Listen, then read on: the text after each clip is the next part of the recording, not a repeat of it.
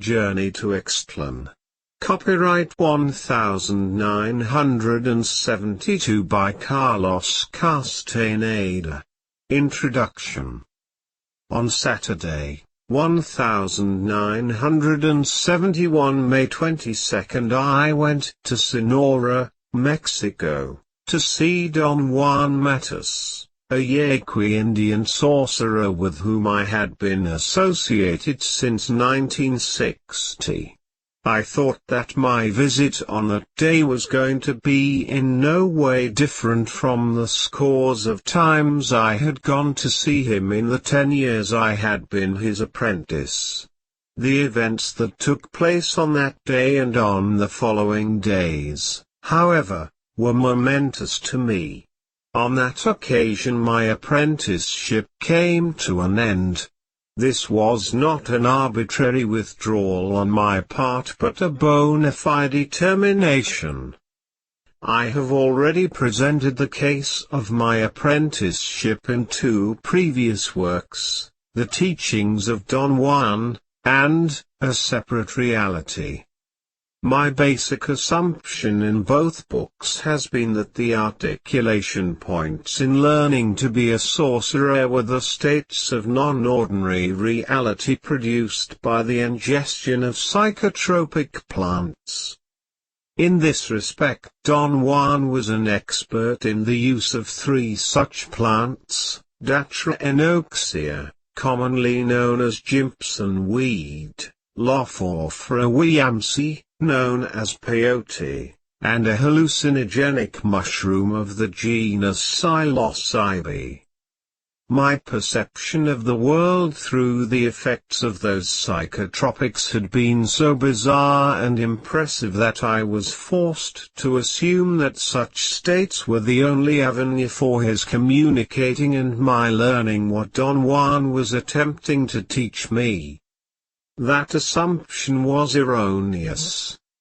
For the purpose of avoiding any misunderstandings about my work with Don Juan, I would like to clarify the following issues at this point. So far I have made no attempt whatsoever to place Don Juan in a cultural milieu. The fact that he considers himself to be a Yaqui Indian does not mean that his knowledge of sorcery is known to, much less practiced by, the Yaqui Indians in general. All the conversations that Don Juan and I have had throughout the apprenticeship were conducted in Spanish. And because of his thorough command of that language I was capable of obtaining complex explanations of his system of beliefs. I have maintained the practice of referring to that system as sorcery, and I have maintained the practice of referring to Don Juan as a sorcerer because those were categories he himself used. Since I was capable of writing down most of what was said in the beginning of my apprenticeship, and everything that was said in the later phases of it, I gathered voluminous field notes. In order to render those notes readable and still preserve the dramatic unity of Don Juan's teachings, I have had to edit them. But what I have deleted is, I believe, immaterial to the points I want to raise. In the case of my work with Don Juan, I have limited my efforts solely to viewing him as a sorcerer, and to acquiring membership in his knowledge. For the purpose of presenting my argument, I must first explain the basic premise of sorcery as Don Juan presented it to me. He said that for a sorcerer, the world of everyday life is not as real, or as out there, as we believe it is. For a sorcerer, reality, or the world we all know, is only a description. For the sake of validating this premise, Don Juan concentrated the best of his efforts into leading me to a genuine conviction that what I held in mind as the world at hand was merely a description of the world, a description that had been pounded into me from the moment I was born.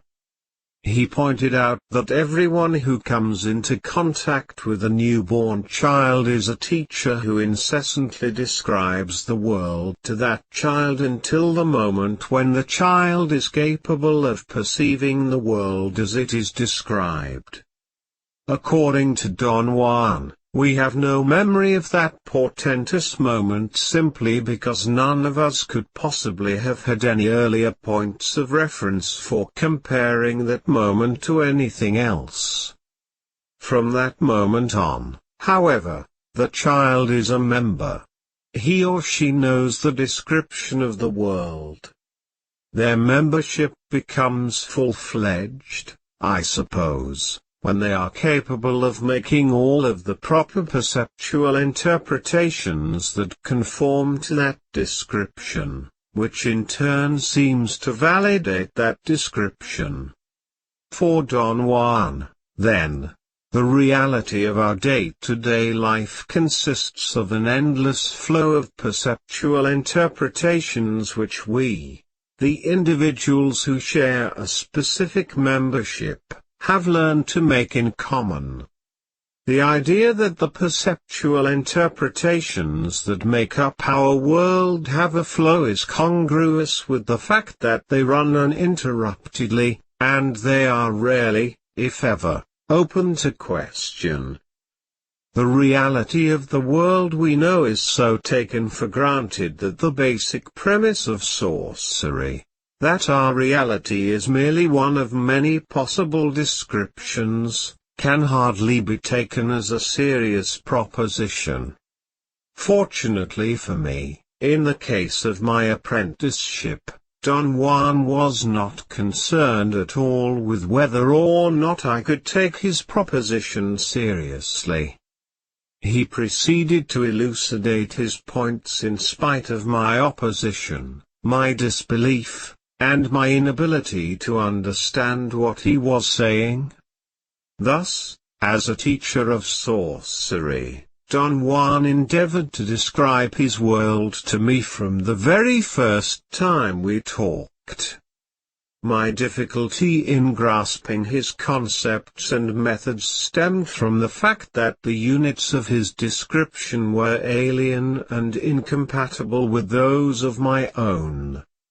His contention was that he was teaching me how to see as opposed to merely looking, and that stopping the world was the first step to seeing.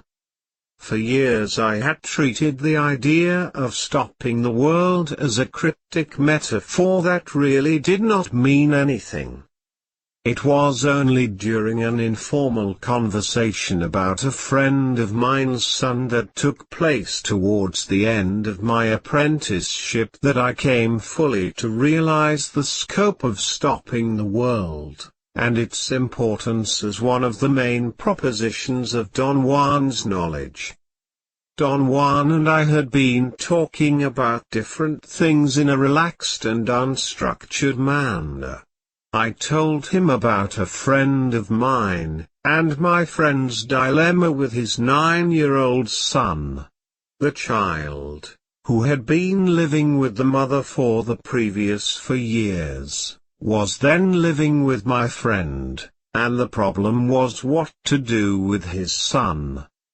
According to my friend, the child was a misfit in school. The boy lacked concentration and was not interested in anything. He was given to tantrums, disruptive behavior, and to running away from home. Don Juan, laughing, said, "Your friend certainly does have a problem." I wanted to keep on telling Don Juan all the terrible things the child had done, but he interrupted me, saying, "There is no need to say any more about that poor little boy.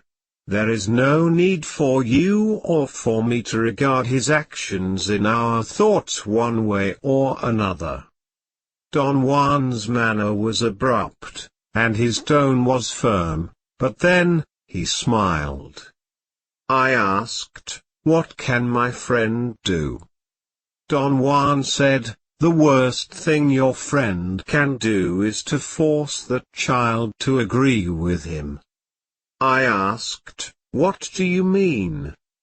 Don Juan replied, "I mean that the child should not be spanked or scared by his father when the boy does not behave the way your friend wants the boy to behave."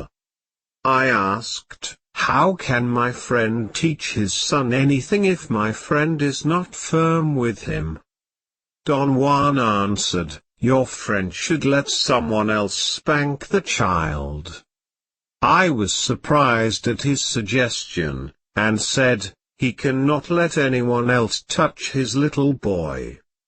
Don Juan seemed to enjoy my reaction, and giggled.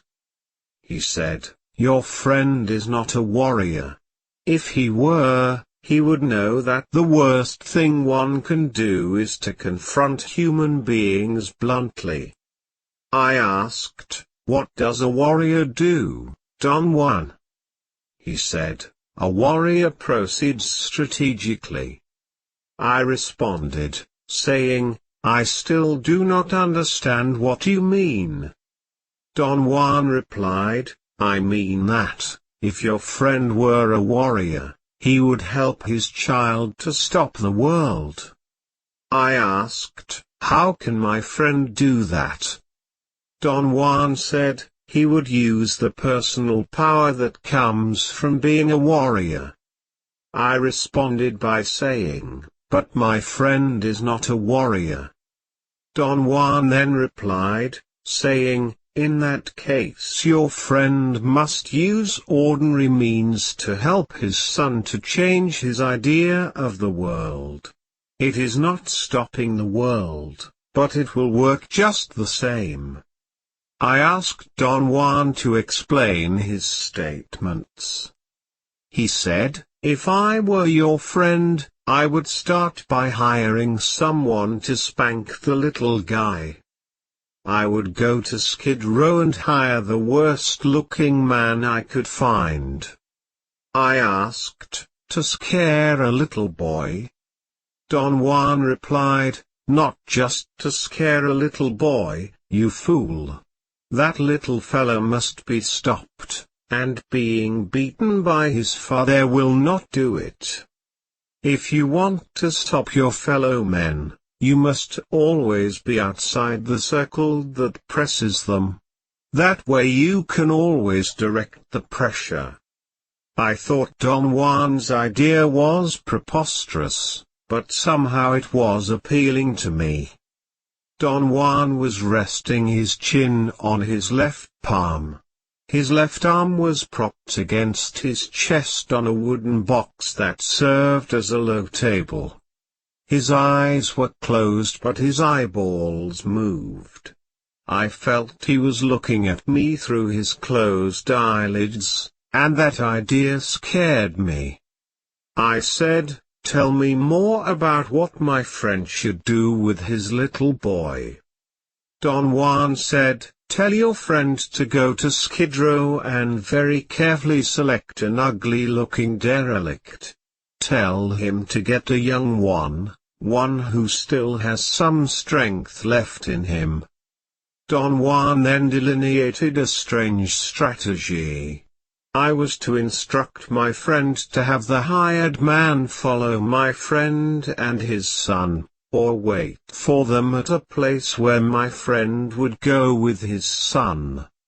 Then after any objectionable behavior on the part of the child, my friend was to give a prearranged cue to the hired man who would leap from a hiding place, pick the child up, and spank the living daylights out of him.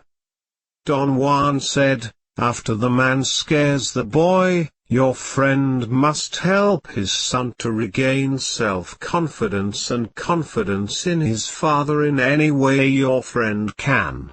If your friend follows this procedure 3 or 4 times, I assure you that the child will feel differently towards everything.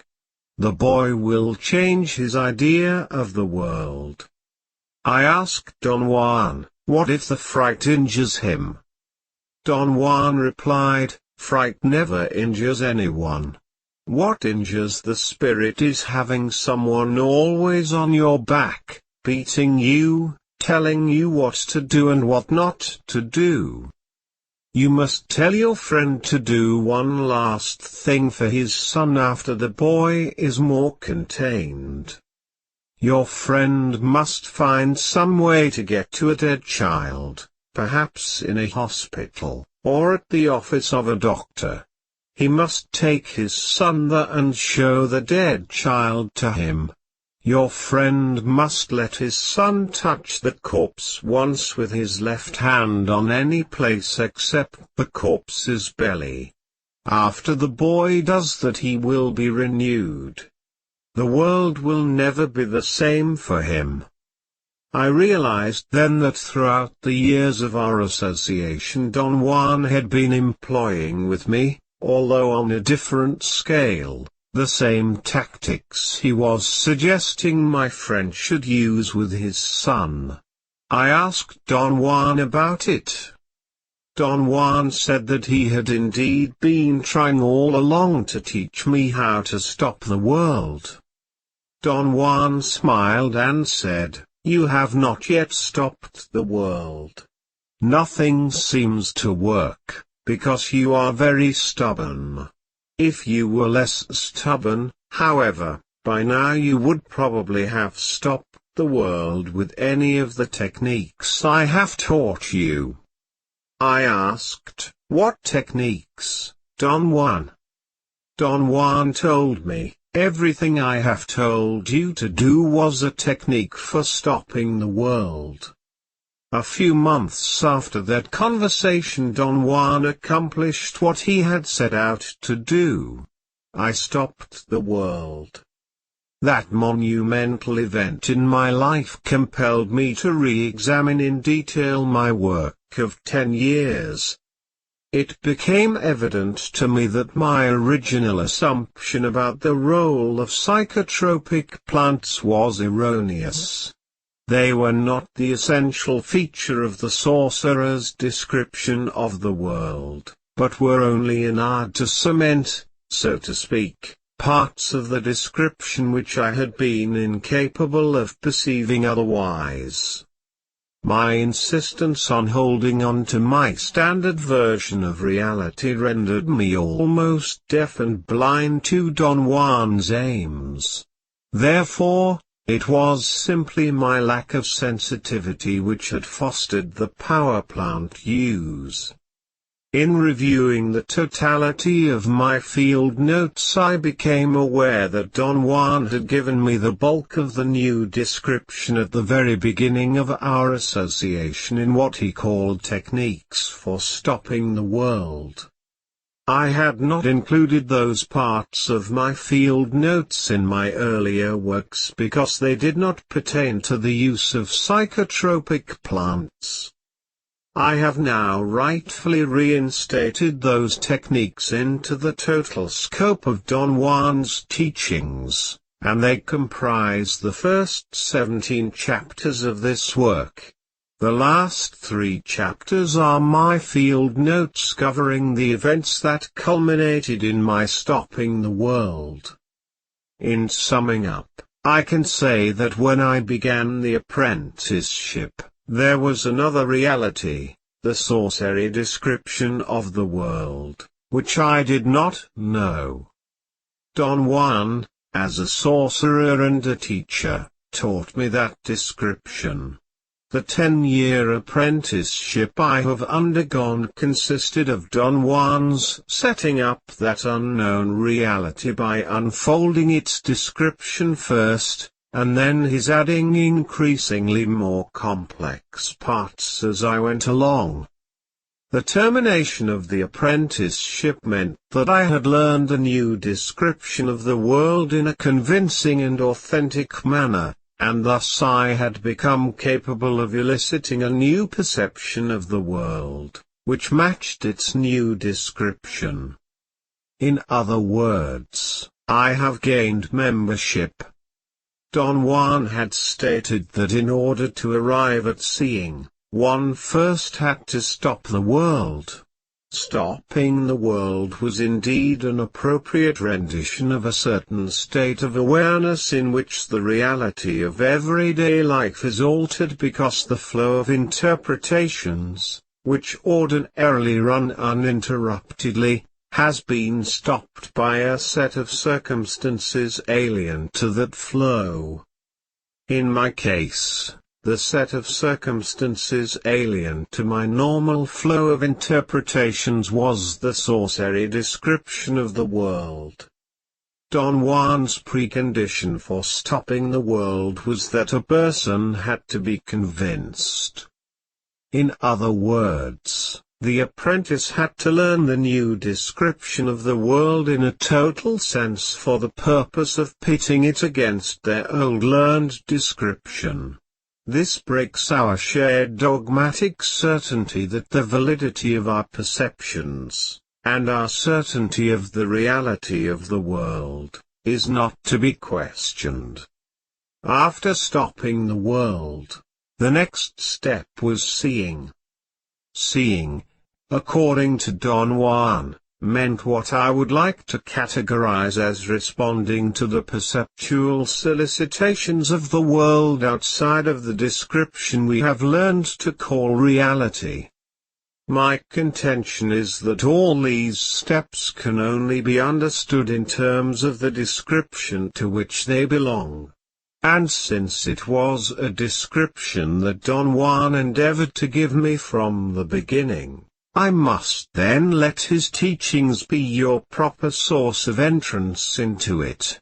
Thus, I have left Don Juan's words to speak for themselves.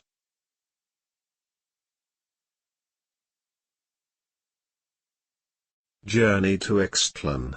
Copyright 1972 by Carlos Castaneda. Part 1, Chapter 01, Reaffirmations from the World Around Us. A friend of mine and I were in the waiting room of a bus depot in Arizona, and my friend had just put me in contact with the old Indian in front of me. But my friend immediately left the room without introducing us, so the old man and I introduced ourselves to each other. He told me that his name was Juan Matus. I said to him, "I understand you know a great deal about plants, sir." Don Juan casually asked, "Did your friend tell you that?" I replied, "Yes, he did." Don Juan said softly, "I pick plants, or rather, they let me pick them." I asked him in very formal Spanish if he would allow me to question him, saying, "Would the gentleman, caballero, permit me to ask some questions?" Caballero is derived from the word caballo, horse, which originally meant a horseman or a nobleman on horseback. Don Juan looked at me inquisitively, and with a big smile, he said, "I am a horseman without a horse." Then he added, "I have told you that my name is Juan Matus." I liked his smile. I thought that he was, obviously, a man that could appreciate directness, so I decided to boldly tackle him with a request. I told him I was interested in collecting and studying medicinal plants. I said that my special interest was the uses of the hallucinogenic cactus, peyote, which I had studied at length at the university in Los Angeles. I thought that my presentation was very serious. I was very contained, and I sounded perfectly credible to myself. Don Juan shook his head slowly, and I, encouraged by his silence, added that it would no doubt be profitable for us to get together and talk about peyote. It was at that moment that he lifted his head and looked me squarely in the eyes. It was a formidable look, yet it was not menacing or awesome in any way. It was a look that went through me. I became tongue-tied at once and I could not continue with the harangues about myself. That was the end of our meeting, except that Don Juan left me with a note of hope. He said that perhaps I could visit him at his house someday. It would be difficult to assess the impact of Don Juan's look if my inventory of experience is not somehow brought to bear on the uniqueness of that event. When I had begun to study anthropology, and thus met Don Juan, I was already an expert in getting around. I had left my home years before, and that meant, in my evaluation, that I was capable of taking care of myself. Whenever I was rebuffed, I could usually cajole my way in by making concessions, arguing, getting angry, or if nothing else succeeded, I would whine or complain. In other words, there was always something I knew I could do regardless of the circumstances.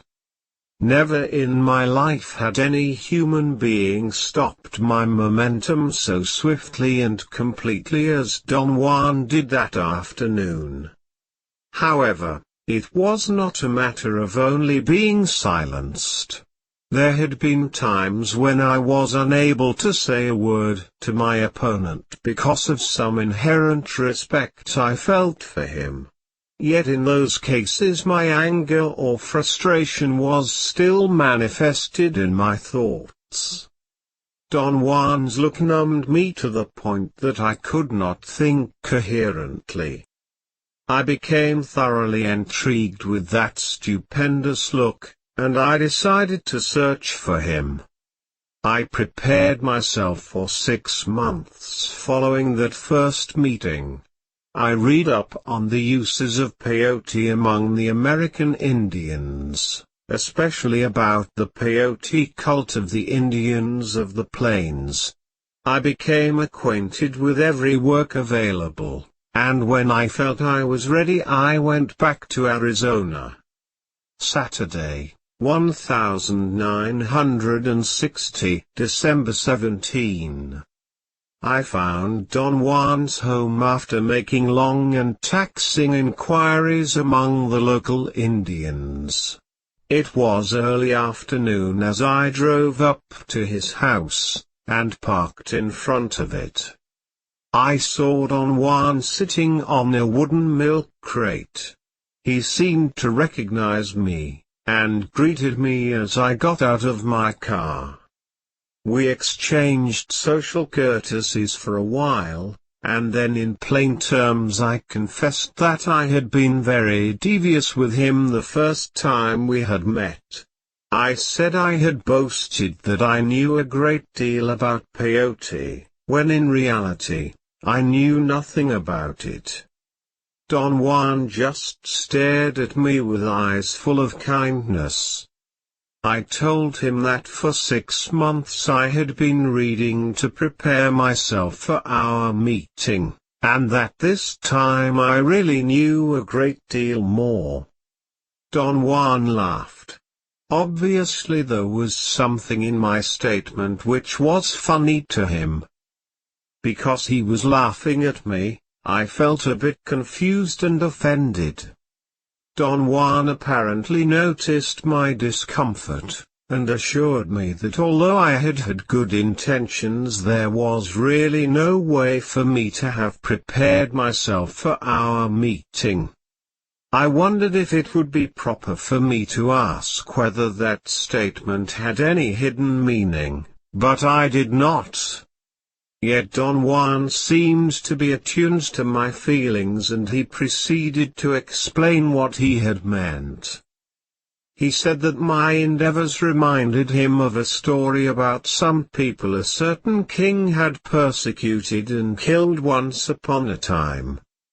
Don Juan said that, in the story, The persecuted people were indistinguishable from their persecutors except that they insisted on pronouncing certain words in a peculiar manner proper only to them. That flaw, of course, was the giveaway. The king posted roadblocks at critical points where an official would ask every man passing by to pronounce a key word. Those who could pronounce the word the way the king pronounced it would live, but those who could not were immediately put to death. The point of the story was that one day a young man decided to prepare himself for passing the roadblock by learning to pronounce the test word just as the king liked it. Don Juan, with a broad smile, said that in fact it took the young man 6 months to master such a pronunciation. And then came the day of the great test. The young man very confidently came upon the roadblock, and waited for the official to ask him to pronounce the word. At that point Don Juan very dramatically stopped his recounting and looked at me. His pause was very studied and seemed a bit corny to me, but I played along. I had heard the theme of the story before. It had to do with Jews in Germany, and the way someone could tell who was a Jew by the way they pronounced certain words. I also knew the punchline. The young man was going to get caught because the official had forgotten the key word, and was going to ask the young man to pronounce another word which was very similar, but which the young man had not learned to say correctly. Don Juan seemed to be waiting for me to ask what happened. So I tried to sound naive and interested in the story as I asked, what happened to him? Don Juan continued, saying, the young man, who was truly foxy, realized that the official had forgotten the key word. And before the official could say anything else, the young man confessed that he had prepared himself for 6 months. Don Juan made another pause, and looked at me with a mischievous glint in his eyes. Don Juan had turned the tables on me because the young man's confession was a new element, and I no longer knew how the story would end. Now truly interested, I asked, well, what happened then? He replied, the young man was killed instantly, of course. Then Don Juan broke into a roaring laughter. I liked very much the way he had entrapped my interest, and above all I liked the way he had linked that story to my own case. He seemed to have constructed it to fit me. He was making fun of me in a very subtle and artistic manner. I laughed with him. I told Don Juan that no matter how stupid I sounded, I was really interested in learning something about plants. He said, I like to walk a great deal. I thought he was deliberately changing the topic of conversation to avoid answering me, since I did not want to antagonize him with my insistence, so I remained silent. He asked me if I wanted to go with him on a short hike in the desert. I eagerly told him that I would love to walk in the desert. Don Juan, in a tone of warning, said, this is no picnic. I told him that I wanted very seriously to work with him. I said that I needed information, any kind of information, on the uses of medicinal herbs, and that I was willing to pay him for his time and effort. I said, you will be working for me, and I will pay you wages. He asked, how much would you pay me? I detected a note of greed in his voice, and said, Whatever you think is appropriate. Don Juan replied, "Pay me for my time. With your time." I thought he was a most peculiar fellow, and I told him I did not understand what he meant. He replied that there was nothing to say about plants, thus to take my money would be unthinkable for him. He looked at me piercingly. Don Juan, frowning, asked me, "What are you doing in your pocket? Are you playing with your winger?" He was referring to my taking notes on a minute pad inside the enormous pockets of my windbreaker. When I told him what I was doing, he laughed heartily. I said that I did not want to disturb him by writing in front of him. He said, "If you want to write, write. You do not disturb me." We hiked in the surrounding desert until it was almost dark. He did not show me any plants, nor did he talk about them at all. We stopped for a moment to rest by some large bushes. Don Juan, without looking at me, said, "Plants are very peculiar things. They are alive and they feel." At the very moment he made that statement, a strong gust of wind shook the desert chaparral around us, and the bushes made a rattling noise. Don Juan put his right hand to his ear as if he were aiding his hearing, and asked me, "Do you hear that? The leaves and the wind are agreeing with me." I laughed. My friend who had put us in contact had already told me to watch out because the old man was very eccentric. I thought the agreement with the leaves was one of Don Juan's eccentricities. We walked for a while longer, but Don Juan still did not show me any plants, nor did he pick any of them. He simply breezed through the bushes, touching them gently. Then he came to a halt, and sat down on a rock. He told me to rest and look around. I insisted on talking. Once more I let Don Juan know that I wanted very much to learn about plants, especially peyote. I pleaded with him to become my informant in exchange for some sort of monetary reward. He said, "You do not have to pay me. You can ask me anything you want. I will tell you what I know, and then I will tell you what to do with it." He asked me if I agreed with the arrangement. I was delighted. Then Don Juan added a cryptic statement, saying, "Perhaps there is nothing to learn about plants, because there is nothing to say about them." I did not understand what he had said, nor could I guess what he meant by it. I asked, "What did you say?"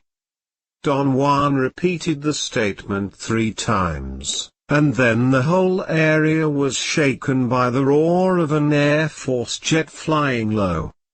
He put his left hand up to his ear and said, "There.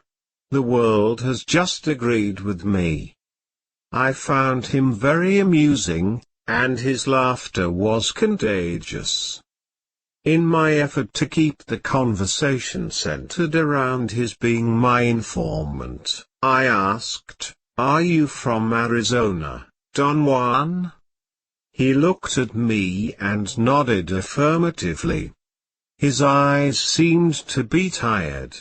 I could see the white underneath his pupils. I then asked, "Were you born in this locality?" He nodded his head again without answering me. It seemed to be an affirmative gesture, but it also seemed to be the nervous head shake of a person who is thinking.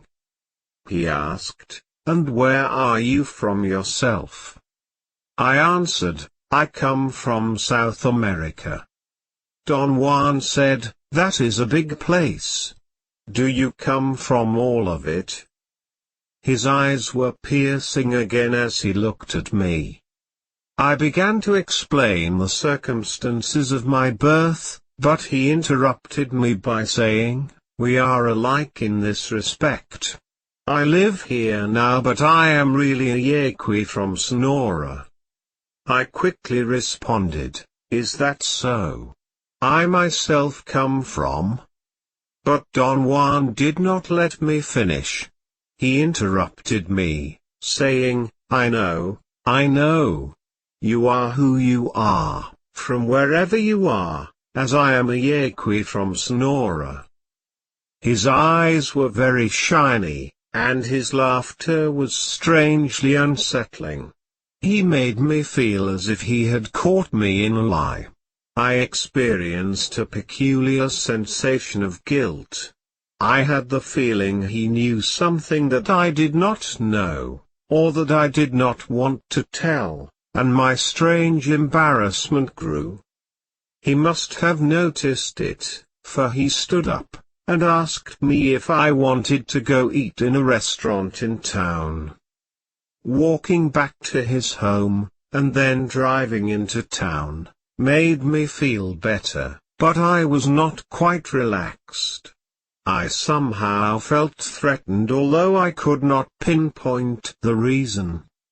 I wanted to buy Don Juan some beer in the restaurant, but he said that he never drank, not even beer. I laughed to myself.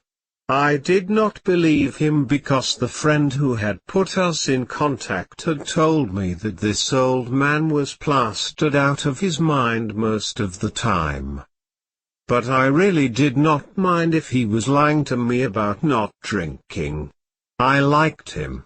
There was something very soothing about his person. Yet I must have had a look of doubt on my face, for Don Juan then went on to explain that he used to drink in his youth, but that one day he had simply dropped it. He said, "People hardly ever realize that we can cut anything from our lives, anytime, just like that." And he snapped his fingers. I asked, "Do you think that one can stop smoking or drinking that easily?" Don Juan, with great conviction, said, "Sure. Smoking and drinking are nothing. Nothing at all if we want to drop them." At that very moment the water that was boiling in the coffee percolator made a loud perking sound. Don Juan, with a shine in his eyes, exclaimed, "Hear that? The boiling water agrees with me."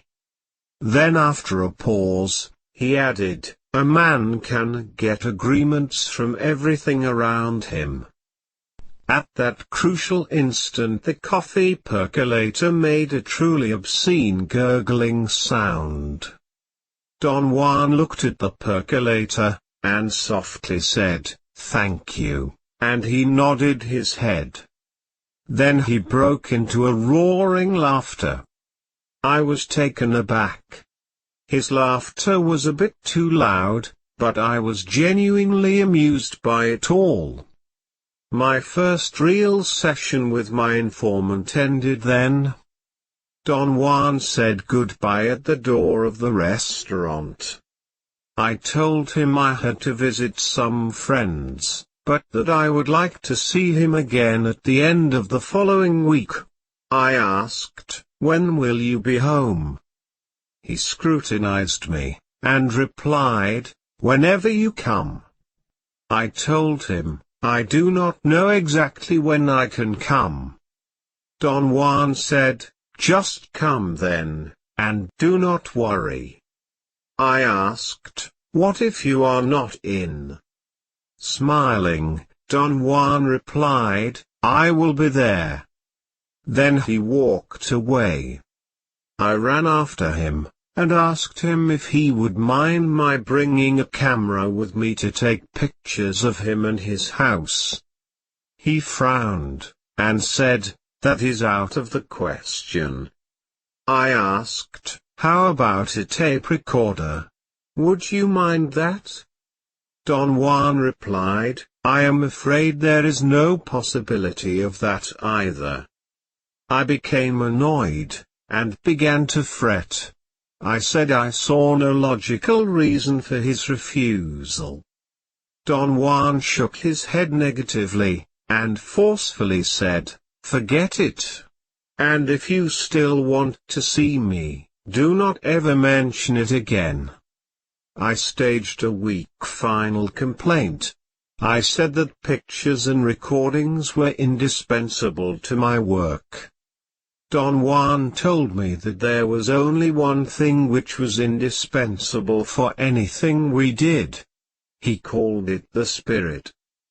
He continued by saying, "One cannot do without the spirit, and you do not have it. Worry about that and not about pictures." I began to ask, "What do you?" But he interrupted me with a movement of his hand, walked backwards a few steps, and softly said, "Be sure to come back." Then he waved goodbye.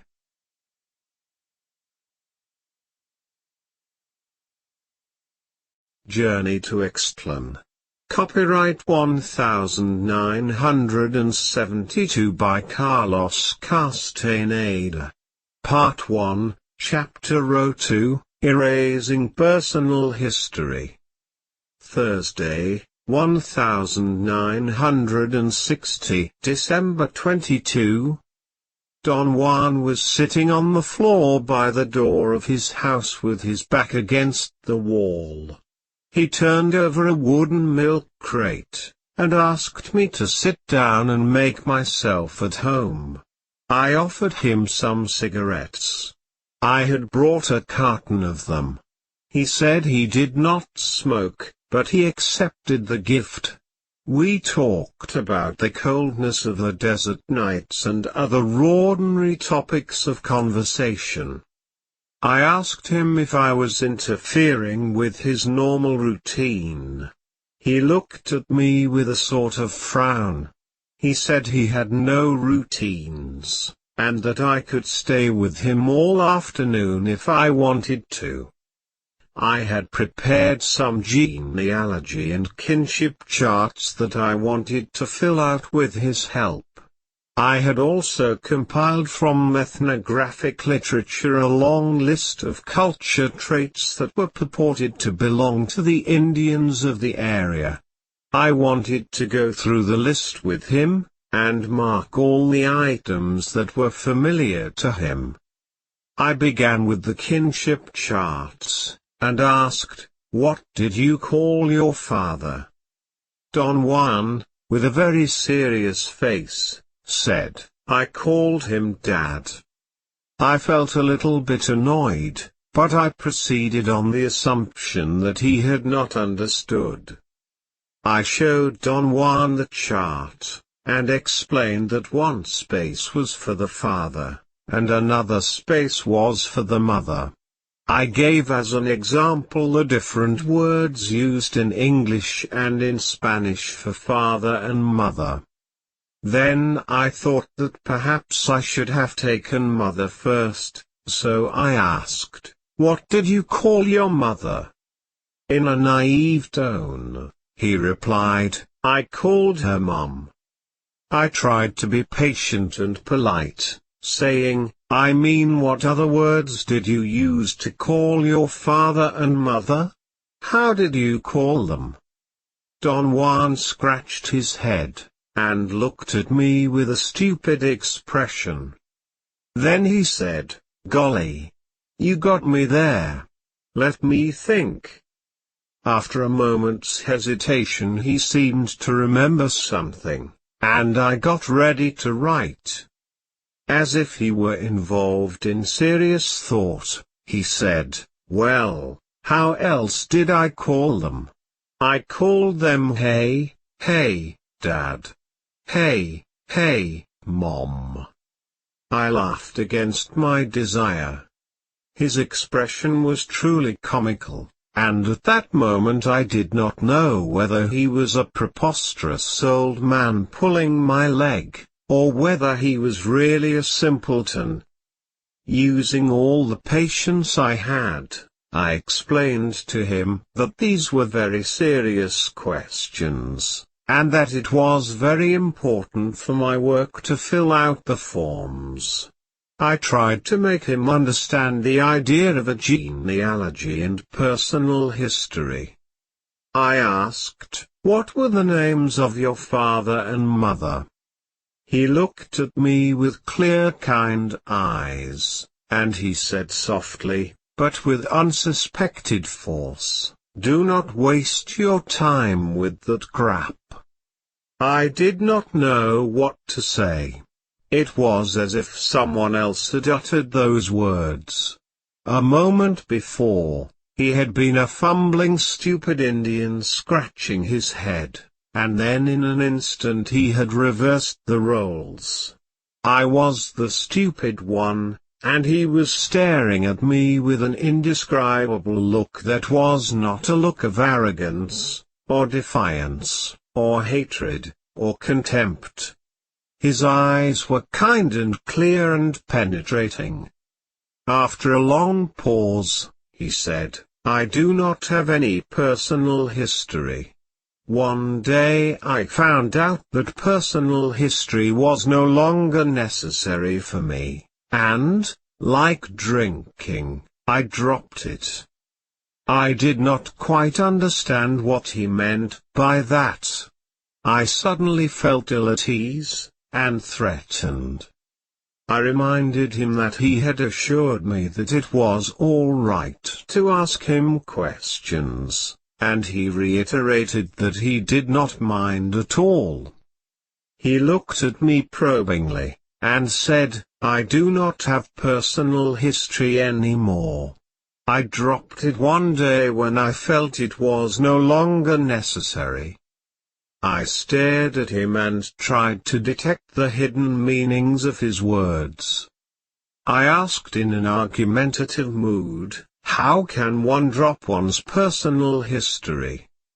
Don Juan said, "One must first have the desire to drop it. And then one must proceed harmoniously to chop it off, little by little." I had a terribly strong attachment to my personal history, and my family roots were deep. I honestly felt that without them my life had no continuity or purpose. I exclaimed, "Why should anyone have such a desire? Or perhaps you should tell me what you mean by dropping one's personal history." Don Juan cuttingly replied, "To do away with it. That is what I mean." I insisted that I must not have understood the proposition, and added, "Take you for instance. You are a Yaqui. You cannot change that." Don Juan smiled and asked, "Am I? How do you know that?" I replied, "True. I cannot know that with certainty, at this point, but you know it, and that is what counts. That is what makes it personal history."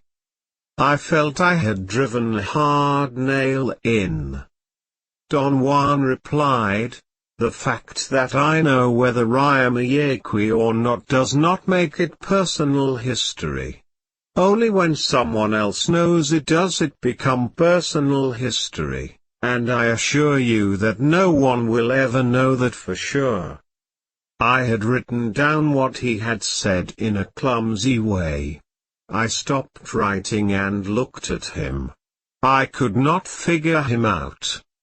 I mentally ran through my impressions of him. The mysterious and unprecedented way he had looked at me during our first meeting, the charm with which he had claimed that he received agreement from everything around him, his annoying humor and his alertness, his look of bona fide stupidity when I asked about his father and mother, and then the unsuspected force of his statements which had snapped me apart.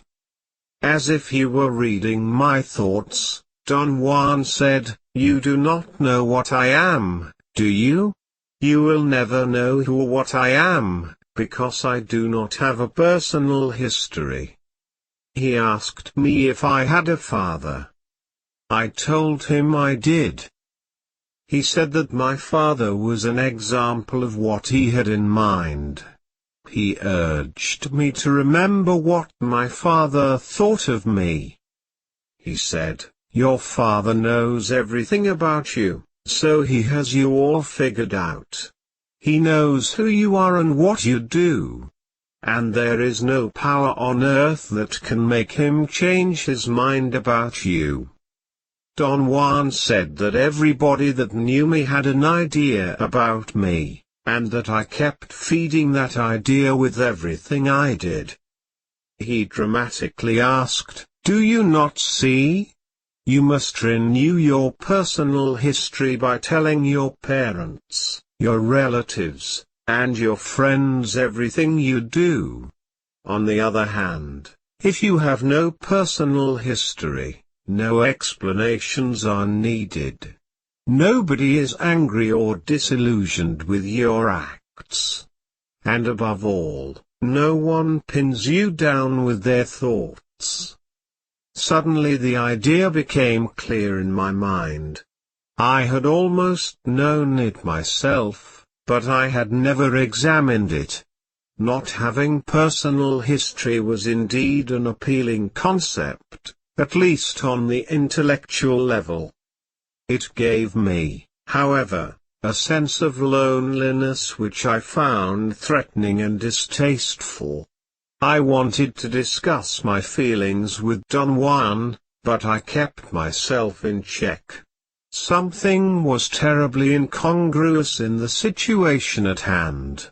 I felt ridiculous trying to get into a philosophical argument with an old Indian who obviously did not have the sophistication of a university student. Somehow he had led me away from my original intention of asking him about his genealogy. I tried to steer the conversation back to the topic I wanted, saying, "I do not know how we ended up talking about this when all I wanted was some names for my charts." Don Juan responded, "It is terribly simple. The way we ended up talking about it was because I said that to ask questions about someone's past is a bunch of crap." His tone was firm, and I felt there was no way to make him budge, so I changed my tactics. I asked, "Is this idea of not having personal history something that the Yaqui do?" He replied, "It is something that I do." I asked him, "Where did you learn it?" He replied, "I learned it during the course of my life." I asked, "Did your father teach you that?" Don Juan explained, "No. Let us say that I learned it by myself. And now I am going to give you its secret so you will not go away empty-handed today." He had lowered his voice to a dramatic whisper. I laughed at his histrionics and I had to admit that he was stupendous at that. The thought crossed my mind that I was in the presence of a born actor. He patronizingly said, "Write it down." "Why not? You seem to be more comfortable writing." I looked at him, and my eyes must have betrayed my confusion. He slapped his thighs, and laughed with great delight. As if giving me time to write it down in my clumsy way, he slowly said, "It is best to erase all personal history, because that would make us free from the encumbering thoughts of other people." I could not believe that he was actually saying that, and I had a very confusing moment. Don Juan must have read my inner turmoil in my face and he used it immediately. He said, "Take yourself, For instance, right now you do not know whether you are coming or going. And that is so because I have erased my personal history. I have, little by little, created a fog around me and my life. And now nobody knows for sure who I am, or what I do. I interjected, but you yourself know who you are, do you not? Don Juan exclaimed, you bet I do not. Then he laughed at my surprised look. He had paused long enough in his statement to make me believe that he was going to say what I was anticipating, that he did know. His subterfuge was very threatening to me, and I actually became afraid. Don Juan, in a low voice, said, that is the little secret I am giving you today. Nobody knows my personal history. Nobody knows who I am or what I do. Not even I. He squinted his eyes. He was not looking at me but beyond me over my right shoulder. He was sitting cross-legged. His back was straight, and yet he seemed to be so relaxed. At that moment he was the very picture of fierceness. I fancied him to be an Indian chief, a red-skinned warrior from the romantic frontier sagas of my childhood. My romanticism carried me away, and the most insidious feeling of ambivalence enveloped me. I could sincerely say that I liked him a great deal. And in the same breath I could say that I was deadly afraid of him. He maintained his strange stare for a long moment. Don Juan swept the surroundings with a gesture of his head, and said, how can I know who I am, when I am all this? Then he glanced at me and smiled. Little by little you must create a fog around yourself.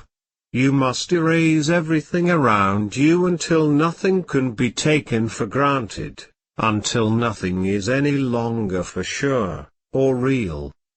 Your problem now is that you are too real.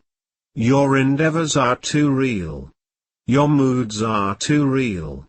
Do not take things so for granted. You must begin to erase yourself. It became clear to me then that he was prescribing behavior for me. All my life I had reached a breaking point when someone attempted to tell me what to do. The mere thought of being told what to do put me immediately on the defensive. Belligerently I asked, what for?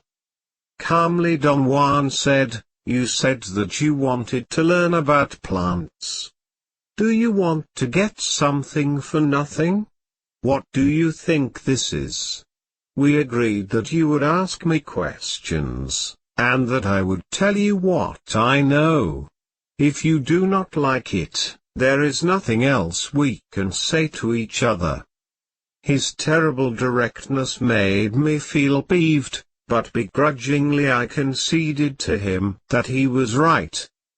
He went on. Let us put it this way then. If you want to learn about plants, since there is really nothing to say about them, you must, among other things, erase your personal history. I asked, how? Don Juan replied, begin with simple things, such as not revealing what you really do. Then you must leave everyone who knows you well. This way you will build up a fog around yourself. I protested, but that is absurd. Why should people not know me? What is wrong with that? He answered, what is wrong is that once they know you, you are an affair taken for granted. And from that moment on you will not be able to break the tie of their thoughts. I personally like the ultimate freedom of being unknown. No one knows me with steadfast certainty, the way people know you, for instance. I said, but that would be lying. Don Juan, in a severe tone, said, I am not concerned with lies or truths. Lies are lies only if you have personal history. I argued that I did not like to deliberately mystify people or mislead them. His reply was that I misled everybody anyway. The old man had touched a sore spot in my life. I did not pause to ask him what he meant by that, or how he knew that I mystified people all the time. I simply reacted to his statement, defending myself by means of an explanation. I said that I was painfully aware that my family and my friends believed I was unreliable, when in reality I had never told a lie in my life. Don Juan said, you always knew how to lie. The only thing that was missing was that you did not know why to do it. Now you do. I protested. I said, do you not see that I am really sick and tired of people thinking that I am unreliable? Don Juan replied with conviction, saying, but you are unreliable. I exclaimed, damn it to hell, man, I am not. My mood, instead of forcing him into seriousness, made him laugh hysterically. I really despised the old man for all his cockiness. Unfortunately he was right about me. After a while I calmed down and Don Juan continued talking. He explained, when one does not have personal history, nothing that one says can be taken for a lie. Your trouble is that you have to explain everything to everybody, compulsively, and at the same time you want to keep the freshness and the newness of what you do. Well, since you cannot be excited after explaining everything you have done, you lie in order to keep on going. I was truly bewildered by the scope of our conversation. I wrote down all the details of our exchange in the best way I could by concentrating on what he was saying rather than pausing to deliberate on my prejudices or on his meanings. He said, from now on, you must simply show people whatever you care to show them, but without ever telling them exactly how you have done it. I exclaimed, I cannot keep secrets. What you are saying is useless to me. Don Juan, with a fierce glint in his eyes, cuttingly said, then change. He looked like a strange wild animal. And yet he was so coherent in his thoughts and so verbal. My annoyance gave way to a state of irritating confusion. He went on, saying, you see, we only have two alternatives. We either take everything for sure and real, or we do not. If we follow the first, we end up bored to death with ourselves and with the world. If we follow the second, and erase personal history, we create a fog around us, a very exciting and mysterious state in which nobody knows where the rabbit will pop out, not even ourselves. I contended that erasing personal history would only increase our sensation of insecurity. Don Juan answered, when nothing is for sure we remain alert, perennially on our toes. It is more exciting not to know which bush the rabbit is hiding behind than to behave as though we know everything. He did not say another word for a very long time, and perhaps an hour went by in complete silence. I did not know what to ask. Finally he got up, and asked me to drive him to the nearby town. I did not know why, but our conversation had drained me. I felt like going to sleep. He asked me to stop on the way, and told me that if I wanted to relax I had to climb to the flat top of a small hill on the side of the road, and lie down on my stomach with my head towards the east. He seemed to have a feeling of urgency. I did not want to argue, or perhaps I was too tired to even speak. I climbed the hill, and did as he had prescribed.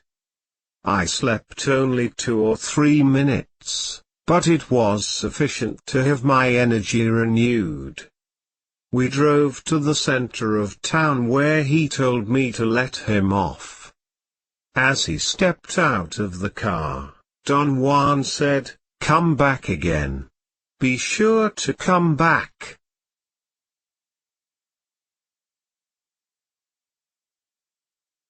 Journey to Istlan. Copyright 1972 by Carlos Castaneda. Part 1, Chapter 03, Losing Self-Importance. I had the opportunity of discussing my 2 previous visits to Don Juan with my friend who had originally put us in contact. It was his opinion that I was wasting my time.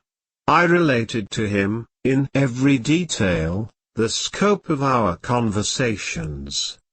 He thought I was exaggerating and romanticizing a silly old fogey. There was very little room in me for romanticizing such a preposterous old man. I sincerely felt that his criticisms about my personality had seriously undermined my liking him.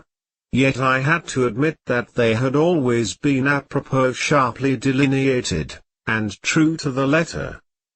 The crux of my dilemma at that point was my unwillingness to accept that Don Juan was very capable of disrupting all my preconceptions about the world, and my unwillingness to agree with my friend who believed that the old Indian was just nuts. I felt compelled to pay Don Juan another visit before I made up my mind. Wednesday, 1960, December 28. Immediately after I arrived at his house, Don Juan took me for a walk in the desert chaparral. He did not even look at the bag of groceries that I had brought him. He seemed to have been waiting for me. We walked for hours.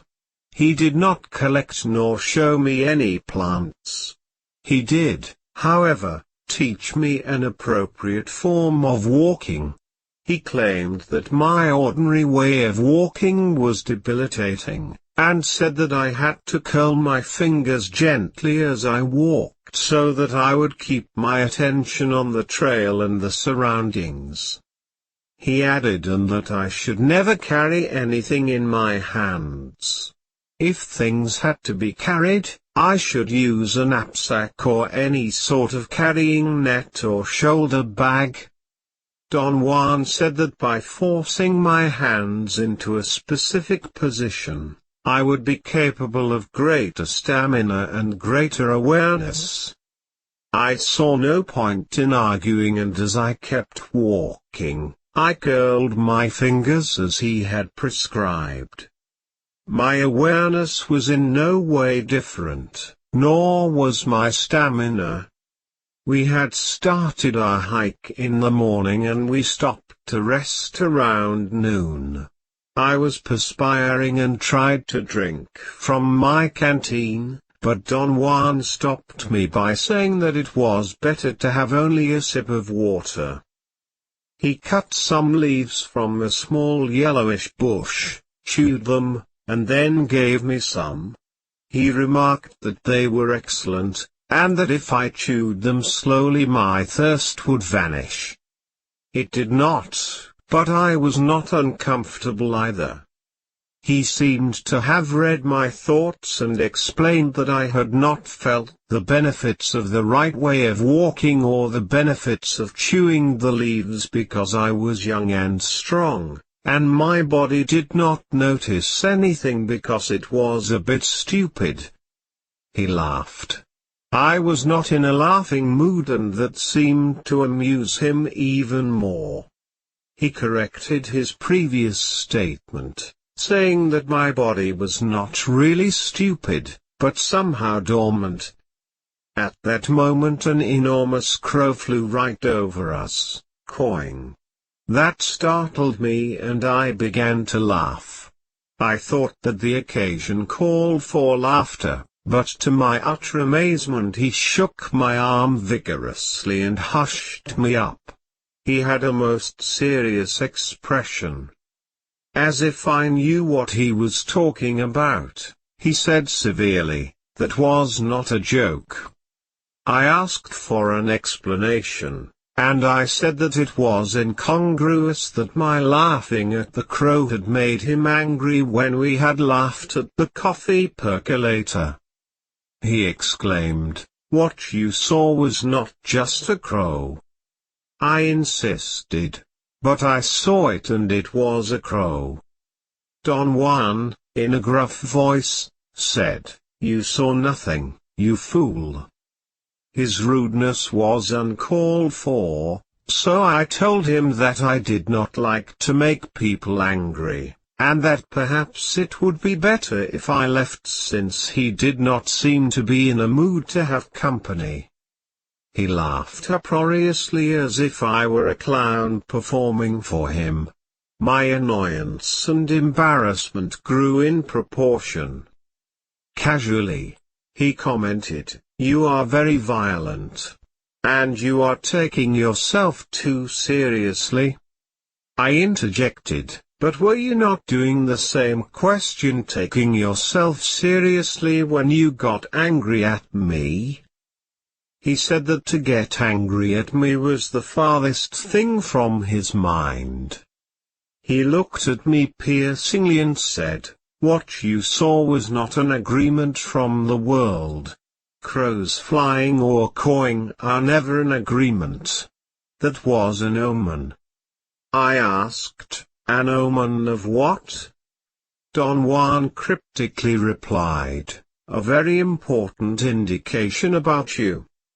At that very instant the wind blew the dry branch of a bush right to our feet.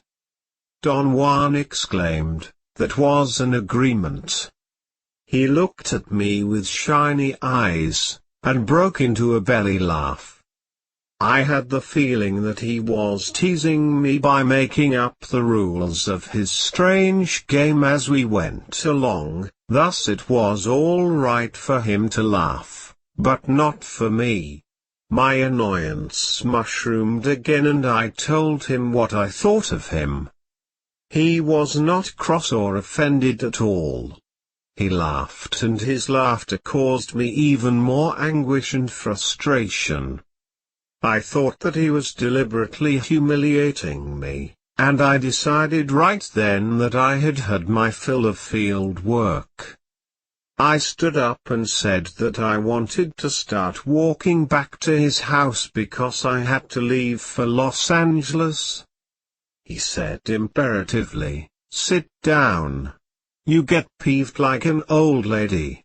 You cannot leave now, because we are not through yet." I hated him. I thought he was a contemptuous man. Don Juan began to sing an idiotic Mexican folk song. He was obviously imitating some popular singer. He elongated certain syllables and contracted others and made the song into a most farcical affair. It was so comical that I ended up laughing. Don Juan said, "You see, you laugh at the stupid song. But the man who sings it that way and those who pay to listen to him are not laughing. They think it is serious." I had thought at first that he concocted the example to show me that I had laughed at the crow because I had not taken it seriously, the same way I did not taken the song seriously. Unsure, I asked, "What do you mean?" He baffled me again by saying that I was like the singer and the people who liked his songs, conceited and deadly serious about some nonsense that no one in his right mind should give a damn about. He then recapitulated as if to refresh my memory, all he had said before on the topic of learning about plants. He stressed emphatically that if I really wanted to learn, I had to remodel most of my behavior. My sense of annoyance grew, until I had to make a supreme effort to even take notes. Don Juan continued slowly, saying, "You take yourself too seriously. You are too damn important in your own mind. That must be changed. You are so goddamn important that you feel justified to be annoyed with everything. You are so damn important that you can afford to leave if things do not go your way. I suppose you think that shows you have character. That is nonsense. You are weak, and conceited." I tried to stage a protest, but he did not budge. He pointed out that in the course of my life I had never finished anything because of that sense of disproportionate importance that I attached to myself. I was flabbergasted at the certainty with which he made his statements. They were true, of course, and that made me feel not only angry, but also threatened. Don Juan dramatically said, "Self-importance is another thing that must be dropped, just like personal history." I certainly did not want to argue with him. It was obvious that I was at a terrible disadvantage. He was not going to walk back to his house until he was ready, and I did not know the way. I had to stay with him. Suddenly Don Juan made a strange movement. He sort of sniffed the air around him, and shook his head slightly and rhythmically.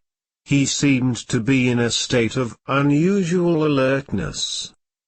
He turned and stared at me with a look of bewilderment and curiosity. His eyes swept up and down my body as if he were looking for something specific. Then he stood up abruptly and began to walk fast. He was almost running. I followed him. He kept a very accelerated pace for nearly an hour. Finally Don Juan stopped by a rocky hill, and we sat in the shade of a bush. The trotting had exhausted me completely, although my mood was better. It was strange the way I had changed. I felt almost elated, but when we had started to trot after our argument, I was furious with him. I said, "This is very weird, but I feel really good." I heard the cawing of a crow in the distance. He lifted his finger to his right ear, smiled, and said, "That was an omen." A small rock tumbled downhill, and made a crashing sound when it landed in the chaparral. Don Juan laughed out loud, pointed his finger in the direction of the sound, and said, "And that was an agreement." He then asked me if I was ready to talk about my self-importance. I laughed. My feeling of anger seemed so far away that I could not even conceive how I had become so cross with him. I said, "I cannot understand what is happening to me. I got angry, and now I do not know why I am not angry anymore." Don Juan replied, The world around us is very mysterious. It does not yield its secrets easily. I liked his cryptic statements. They were challenging and mysterious. I could not determine whether they were filled with hidden meanings, or whether they were just plain nonsense. Don Juan said, "If you ever come back to the desert here, stay away from that rocky hill where we stopped today. Avoid it like the plague." I asked, "Why? What is the matter?" He replied, "This is not the time to explain it. Now we are concerned with losing self-importance. As long as you feel that you are the most important thing in the world, you cannot really appreciate the world around you. You are like a horse with blinders. All you see is yourself apart from everything else." Don Juan examined me for a moment, and then he pointed to a small plant and said, "I am going to talk to my little friend here." He knelt in front of it, and began to caress it and to talk to it. I did not understand what he was saying at first, but then he switched languages and talked to the plant in Spanish. He babbled inanities for a while, and then he stood up. He said, "It does not matter what you say to a plant. You can just as well make up words. What is important is the feeling of liking it, and treating it as an equal." Don Juan explained that a man who gathers plants must apologize every time for taking them, and must assure them that someday his own body will serve as food for them. He said, "So, all in all, the plant and ourselves are even. Neither we nor they are more or less important."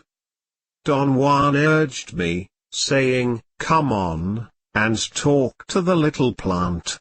Tell it that you do not feel important anymore." I went as far as kneeling in front of the plant, but I could not bring myself to speak to it. I felt ridiculous and laughed. I was not angry, however. Don Juan patted me on the back, and said that it was all right, that at least I had contained my temper. He said, "From now on talk to the little plants. Talk until you lose all sense of importance. Talk to them until you can do it in front of others. Go to those hills over there and practice by yourself." I asked if it was all right to talk to the plants silently in my mind. He laughed and tapped my head. He said, "No. You must talk to them in a loud and clear voice if you want them to answer you." I walked to the area in question while laughing to myself about his eccentricities. I even tried to talk to the plants, but my feeling of being ludicrous was overpowering. After what I thought was an appropriate wait, I went back to where Don Juan was, but I had the certainty that he knew I had not talked to the plants. He did not look at me, but he signaled me to sit down by him. He said, "Watch me carefully. I am going to have a talk with my little friend." He knelt down in front of a small plant, and for a few minutes he moved and contorted his body as he talked and laughed. I thought he was out of his mind. As Don Juan got up from his kneeling position, he said, "This little plant told me to tell you that she is good to eat. She said that a handful of them would keep a man healthy. She also said that there is a batch of them growing over there." Don Juan pointed to an area on a hillside perhaps 200 yards away. He said, Let us go and find out. I laughed at his histrionics. I was sure we would find the plants because he was an expert in the terrain, and knew where the edible and medicinal plants were. As we walked towards the area in question, he told me casually that I should take notice of the plant because it was both a food and a medicine. I asked him, half in jest, if the plant had just told him that. Don Juan stopped walking and examined me with an air of disbelief. He shook his head from side to side. Laughing, he exclaimed, "Ah! Your cleverness makes you more silly than I thought. How can the little plant tell me now what I have known all my life?" He proceeded then to explain that he had already known all the different properties of that specific plant, but that the plant had just told him that there was a batch of them growing in the area he had pointed to. She had also said that she did not mind if he told me that. Upon arriving at the hillside, I found a whole cluster of the same plants. I wanted to laugh, but he did not give me time. He wanted me to thank the batch of plants. I felt excruciatingly self-conscious and could not bring myself to do it. Don Juan smiled benevolently and made another of his cryptic statements. He repeated it 3 or 4 times as if to give me time to figure out its meaning. He said, "The world around us is a mystery, and men are no better than anything else. If a little plant is generous with us, we must thank her, or perhaps she will not let us go." The way he looked at me when he said that gave me a chill. I hurriedly leaned over the plants and in a loud voice, I said, "Thank you." Don Juan began to laugh, in controlled and quiet spurts. We walked for another hour, and then started on our way back to his house. At a certain time I dropped behind and he had to wait for me. He checked my fingers to see if I had curled them. I had not. He told me imperatively that whenever I walked with him that I had to observe and copy his mannerisms or not come along at all. In a scolding tone, he said, "I cannot be waiting for you as though you are a child." That statement sunk me into the depths of embarrassment and bewilderment. How could it be possible that such an old man could walk so much better than I? I thought I was athletic and strong, and yet he had actually had to wait for me to catch up with him.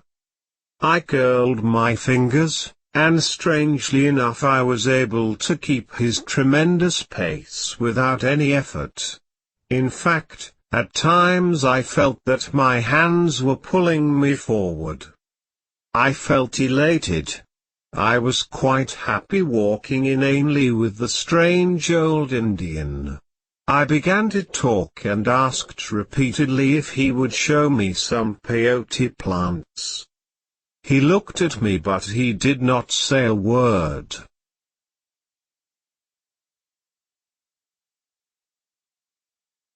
Journey to Istlan. Copyright 1972 by Carlos Castaneda. Part 1, Chapter 04, Death is an Advisor. Wednesday, 1961 January 25. Would you teach me someday about peyote? I asked. He did not answer and, as he had done before, simply looked at me as if I were crazy. I had mentioned the topic to him in casual conversation various times already, and every time he frowned and shook his head. It was not an affirmative or a negative gesture, it was rather a gesture of despair and disbelief. He stood up abruptly. We had been sitting on the ground in front of his house. An almost imperceptible shake of his head was the invitation to follow him. We went into the desert chaparral in a southerly direction. He mentioned repeatedly as we walked that I had to be aware of the uselessness of my self-importance and of my personal history. Your friends, he said, turning to me abruptly, those who have known you for a long time, you must leave them quickly. I thought he was crazy and his insistence idiotic, but I did not say anything. He peered at me and began to laugh. After a long hike we came to a halt. I was about to sit down to rest, but he told me to go some 20 yards away and talk to a batch of plants in a loud and clear voice. I felt ill at ease and apprehensive. His weird demands were more than I could bear, and I told him once more that I could not speak to plants because I felt ridiculous. His only comment was that my feeling of self-importance was immense.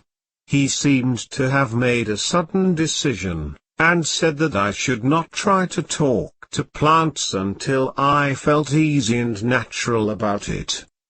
You want to learn about them and yet you do not want to do any work, he said accusingly. What are you trying to do? My explanation was that I wanted bona fide information about the uses of plants, thus I had asked him to be my informant. I had even offered to pay him for his time and trouble. You should take the money, I said. This way we both would feel better.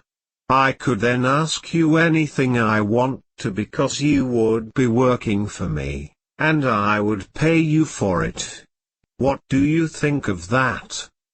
He looked at me contemptuously, and made an obscene sound with his mouth by making his lower lip and his tongue vibrate by exhaling with great force. That is what I think of it, he said, and laughed hysterically at the look of utmost surprise that I must have had on my face. It was obvious to me that he was not a man I could easily contend with. In spite of his age, he was ebullient and unbelievably strong. I had had the idea that, being so old, he could have been the perfect informant for me. Old people, I had been led to believe, made the best informants because they were too feeble to do anything else except talk. Don Juan, on the other hand, was a miserable subject. I felt he was unmanageable and dangerous. The friend who had introduced us was right. He was an eccentric old Indian.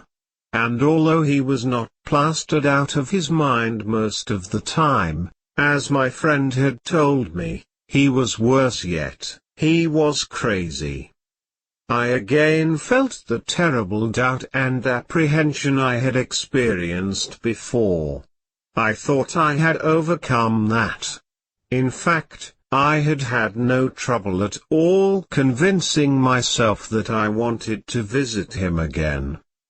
The idea had crept into my mind, however, that perhaps I was a bit crazy myself when I realized that I liked to be with him. His idea that my feeling of self-importance was an obstacle had really made an impact on me. But all that was apparently only an intellectual exercise on my part. The moment I was confronted with his odd behavior, I began to experience apprehension and I wanted to leave. I said that I believed we were so different that there was no possibility of our getting along. One of us has to change, he said, staring at the ground, and you know who. He began humming a Mexican folk song, and then lifted his head abruptly and looked at me. His eyes were fierce and burning. I wanted to look away or close my eyes, but to my utter amazement I could not break away from his gaze. He asked me to tell him what I had seen in his eyes. I said that I saw nothing, but he insisted that I had to voice what his eyes had made me feel aware of. I struggled to make him understand that the only thing his eyes made me aware of was my embarrassment, and that the way he was looking at me was very discomforting. He did not let go. He kept a steady stare. It was not an outright menacing or mean look, it was rather a mysterious but unpleasant gaze. He asked me if he reminded me of a bird. "A bird?" I exclaimed. He giggled like a child and moved his eyes away from me. "Yes," he said softly, "a bird, a very funny bird." He locked his gaze on me again and commanded me to remember. He said with an extraordinary conviction that he knew I had seen that look before. My feelings of the moment were that the old man provoked me, against my honest desire, every time he opened his mouth. I stared back at him in obvious defiance. Instead of getting angry, he began to laugh. He slapped his thigh and yelled as if he were riding a wild horse. Then he became serious and told me that it was of utmost importance that I stop fighting him and remember that funny bird he was talking about. "Look into my eyes," he said. His eyes were extraordinarily fierce. There was a feeling about them that actually reminded me of something, but I was not sure what it was. I pondered upon it for a moment and then I had a sudden realization. It was not the shape of his eyes nor the shape of his head, but some cold fierceness in his gaze that had reminded me of the look in the eyes of a falcon. At the very moment of that realization, he was looking at me askew, and for an instant my mind experienced a total chaos. I thought I had seen a falcon's features instead of Don Juan's. The image was too fleeting and I was too upset to have paid more attention to it. In a very excited tone I told him that I could have sworn I had seen the features of a falcon on his face. He had another attack of laughter. "I have seen the look in the eyes of falcons. I used to hunt them when I was a boy, and in the opinion of my grandfather I was good. He had a Leghorn chicken farm and falcons were a menace to his business. Shooting them was not only functional but also right.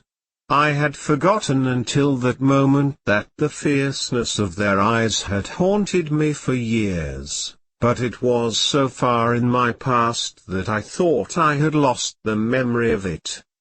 "I used to hunt falcons," I said. "I know it," Don Juan replied matter-of-factly. His tone carried such a certainty that I began to laugh. I thought he was a preposterous fellow. He had the gall to sound as if he knew I had hunted falcons. I felt supremely contemptuous of him. "Why do you get so angry?" he asked in a tone of genuine concern. I did not know why. He began to probe me in a very unusual manner. He asked me to look at him again and tell him about the very funny bird he reminded me of. I struggled against him, and out of contempt said that there was nothing to talk about. Then I felt compelled to ask him why he had said he knew I used to hunt falcons. Instead of answering me, he again commented on my behavior. He said I was a violent fellow that was capable of frothing at the mouth at the drop of a hat. I protested that that was not true. I had always had the idea I was rather congenial and easygoing. I said it was his fault for forcing me out of control with his unexpected words and actions. "Why the anger?" he asked. I took stock of my feelings and reactions. I really had no need to be angry with him. He again insisted that I should look into his eyes and tell him about the strange falcon. He had changed his wording. He had said before a very funny bird. Then he substituted it with strange falcon. The change in wording summed up a change in my own mood. I had suddenly become sad. He squinted his eyes until there were two slits and said in an overly dramatic voice that he was seeing a very strange falcon. He repeated his statement 3 times as if he were actually seeing it there in front of him. "Do you not remember it?" he asked. I did not remember anything of the sort. "What is strange about the falcon?" I asked. "You must tell me that," he replied. I insisted that I had no way of knowing what he was referring to. Therefore, I could not tell him anything.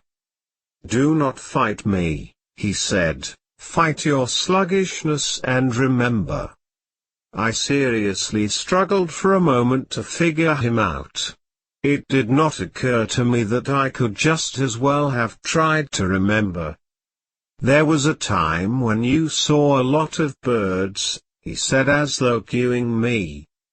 I told him that when I was a child I had lived on a farm and had hunted hundreds of birds. He said that if that was the case, I should not have any difficulty remembering all the funny birds I had hunted. He looked at me with a question in his eyes, as if he had just given me the last clue. "I have hunted so many birds," I said, "that I cannot recall anything about them." "This bird is special," he replied almost in a whisper. "This bird is a falcon."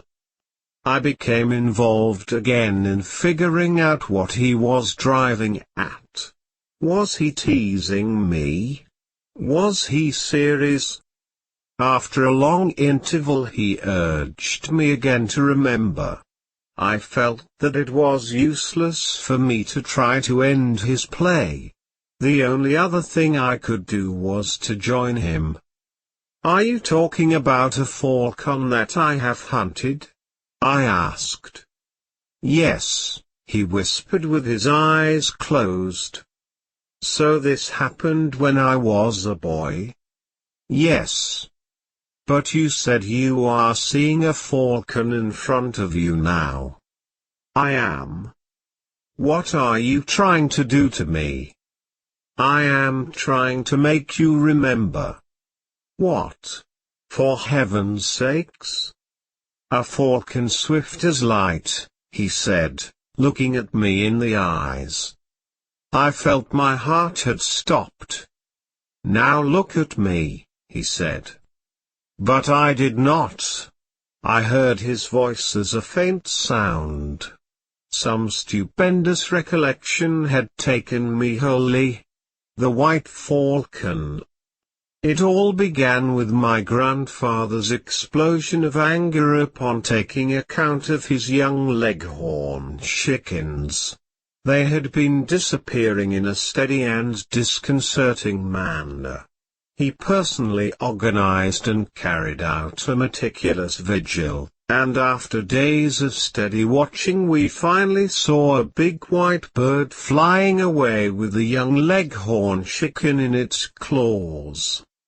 The bird was fast and apparently knew its route. It swooped down from behind some trees, grabbed the chicken and flew away through an opening between two branches. It happened so fast that my grandfather had hardly seen it, but I did, and I knew that it was indeed a falcon. My grandfather said that if that was the case it had to be an albino. We started a campaign against the albino falcon, and twice I thought I had gotten it. It even dropped its prey, but it got away. It was too fast for me. It was also very intelligent. It never came back to hunt on my grandfather's farm. I would have forgotten about it had my grandfather not needled me to hunt the bird. For 2 months I chased the albino falcon all over the valley where I lived. I learned its habits, and I could almost intuit its route of flight. Yet its speed and the suddenness of its appearance would always baffle me. I could boast that I had prevented it from taking its prey, perhaps every time we had met, but I could never bag it. In the 2 months that I carried on the strange war against the albino falcon, I came close to it only once. I had been chasing it all day and I was tired.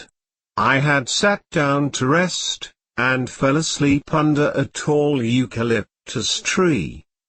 The sudden cry of a falcon woke me up. I opened my eyes without making any other movement and I saw a whitish bird perched in the highest branches of the eucalyptus tree. It was the albino falcon. The chase was over. It was going to be a difficult shot. I was lying on my back and the bird had its back turned to me. There was a sudden gust of wind and I used it to muffle the noise of lifting my .22 long rifle to take aim. I wanted to wait until the bird had turned or until it had begun to fly so I would not miss it. But the albino bird remained motionless. In order to take a better shot I would have needed to move and the falcon was too fast for that. I thought that my best alternative was to wait. And I did, a long, interminable time. Perhaps what affected me was the long wait. Or perhaps it was the loneliness of the spot where the bird and I were. I suddenly felt a chill up my spine, and in an unprecedented action I stood up and left. I did not even look to see if the bird had flown away. I never attached any significance to my final act with the albino falcon. However, it was terribly strange that I did not shoot it. I had shot dozens of falcons before. On the farm where I grew up, shooting birds, or hunting any kind of animal was a matter of course. Don Juan listened attentively as I told him the story of the albino falcon. "How did you know about the white falcon?" I asked when I had finished. "I saw it," he replied. "Where?" "Right here in front of you." I was not in an argumentative mood anymore. "What does all this mean?" I asked. He said that a white bird like that was an omen, and that not shooting it down was the only right thing to do. "Your death gave you a little warning," he said with a mysterious tone. "It always comes as a chill." "What are you talking about?" I said nervously. He really made me nervous with his spooky talk. "You know a lot about birds," he said, "you have killed too many of them. You know how to wait. You have waited patiently for hours. I know that. I am seeing it." His words caused a great turmoil in me. I thought that what annoyed me the most about him was his certainty. I could not stand his dogmatic assuredness about issues in my own life that I was not sure of myself. I became engulfed in my feelings of dejection, and I did not see him leaning over me until he actually had whispered something in my ear. I did not understand at first, and he repeated it. He told me to turn around casually and look at a boulder to my left. He said that my death was there staring at me, and if I turned when he signaled me I might be capable of seeing it. He signaled me with his eyes. I turned and I thought I saw a flickering movement over the boulder. A chill ran through my body, the muscles of my abdomen contracted involuntarily, and I experienced a jolt, a spasm. After a moment I regained my composure and I explained away the sensation of seeing the flickering shadow as an optical illusion caused by turning my head so abruptly. "Death is our eternal companion," Don Juan said with a most serious air. "It is always to our left, at an arm's length. It was watching you when you were watching the white falcon. It whispered in your ear and you felt its chill, as you felt it today. It has always been watching you. It always will until the day it taps you." He extended his arm and touched me lightly on the shoulder, and at the same time he made a deep clicking sound with his tongue. The effect was devastating. I almost got sick to my stomach. "You are the boy who stalked game, and waited patiently, as death waits. You know very well that death is to our left, the same way you were to the left of the white falcon." His words had the strange power to plunge me into an unwarranted terror. My only defense was my compulsion to commit to writing everything he said. "How can anyone feel so important when we know that death is stalking us?" he asked. I had the feeling my answer was not really needed. I could not have said anything anyway. A new mood had possessed me. "The thing to do when you are impatient," he proceeded, "is to turn to your left and ask advice from your death. An immense amount of pettiness is dropped if your death makes a gesture to you, or if you catch a glimpse of it, or if you just have the feeling that your companion is there watching you." He leaned over again, and whispered in my ear that if I turned to my left suddenly, upon seeing his signal, I could again see my death on the boulder. His eyes gave me an almost imperceptible signal, but I did not dare to look. I told him that I believed him, and that he did not have to press the issue any further because I was terrified. He had one of his roaring belly laughs. He replied that the issue of our death was never pressed far enough. I argued that it would be meaningless for me to dwell upon my death, since such a thought would only bring discomfort and fear. "You are full of crap," he exclaimed. "Death is the only wise advisor that we have. Whenever you feel, as you always do, that everything is going wrong, and you are about to be annihilated, turn to your death, and ask if that is so. Your death will tell you that you are wrong, that nothing really matters outside its touch. Your death will tell you, I have not touched you yet. He shook his head and seemed to be waiting for my reply. I had none. My thoughts were running rampant. He had delivered a staggering blow to my egotism. The pettiness of being annoyed with him was monstrous in the light of my death. I had the feeling he was fully aware of my change of mood. He had turned the tide in his favor. He smiled and began to hum a Mexican tune.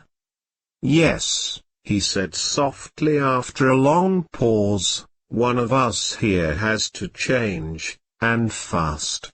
One of us here has to learn again that death is the hunter, and that it is always to one's left. One of us here has to ask death's advice, and drop the cursed pettiness that belongs to men that live their lives as if death will never tap them. We remained quiet for more than an hour, and then we started walking again. We meandered in the desert chaparral for hours. I did not ask him if there was any purpose to it. It did not matter. Somehow he had made me recapture an old feeling, something I had quite forgotten, the sheer joy of just moving around without attaching any intellectual purpose to it. I wanted him to let me catch a glimpse of whatever I had seen on the boulder. Let me see that shadow again, I said. You mean your death, do you not? He replied with a touch of irony in his voice. For a moment I felt reluctant to voice it. Yes, I finally said, let me see my death once again. Not now, he said, you are too solid. I beg your pardon? He began to laugh, and for some unknown reason his laughter was no longer offensive and insidious as it had seemed in the past. I did not think that it was different from the point of view of its pitch, its loudness, or the spirit of it. The new element was my mood. In view of my impending death, my fears and annoyance were nonsense. Let me talk to plants then, I said. He roared with laughter. You are too good now, he said, still laughing. You go from one extreme to the other. Be still. There is no need to talk to plants unless you want to know their secrets, and for that you need the most unbending intent. So save your good wishes. There is no need to see your death either. It is sufficient that you feel its presence around you.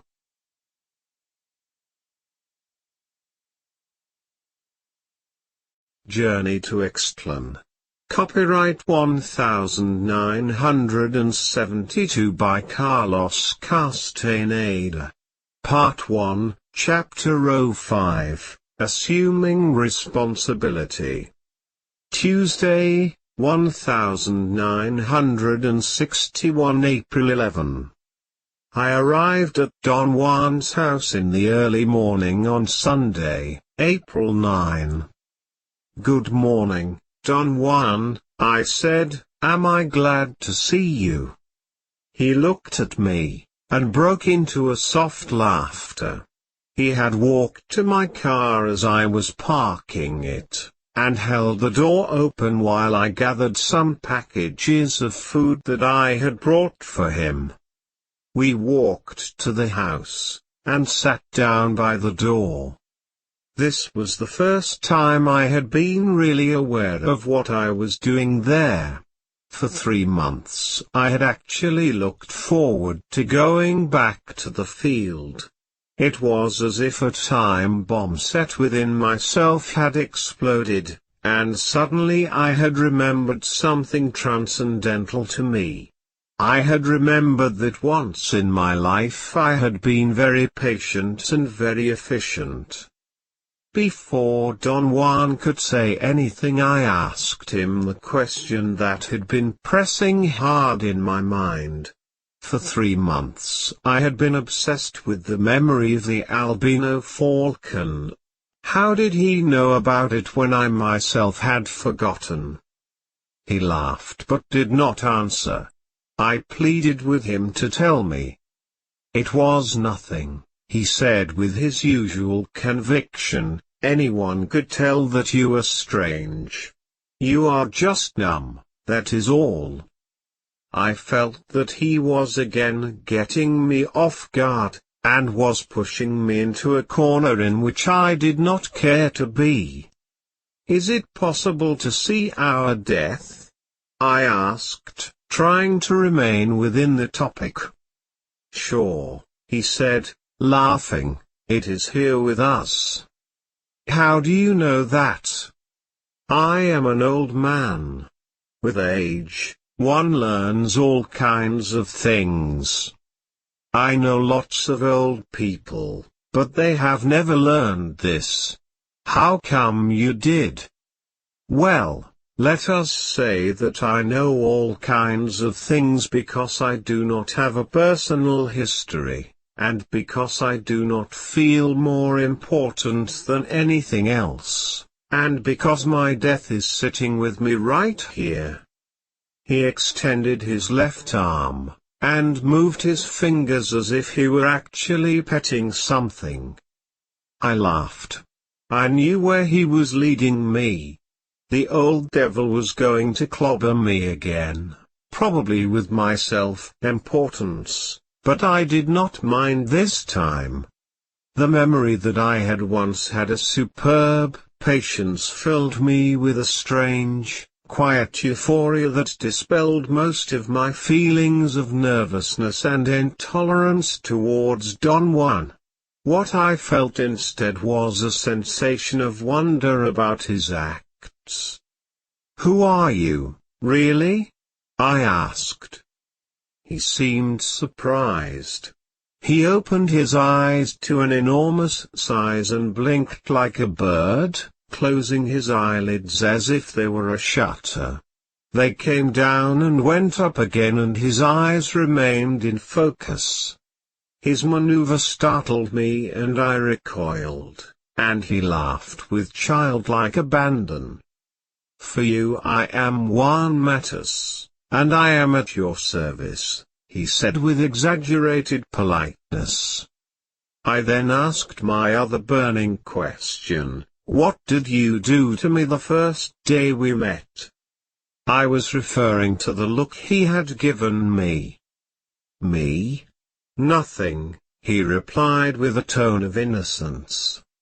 I described to him the way I had felt when he had looked at me and how incongruous it had been for me to be tongue-tied by it. He laughed until tears rolled down his cheeks.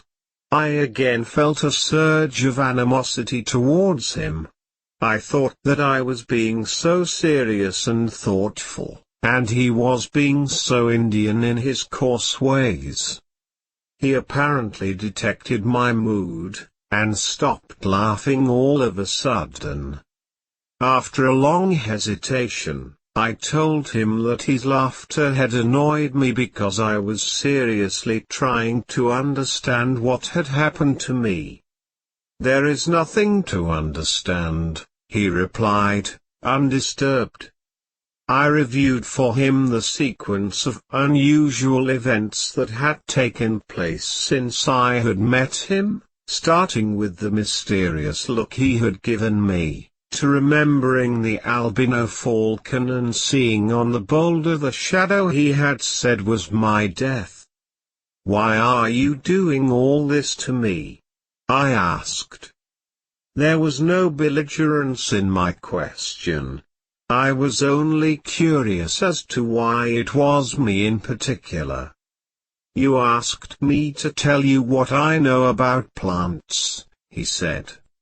I noticed a tinge of sarcasm in his voice. He sounded as if he were humoring me. But what you have told me so far has nothing to do with plants, I protested. His reply was that it took time to learn about them. My feeling was that it was useless to argue with him. I realized then the total idiocy of the easy and absurd resolutions I had made. While I was at home I had promised myself that I was never going to lose my temper or feel annoyed with Don Juan. In the actual situation, however, the minute he rebuffed me I had another attack of peevishness. I felt there was no way for me to interact with him and that angered me. "Think of your death now," Don Juan said suddenly. "It is at arm's length. It may tap you any moment, so really you have no time for crappy thoughts and moods. None of us have time for that. Do you want to know what I did to you the first day we met? I saw you, and I saw that you thought you were lying to me. But you were not really." I told him that his explanation confused me even more. He replied that that was the reason he did not want to explain his acts, and that explanations were not necessary. He said that the only thing that counted was action, acting instead of talking.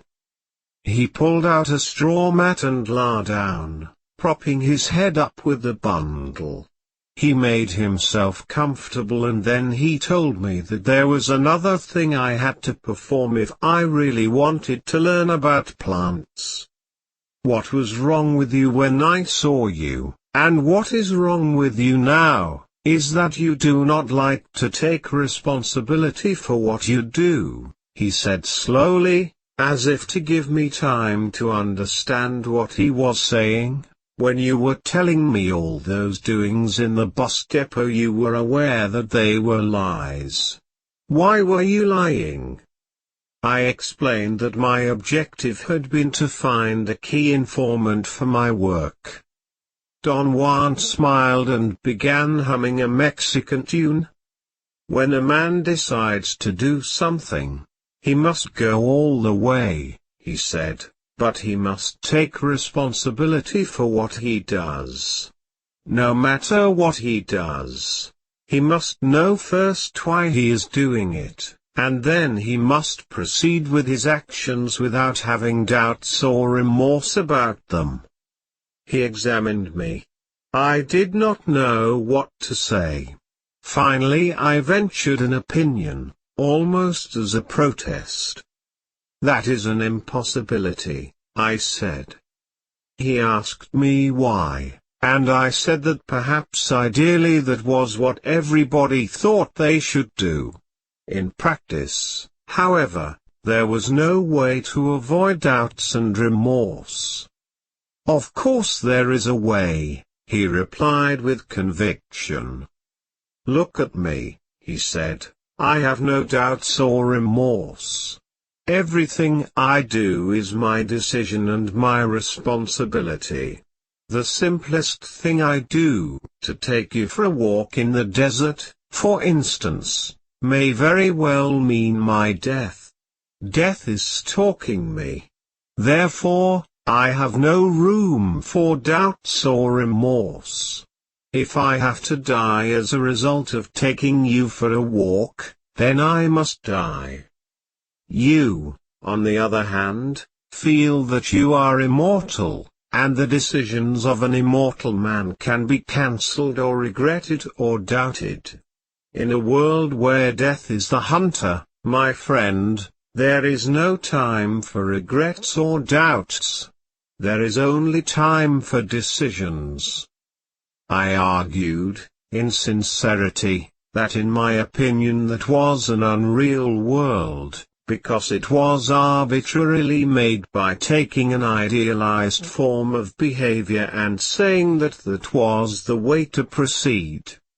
I told him the story of my father, who used to give me endless lectures about the wonders of a healthy mind in a healthy body, and how young men should temper their bodies with hardships and with feats of athletic competition. He was a young man. When I was 8 years old he was only 27. During the summertime, as a rule, he would come from the city, where he taught school, to spend at least a month with me at my grandparents' farm where I lived. It was a hellish month for me. I told Don Juan one instance of my father's behavior that I thought would apply to the situation at hand. Almost immediately upon arriving at the farm, my father would insist on taking a long walk with me at his side so we could talk things over, and while we were talking, he would make plans for us to go swimming every day at 6 a.m. At night he would set the alarm for 5:30 to have plenty of time, because at 6 sharp we had to be in the water. And when the alarm would go off in the morning, he would jump out of bed, put on his glasses, go to the window, and look out. I had even memorized the ensuing monologue. A bit cloudy today. Listen, I am going to lie down again for just 5 minutes. Okay. No more than 5. I am just going to stretch my muscles, and fully wake up. He would invariably fall asleep again until 10, sometimes until noon. I told Don Juan that what annoyed me was his refusal to give up his obviously phony resolutions. He would repeat this ritual every morning until I would finally hurt his feelings by refusing to set the alarm clock. They were not phony resolutions, Don Juan said, obviously taking sides with my father. He just did not know how to get out of bed, that is all. At any rate, I said, I am always leery of unreal resolutions. What would be a resolution that is real then? Don Juan asked with a coy smile. If my father would have said to himself that he could not go swimming at 6 in the morning, but perhaps at 3 in the afternoon.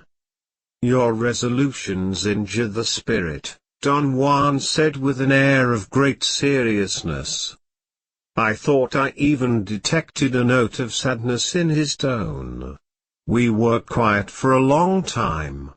My peevishness had vanished. I thought of my father. He did not want to swim at 3 in the afternoon. Do you not see? Don Juan said. His words made me jump. I told him that my father was weak, and so was his world of ideal acts that he never performed. I was almost shouting. Don Juan did not say a word. He shook his head slowly in a rhythmical way. I felt terribly sad. Thinking of my father always gave me a consuming feeling. You think you were stronger, do you not? He asked in a casual tone. I said I did. I began to tell him all the emotional turmoil that my father had put me through, but he interrupted me. Was he mean to you? He asked. No. Was he petty with you? No. Did he do all he could for you? Yes. Then what was wrong with him? Again I began to shout that he was weak, but I caught myself and lowered my voice. I felt a bit ludicrous being cross-examined by Don Juan. What are you doing all this for? I said, we were supposed to be talking about plants. I felt more annoyed and despondent than ever. I told him that he had no business or the remotest qualifications to pass judgment on my behavior. and he exploded into a belly laugh. When you get angry you always feel righteous, do you not? He said, and blinked like a bird. He was right. I had the tendency to feel justified at being angry. Let us not talk about my father, I said, feigning a happy mood. Let us talk about plants. No, let us talk about your father, he insisted. That is the place to begin today. If you think that you were so much stronger than he, why did you not go swimming at 6 in the morning in his place? I told him that I could not believe he was seriously asking me that. I had always thought that swimming at 6 in the morning was my father's business, and not mine. It was also your business from the moment you accepted his idea, Don Juan snapped at me. I said that I had never accepted it, that I had always known my father was not truthful to himself. Don Juan asked me matter-of-factly why I had not voiced my opinions at the time. You do not tell your father things like that, I said as a weak explanation. Why not? That was not done in my house, that is all. You have done worse things in your house, he declared like a judge from the bench. The only thing you never did was to shine your spirit. There was such a devastating force in his words that they echoed in my mind. He brought all my defenses down. I could not argue with him. I took refuge in writing my notes. I tried a last feeble explanation, and said that all my life I had encountered people of my father's kind who had, like my father, hooked me somehow into their schemes, and as a rule I had always been left dangling. You are complaining, he said softly. You have been complaining all your life because you do not assume responsibility for your decisions. If you would have assumed responsibility for your father's idea of swimming at 6 in the morning, you would have swum, by yourself if necessary, or you would have told him to go to hell the first time he opened his mouth after you knew his devices. But you did not say anything. Therefore, you were as weak as your father. To assume the responsibility of one's decisions means that one is ready to die for them. Wait, I said, you are twisting this around. He did not let me finish. I was going to tell him that I had used my father only as an example of an unrealistic way of acting, and that nobody in his right mind would be willing to die for such an idiotic thing. It does not matter what the decision is, he said, nothing could be more or less serious than anything else. Do you not see? In a world where death is the hunter there are no small or big decisions. There are only decisions that we make in the face of our inevitable death. I could not say anything. Perhaps an hour went by. Don Juan was perfectly motionless on his mat although he was not sleeping. Why do you tell me all this, Don Juan? I asked. Why are you doing this to me? He said, you came to me. No, that was not the case. You were brought to me, and I have had a gesture with you. I beg your pardon? You could have had a gesture with your father by swimming for him, but you did not, perhaps because you were too young. I have lived longer than you. I have nothing pending. There is no hurry in my life, therefore I can properly have a gesture with you. In the afternoon we went for a hike. I easily kept his pace, and marveled again at his stupendous physical prowess. He walked so nimbly and with such sure steps that next to him I was like a child. We went in an easterly direction. I noticed then that he did not like to talk while he walked. If I spoke to him he would stop walking in order to answer me. After a couple of hours we came to a hill. He sat down and signaled me to sit by him. He announced in a mock dramatic tone that he was going to tell me a story. He said that once upon a time there was a young man, a destitute Indian who lived among the white men in a city. He had no home, no relatives, no friends. He had come into the city to find his fortune and had found only misery and pain. From time to time he made a few cents working like a mule, barely enough for a morsel, otherwise he had to beg or steal food. Don Juan said that one day the young man went to the marketplace. He walked up and down the street in a haze, his eyes wild upon seeing all the good things that were gathered there. He was so frantic that he did not see where he was walking. He ended up tripping over some baskets, and fell on top of an old man. The old man had been carrying 4 enormous gourds, and had just sat down to rest and eat. Don Juan smiled knowingly, and said that the old man found it quite strange that the young man had stumbled on him. He was not angry at being disturbed, but was amazed at why this particular young man had fallen on top of him. The young man, on the other hand, was angry and told the old man to get out of his way. The young man was not concerned at all about the ultimate reason for their meeting.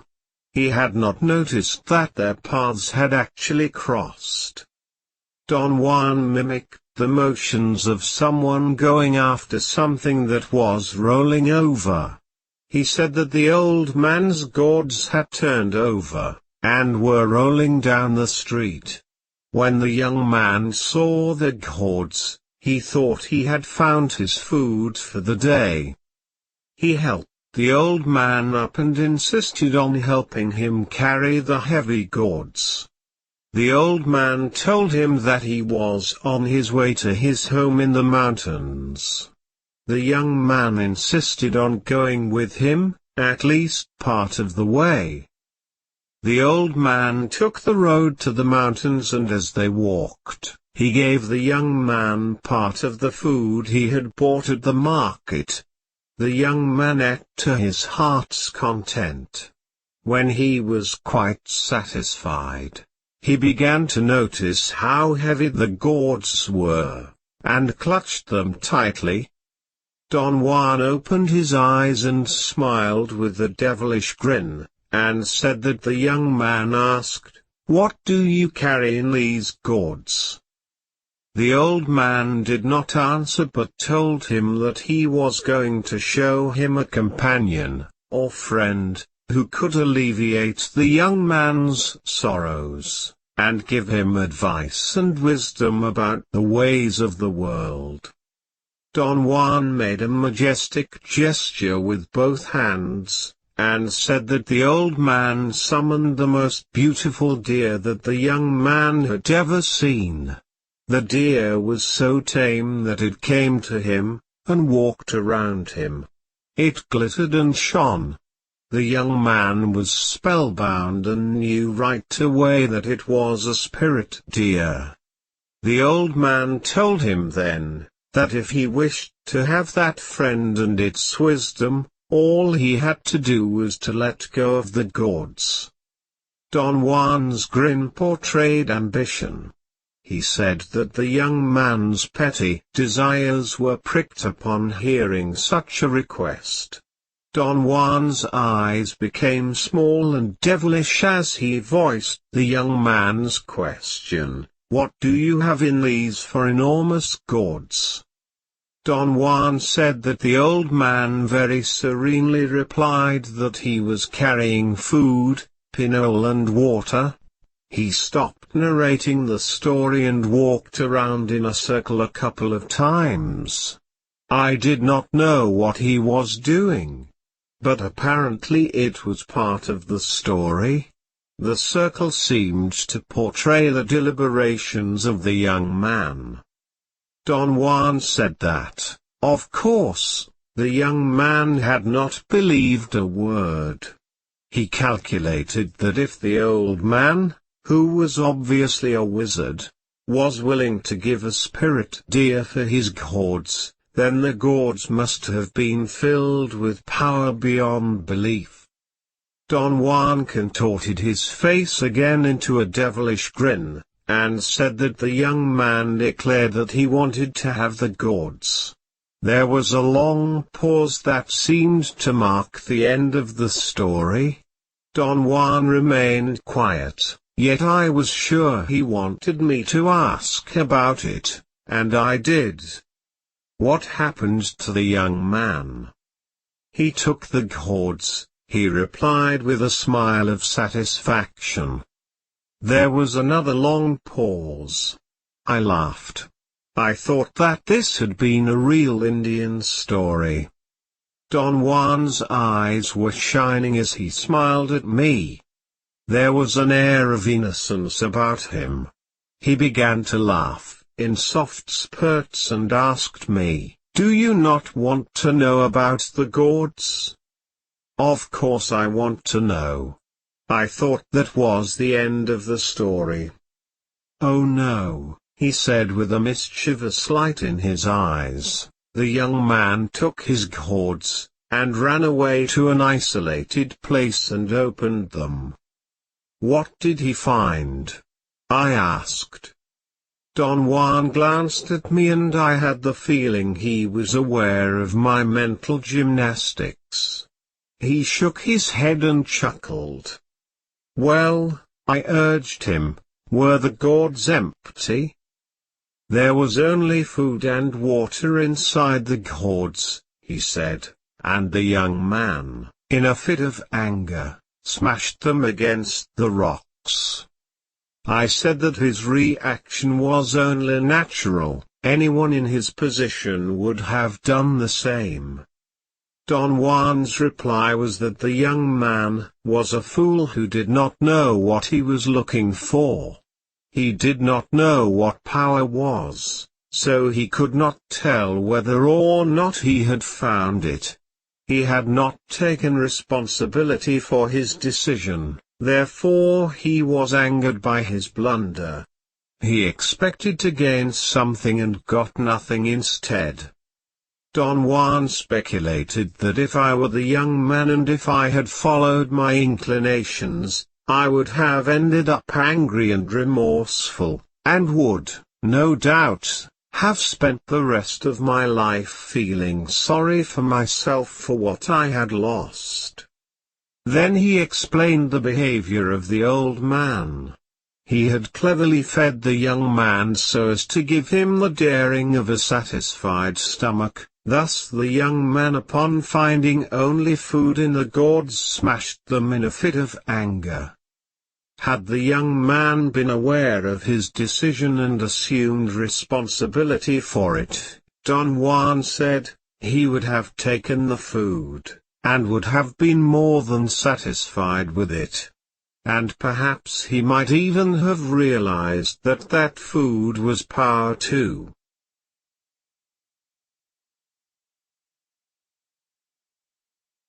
Journey to Istlan. Copyright 1972 by Carlos Castaneda. Part 1, Chapter 06, Becoming a Hunter. Friday, 1961 June 23. As soon as I sat down I bombarded Don Juan with questions. He did not answer me and made an impatient gesture with his hand to be quiet. He seemed to be in a serious mood. "I was thinking that you have not changed at all in the time you have been trying to learn about plants," he said in an accusing tone. He began reviewing in a loud voice all the changes of personality he had recommended I should undertake.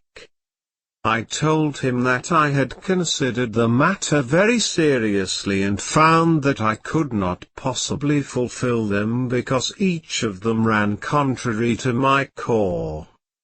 He replied that to merely consider them was not enough, and that whatever he had said to me was not said just for fun. I again insisted that, although I had done very little in matters of adjusting my personal life to his ideas, I really wanted to learn the uses of plants. After a long, uneasy silence I boldly asked him, "Would you teach me about peyote, Don Juan?"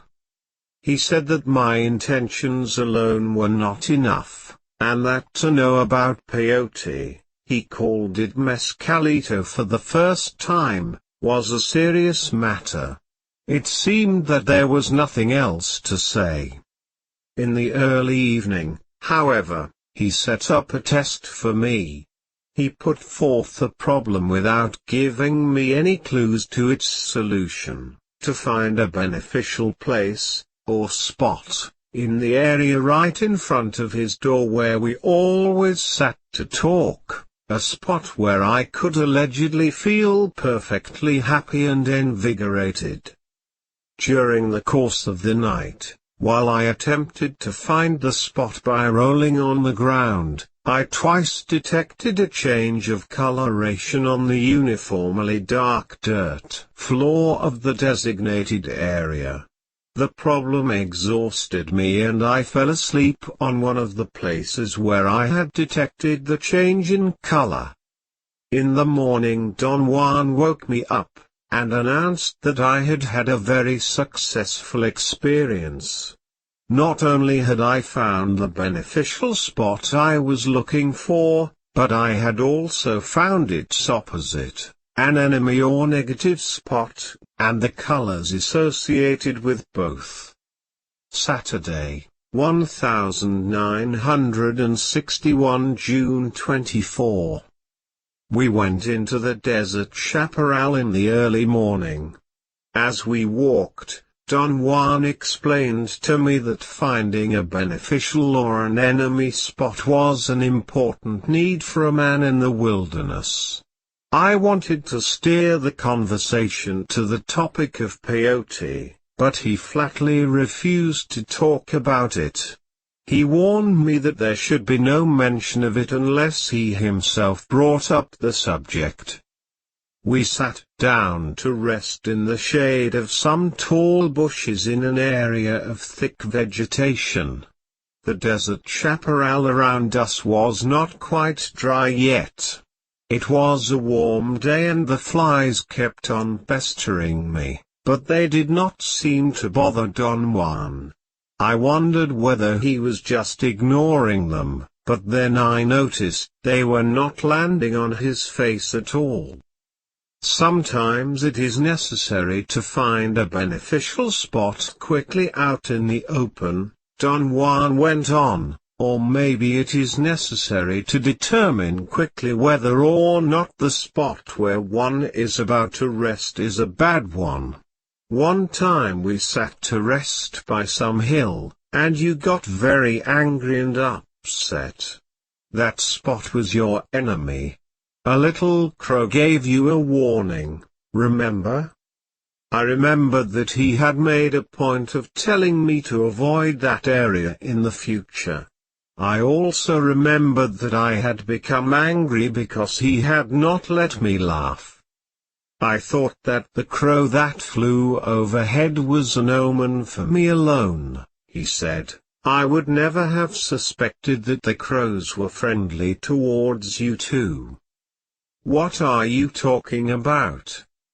The crow was an omen, he went on, If you knew about crows you would have avoided the place like the plague. Crows are not always available to give warning though, and you must learn to find, by yourself, a proper place to camp or to rest. After a long pause Don Juan suddenly turned to me and said that in order to find the proper place to rest all I had to do was to cross my eyes. He gave me a knowing look, and in a confidential tone told me that I had done precisely that when I was rolling on his porch, and thus I had been capable of finding two spots and their colors. He let me know that he was impressed by my accomplishment. I really do not know what I did, I said. You crossed your eyes, he said emphatically, that is the technique. You must have done that, although you do not remember it. Don Juan then described the technique, which he said took years to perfect, and which consisted of gradually forcing the eyes to see separately the same image. The lack of image conversion entailed a double perception of the world. This double perception, according to Don Juan, allowed one the opportunity of judging changes in the surroundings which the eyes were ordinarily incapable of perceiving. Don Juan coaxed me to try it. He assured me that it was not injurious to the sight. He said that I should begin by looking in short glances, almost with the corners of my eyes. He pointed to a large bush and showed me how. I had a strange feeling, seeing Don Juan's eyes taking incredibly fast glances at the bush. His eyes reminded me of those of a shifty animal that cannot look straight. We walked for perhaps an hour while I tried not to focus my sight on anything. Then Don Juan asked me to start separating the images perceived by each of my eyes. After another hour or so, I got a terrible headache and had to stop. Do you think you could find, by yourself, a proper place for us to rest? He asked. I had no idea what the criterion for a proper place was. He patiently explained that looking in short glances allowed the eyes to pick out unusual sights. Such as what? I asked. They are not sights proper, he said. They are more like feelings. If you look at a bush or a tree or a rock where you may like to rest, your eyes can make you feel whether or not that is the best resting place. I again urged him to describe what those feelings were, but he either could not describe them, or he simply did not want to. He said that I should practice by picking out a place, and then he would tell me whether or not my eyes were working. At one moment, I caught sight of what I thought was a pebble which reflected light. I could not see it if I focused my eyes on it, but, if I swept the area with fast glances, I could detect a sort of faint glitter. I pointed out the place to Don Juan. It was in the middle of an open unshaded flat area devoid of thick bushes. He laughed uproariously and then asked me why I had picked that specific spot. I explained that I was seeing a glitter. I do not care what you see, he said, you could be seeing an elephant. How you feel is the important issue. I did not feel anything at all. He gave me a mysterious look. He said that he wished he could oblige me and sit down to rest with me there, but he was going to sit somewhere else while I tested my choice. I sat down while he looked at me curiously from a distance of 30 or 40 feet away. After a few minutes he began to laugh loudly. Somehow his laughter made me nervous. It put me on edge. I felt he was making fun of me and I got angry. I began to question my motives for being there. There was definitely something wrong in the way my total endeavor with Don Juan was proceeding. I felt that I was just a pawn in his clutches. Suddenly Don Juan charged at me at full speed, and pulled me by the arm, dragging me bodily for 10 or 12 feet. He helped me to stand up, and wiped some perspiration from his forehead. I noticed then that he had exerted himself to his limit. He patted me on the back and said that I had picked the wrong place, and that he had had to rescue me in a real hurry because he saw that the spot where I was sitting was about to take over my entire feelings. I laughed. The image of Don Juan charging at me was very funny. He had actually run like a young man. His feet moved as if he were grabbing the soft reddish dirt of the desert in order to catapult himself over me. I had seen him laughing at me, and then in a matter of seconds he was dragging me by the arm.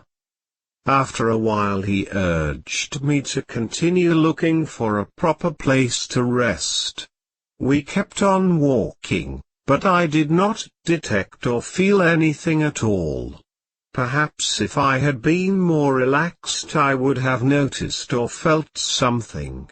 I had ceased, however, to be angry with him. Finally he pointed to some rocks and we came to a halt. "Do not feel disappointed," Don Juan said, "it takes a long time to train the eyes properly." I did not say anything. I was not going to be disappointed about something I did not understand at all. Yet, I had to admit that 3 times already since I had begun to visit Don Juan, I had become very angry and had been agitated to the point of being nearly ill while sitting on places that he called bad.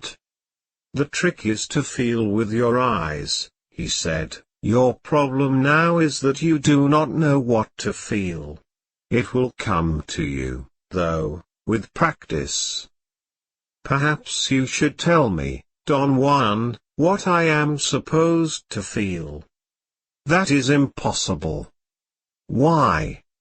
"No one can tell you what you are supposed to feel. It is not heat, or light, or glare, or color. It is something else." "Can you not describe it?" "No. All I can do is give you the technique.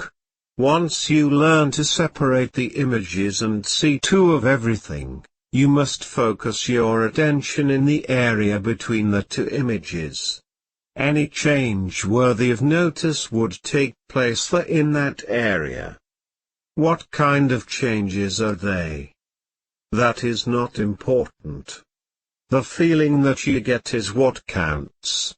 Every man is different. You saw glitter today, but that did not mean anything because the feeling was missing.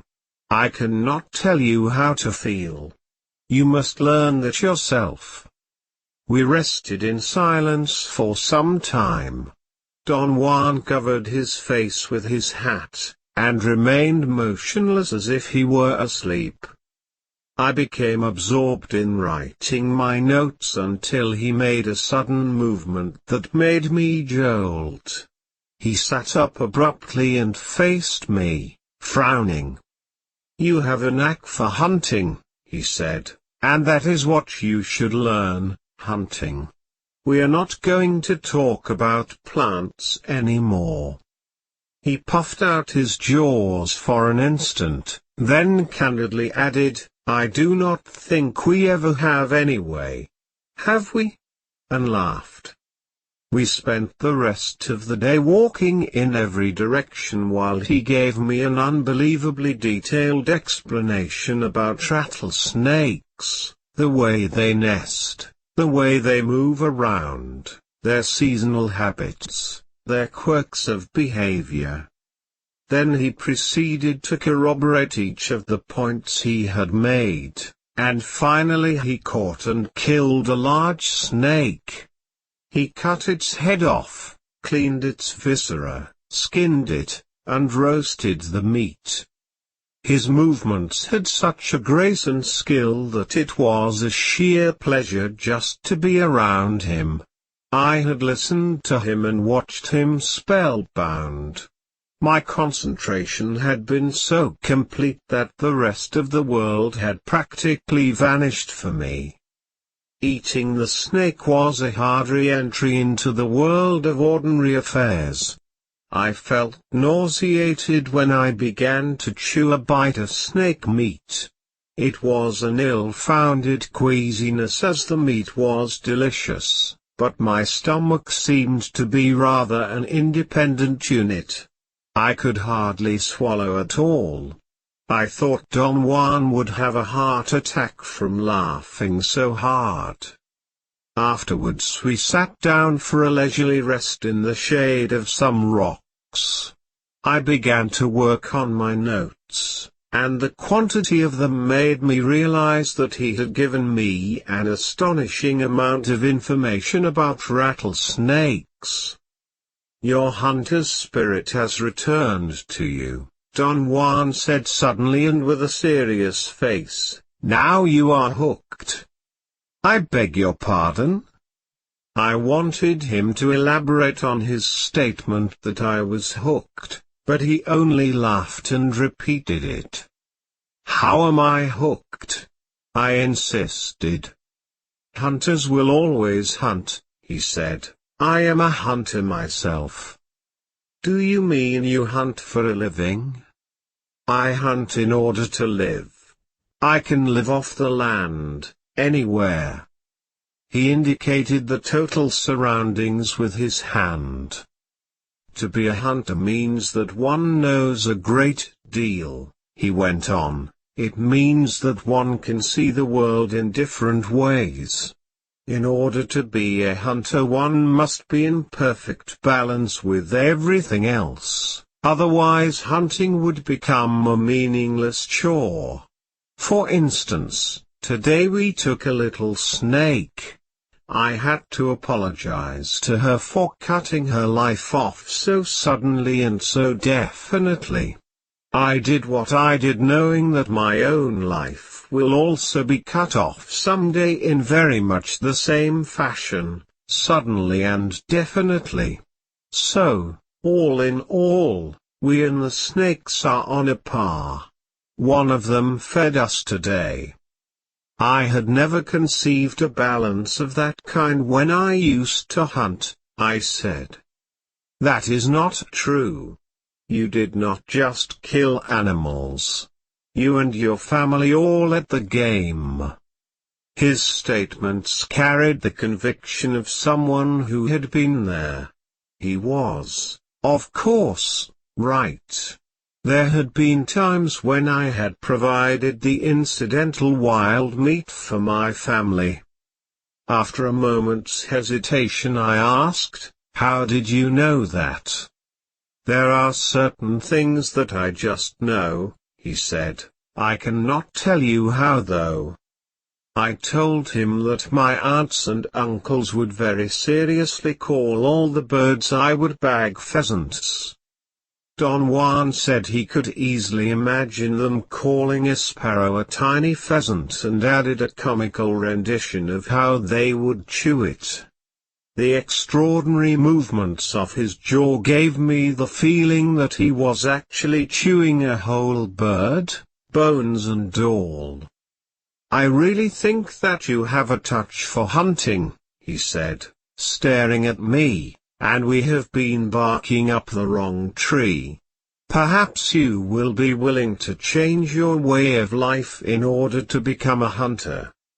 He reminded me that I had found out with just a little exertion on my part, that in the world there were good and bad spots for me. He added that I had also found out the specific colors associated with them. "That means that you have a knack for hunting," he declared. "Not everyone who tries would find their colors and their spots at the same time." To be a hunter sounded very nice and romantic, but it was an absurdity to me since I did not particularly care to hunt. "You do not have to care to hunt, or to like it," he replied to my complaint. "You have a natural inclination. I think the best hunters never like hunting, they do it well, that is all." I told Don Juan that I had the feeling he was capable of arguing his way out of anything, and yet he maintained that he did not like to talk at all. "It is like what I have told you about hunters," he said. "I do not necessarily like to talk. I just have a knack for it, and I do it well. That is all." I found his mental agility truly funny. "Hunters must be exceptionally tight individuals," he continued. "A hunter leaves very little to chance. I have been trying all along to convince you that you must learn to live in a different way. So far I have not succeeded. There was nothing you could have grabbed onto. Now it is different. I have brought back your old hunter's spirit. Perhaps through it you will change." I protested that I did not want to become a hunter. I reminded him that in the beginning I had just wanted him to tell me about medicinal plants, but he had made me stray so far away from my original purpose that I could not clearly recall anymore whether or not I had really wanted to learn about plants. "Good," he said, "really good. If you do not have such a clear picture of what you want, you may become more humble. Let us put it this way. For your purposes it does not really matter whether you learn about plants or about hunting. You have told me that yourself. You are interested in anything that anyone can tell you. True?"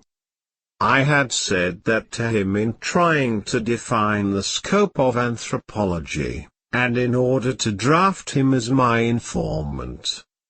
Don Juan chuckled, obviously aware of his control over the situation. "I am a hunter," he said, as if he were reading my thoughts. "I leave very little to chance. Perhaps I should explain to you that I learned to be a hunter. I have not always lived the way I do now. At one point in my life, I had to change. Now I am pointing the direction to you. I am guiding you. I know what I am talking about. Someone taught me all this. I did not figure it out for myself." "Do you mean that you had a teacher, Don Juan?" "Let us say that someone taught me to hunt the way I want to teach you now," he said, and quickly changed the topic. "I think that once upon a time hunting was one of the greatest acts a man could perform," he said. "All hunters were powerful men. In fact, a hunter had to be powerful to begin with in order to withstand the rigors of that life." Suddenly I became curious. Was he referring to a time perhaps prior to the conquest? I began to probe him. "When was the time you are talking about?" "Once upon a time." "When? What does once upon a time mean?" "It means once upon a time, or maybe it means now, today. It does not matter. At one time everybody knew that a hunter was the best of men. Now not everyone knows that, but there are a sufficient number of people who do. I know it. Someday you will. See what I mean? Do the Yaqui Indians feel that way about hunters? That is what I want to know. Not necessarily. Do the Pima Indians? Not all of them, but some. I named various neighboring groups. I wanted to commit him to a statement that hunting was a shared belief and practice of some specific people. But he avoided answering me directly, so I changed the subject. Why are you doing all this for me, Don Juan? I asked. He took off his hat and scratched his temples in feigned bafflement. I am having a gesture with you, he said softly. Other people have had a similar gesture with you. Someday you yourself will have the same gesture with others. Let us say that it is my turn. One day I found out that if I wanted to be a hunter worthy of self-respect, I had to change my way of life. I used to whine and complain a great deal. I had good reasons to feel shortchanged. I am an Indian and Indians are treated like dogs. There was nothing I could do to remedy that, so all I was left with was my sorrow. But then my good fortune spared me and someone taught me to hunt. And I realized that the way I lived was not worth living. So I changed it. But I am happy with my life, Don Juan. Why should I have to change it? He began to sing a Mexican song, very softly, and then hummed the tune. His head bobbed up and down as he followed the beat of the song. Do you think that you and I are equal? He asked in a sharp voice. His question caught me off guard. I experienced a peculiar buzzing in my ears as though he had actually shouted his words, which he had not done. However, there had been a metallic sound in his voice that was reverberating in my ears. I scratched the inside of my left ear with the small finger of my left hand. My ears itched all the time and I had developed a rhythmical nervous way of rubbing the inside of them with the small finger of either hand. The movement was more properly a shake of my whole arm.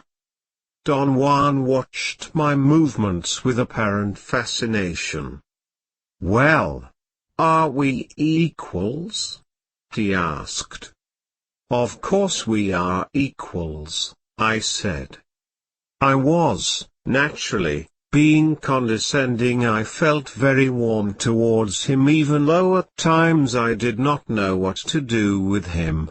Yet I still held in the back of my mind, although I would never voice it, the belief that I, being a university student, a man of the sophisticated Western world, was superior to an Indian. No, he said calmly, we are not. Why, certainly we are, I protested. No, he said in a soft voice, we are not equals. I am a hunter and a warrior, and you are a pimp. My mouth fell open. I could not believe that Don Juan had actually said that. I dropped my notebook and stared at him dumbfoundedly, and then, of course, I became furious. He looked at me with calm and collected eyes. I avoided his gaze. And then he began to talk. He enunciated his words clearly. They poured out smoothly and deadly. He said that I was pimping for someone else, that I was not fighting my own battles, but the battles of some unknown people, that I did not want to learn about plants or about hunting or about anything, and that his world of precise acts and feelings and decisions was infinitely more effective than the blundering idiocy I called my life. After he finished talking I was numb. He had spoken without belligerence or conceit, but with such power, and yet such calmness, that I was not even angry anymore. We remained silent. I felt embarrassed and could not think of anything appropriate to say. I waited for him to break the silence. Hours went by. Don Juan became motionless by degrees, until his body had acquired a strange, almost frightening rigidity. His silhouette became difficult to make out as it got dark, and finally when it was pitch black round us, he seemed to have merged into the blackness of the stones. His state of motionlessness was so total that it was as if he did not exist any longer. It was midnight when I finally realized that he could and would stay motionless in that wilderness, in those rocks, perhaps forever if he had to. His world of precise acts and feelings and decisions was indeed superior. I quietly touched his arm, and tears flooded me.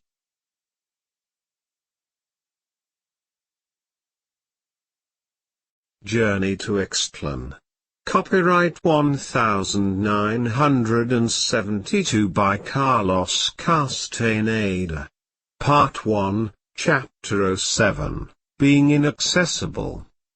Thursday, 1961 June 29. Again Don Juan, as he had done every day for nearly a week, held me spellbound with his knowledge of specific details about the behavior of game. He first explained and then corroborated a number of hunting tactics based on what he called the quirks of quails. I became so utterly involved in his explanations that a whole day went by and I had not noticed the passage of time. I even forgot to eat lunch. Don Juan made joking remarks that it was quite unusual for me to miss a meal. By the end of the day, he had caught 5 quail in a most ingenious trap which he had taught me to assemble and set up. 2 are enough for us, he said, and let 3 of them loose. He then taught me how to roast quail. I had wanted to cut some shrubs and make a barbecue pit the way my grandfather used to make it, lined with green branches and leaves and sealed with dirt. But Don Juan said that there was no need to injure the shrubs since we had already injured the quail. After we finished eating, we walked very leisurely towards a rocky area. We sat on a sandstone hillside and I said jokingly that if he would have left the matter up to me, I would have cooked all 5 of the quail, and that my barbecue would have tasted much better than his roast. No doubt, he said, but if you would have done all that, we might have never left this place in one piece. What do you mean? I asked. What would have prevented us? The shrubs, the quail, everything around would have pitched in. I never know when you are talking seriously, I said. He made a gesture of feigned impatience and smacked his lips. You have a weird notion of what it means to talk seriously, he said. I laugh a great deal because I like to laugh. Yet everything I say is deadly serious even if you do not understand it. Why should the world be only as you think it is? Who gave you the authority to say so? "There is no proof that the world is otherwise," I said. It was getting dark. I was wondering if it was time to go back to Don Juan's house, but he did not seem to be in a hurry, and I was enjoying myself. The wind was cold. Suddenly Don Juan stood up, and told me that we had to climb to the hilltop and stand up on an area clear of shrubs. "Do not be afraid," he said, "I am your friend, and I will see that nothing bad happens to you." "What do you mean?" I asked, alarmed. Don Juan had the most insidious facility to shift me from sheer enjoyment to sheer fright. "The world is very strange at this time of the day," he said, "that is what I mean. No matter what you see, do not be afraid." "What am I going to see?" "I do not know yet," he said, peering into the distance towards the south. He did not seem to be worried. I also kept on looking in the same direction. Suddenly he perked up, and pointed with his left hand towards a dark area in the desert shrubbery. "There it is," he said, as if he had been waiting for something which had suddenly appeared. "What is it?" I asked. "There it is," he repeated. "Look. Look." I did not see anything, just the shrubs. "It is here now," he said with great urgency in his voice. "It is here." A sudden gust of wind hit me at that instant, and made my eyes burn. I stared towards the area in question. There was absolutely nothing out of the ordinary. "I cannot see a thing," I said. "You just felt it," he replied, "right now.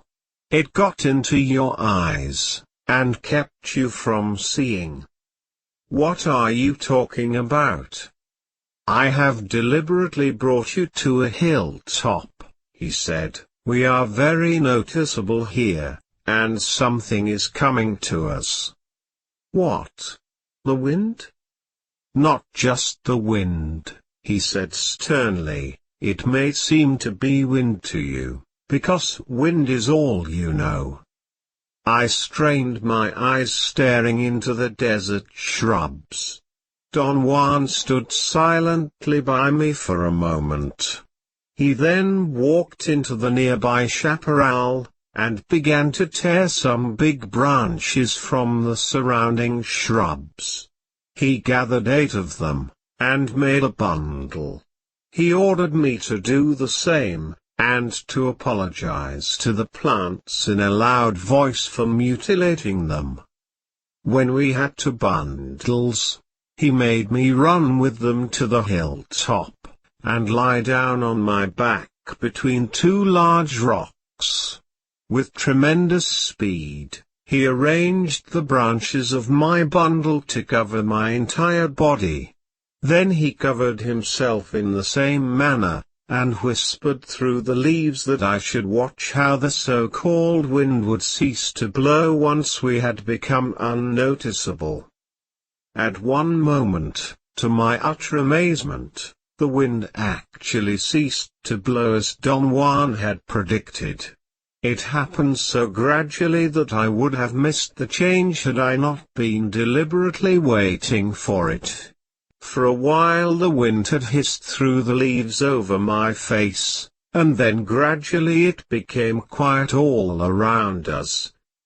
I whispered to Don Juan that the wind had stopped, and he whispered back that I should not make any overt noise or movement because what I was calling the wind was not wind at all, but something that had a volition of its own, and could actually recognize us. I laughed out of nervousness. In a muffled voice Don Juan called my attention to the quietness around us. He whispered that he was going to stand up, and I should follow him, putting the branches aside very gently with my left hand. We stood up at the same time. Don Juan stared for a moment into the distance towards the south, and then turned around abruptly and faced the west. "Sneaky. Really sneaky," he muttered, pointing to an area towards the southwest. "Look. Look," he urged me. I stared with all the intensity I was capable of.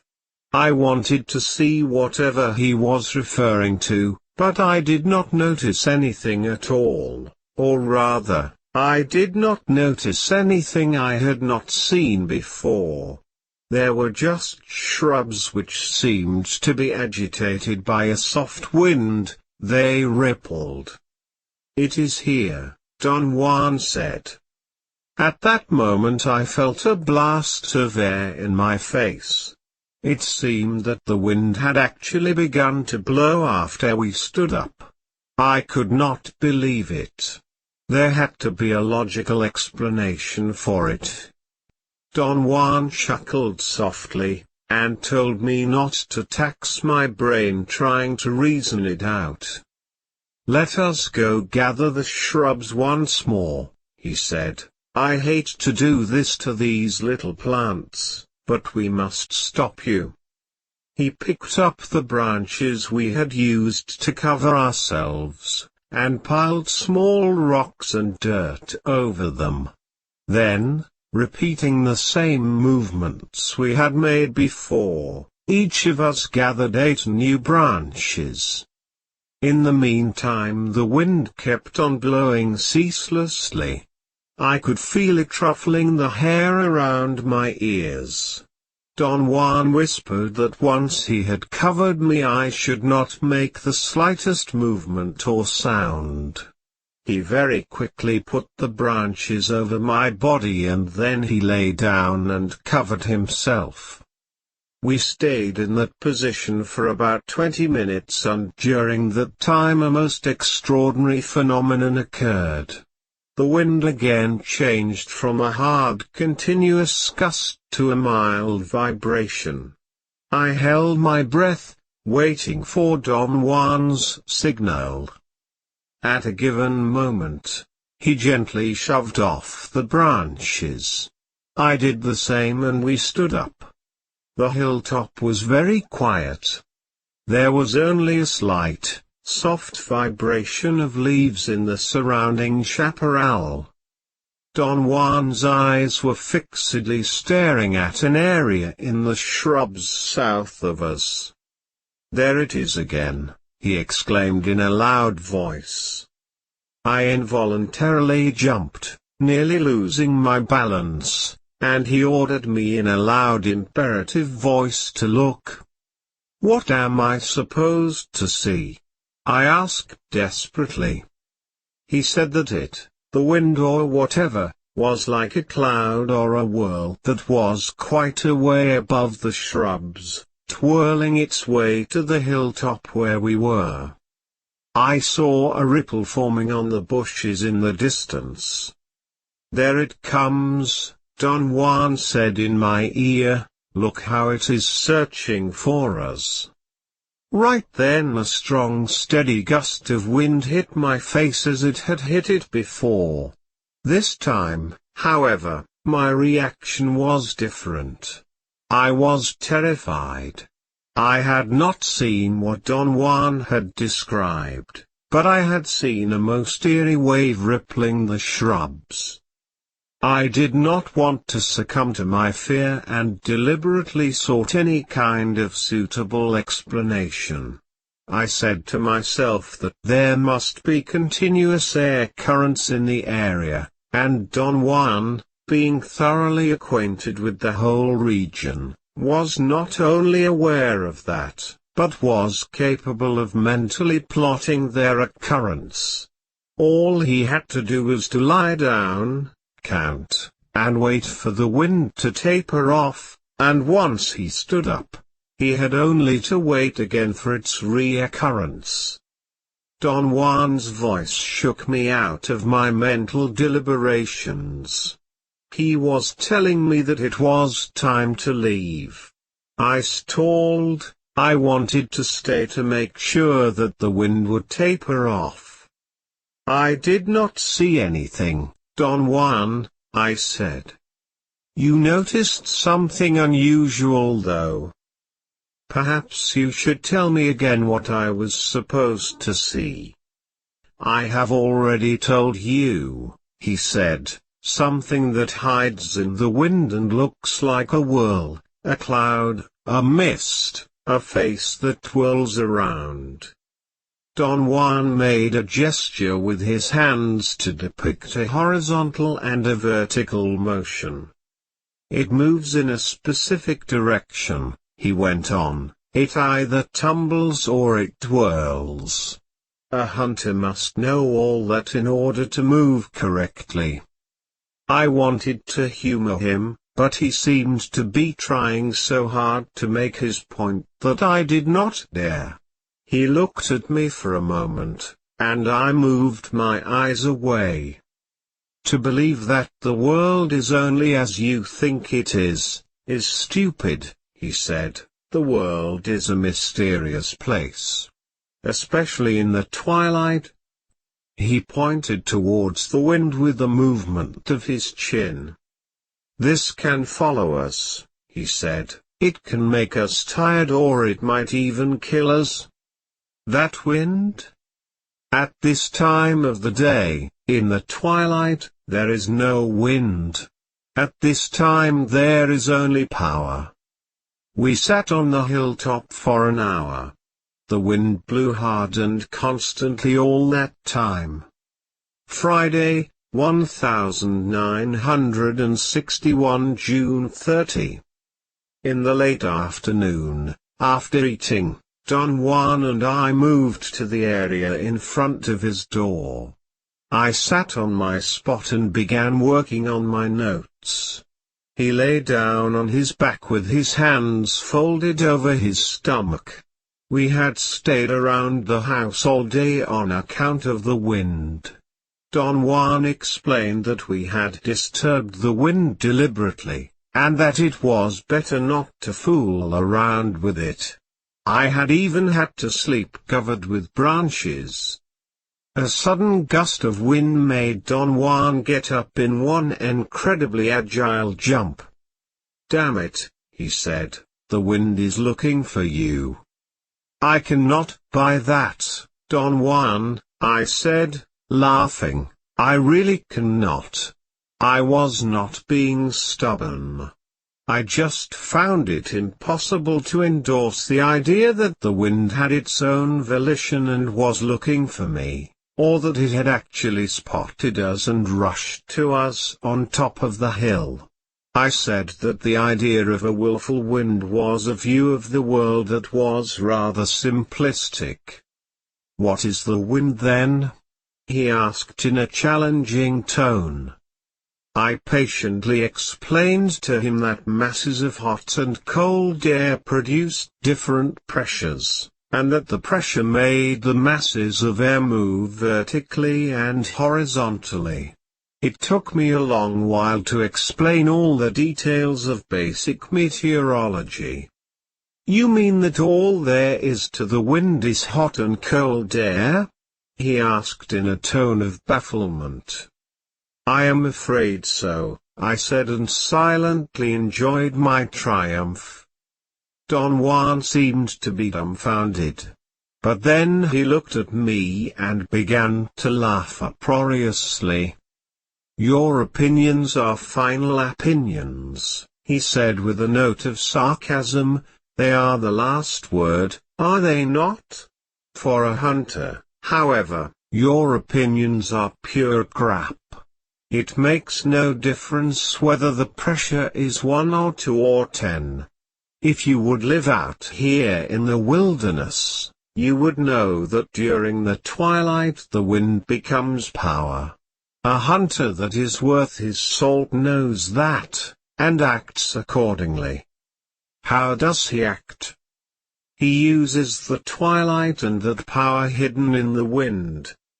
How? If it is convenient to him, the hunter hides from the power by covering himself and remaining motionless until the twilight is gone and the power has sealed him into its protection. Don Juan made a gesture of enveloping something with his hands. Its protection is like a... He paused in search of a word and I suggested cocoon. That is right, he said. The protection of the power seals you like a cocoon. A hunter can stay out in the open and no puma or coyote or slimy bug could bother him. A mountain lion could come up to the hunter's nose and sniff him, and if the hunter does not move, the lion would leave. I can guarantee you that.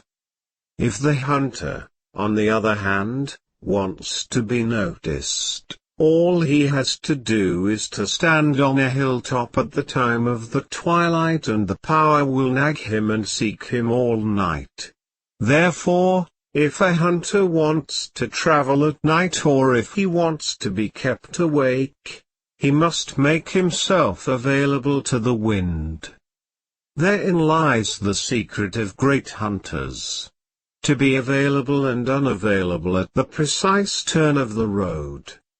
I felt a bit confused and asked him to recapitulate his point. Don Juan very patiently explained that he had used the twilight and the wind to point out the crucial importance of the interplay between hiding and showing oneself. You must learn to become deliberately available and unavailable. He said, as your life goes now, you are unwittingly available at all times. I protested. My feeling was that my life was becoming increasingly more and more secretive. He said I had not understood his point, and that to be unavailable did not mean to hide, or to be secretive, but to be inaccessible. Let me put it in another way. He proceeded patiently. It makes no difference to hide if everyone knows that you are hiding. Your problems right now stem from that. When you are hiding, everyone knows that you are hiding, and when you are not, you are available for everyone to take a poke at you. I was beginning to feel threatened and hurriedly tried to defend myself. Do not explain yourself, Don Juan said dryly, there is no need. We are fools, all of us, and you cannot be different. At one time in my life, I, like you, made myself available over and over again until there was nothing of me left for anything except perhaps crying. And that I did, just like yourself. Don Juan sized me up for a moment and then sighed loudly. I was younger than you, though, he went on. But one day I had enough and I changed. Let us say that one day, when I was becoming a hunter, I learned the secret of being available and unavailable. I told him that his point was bypassing me. I truly could not understand what he meant by being available. He had used the Spanish idioms ponerse al alcance and ponerse en el medio del camino, to put oneself within reach, and to put oneself in the middle of a trafficked way. You must take yourself away, he explained. You must retrieve yourself from the middle of a trafficked way. Your whole being is there, thus it is of no use to hide. You would only imagine that you are hidden. Being in the middle of the road means that everyone passing by watches your comings and goings. His metaphor was interesting, but at the same time it was also obscure. You are talking in riddles, I said. He stared at me fixedly for a long moment and then began to hum a tune. I straightened my back and sat attentively. I knew that when Don Juan hummed a Mexican tune he was about to clobber me.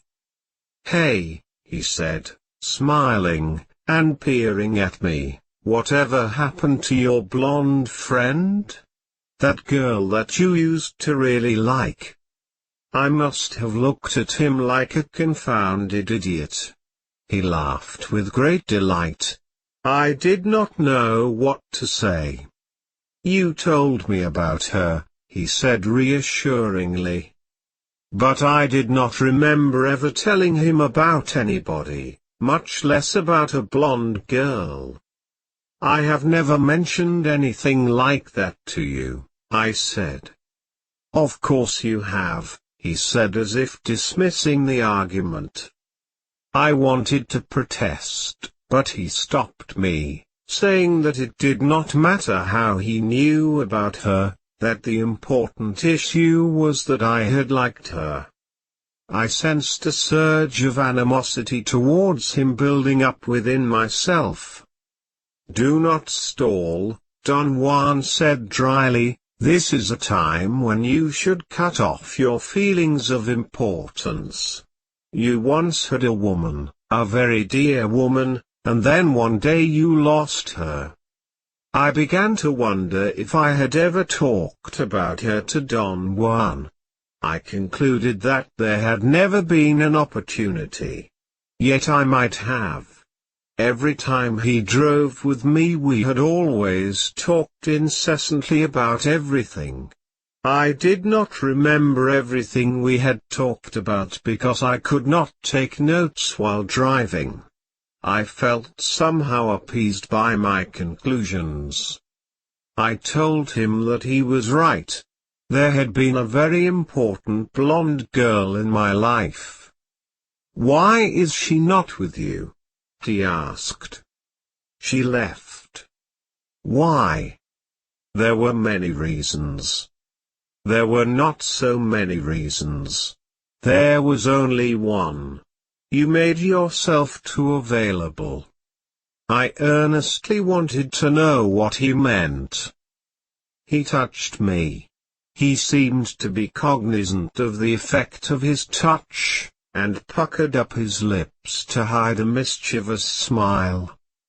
"Everyone knew about you too," he said with unshaken conviction. Was it wrong? It was deadly wrong. She was a fine person. I expressed the sincere feeling that his fishing in the dark was odious to me, especially the fact that he always made his statements with the assurance of someone who had been at the scene, and had seen it all. "But that is true," he said with a disarming candor. "I have seen it all. She was a fine person." I knew that it was meaningless to argue, but I was angry with him for touching that sore spot in my life. I said that the girl in question was not such a fine person after all, and that in my opinion she was rather weak. "So are you," he said calmly, "but that is not important. What counts is that you have looked for her everywhere. That makes her a special person in your world, and for a special person one should have only fine words." I felt embarrassed. A great sadness had begun to engulf me. "What are you doing to me, Don Juan?" I asked. "You always succeed in making me sad. Why?" "You are now indulging in sentimentality," he said accusingly. "What is the point of all this, Don Juan?" "Being inaccessible is the point," he declared. "I brought up the memory of this person only as a means to show you directly what I could not show you with the wind. You lost her because you were accessible. You were always within her reach, and your life was a routine one. "No," I said, "you are wrong. My life was never a routine." "It was and it is a routine," he said dogmatically. "It is an unusual routine, and that gives you the impression that it is not a routine, but I assure you it is." I wanted to sulk and get lost in moroseness, but somehow his eyes made me feel restless. They seemed to push me on and on. "The art of a hunter is to become inaccessible," he said. "In the case of that blonde girl it would have meant that you had to become a hunter, and meet her sparingly, not the way you did.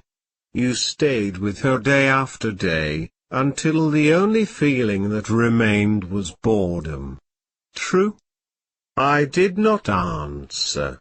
I felt I did not have to. He was right. To be inaccessible means that you touch the world around you sparingly. You do not eat 5 quail, you eat 1. You do not damage the plants just to make a barbecue pit. You do not expose yourself to the power of the wind unless it is mandatory. You do not use and squeeze people until they have shriveled to nothing, especially the people you love. "I have never used anyone," I said sincerely.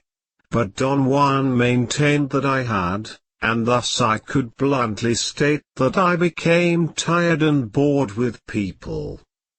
To be unavailable means that you deliberately avoid exhausting yourself and others.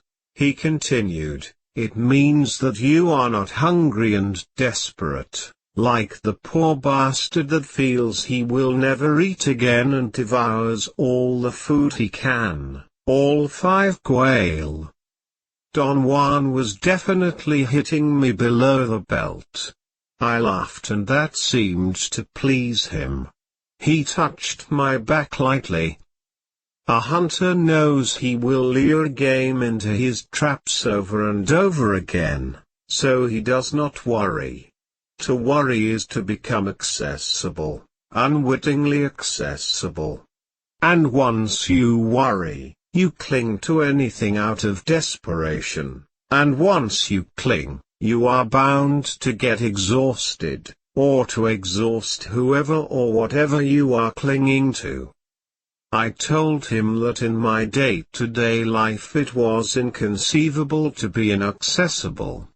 My point was, that in order to function, I had to be within reach of everyone that had something to do with me. "I have told you already that to be inaccessible does not mean to hide or to be secretive," he said calmly. "It does not mean that you cannot deal with people either. A hunter uses his world sparingly and with tenderness, regardless of whether the world might be things, or plants, or animals, or people, or power.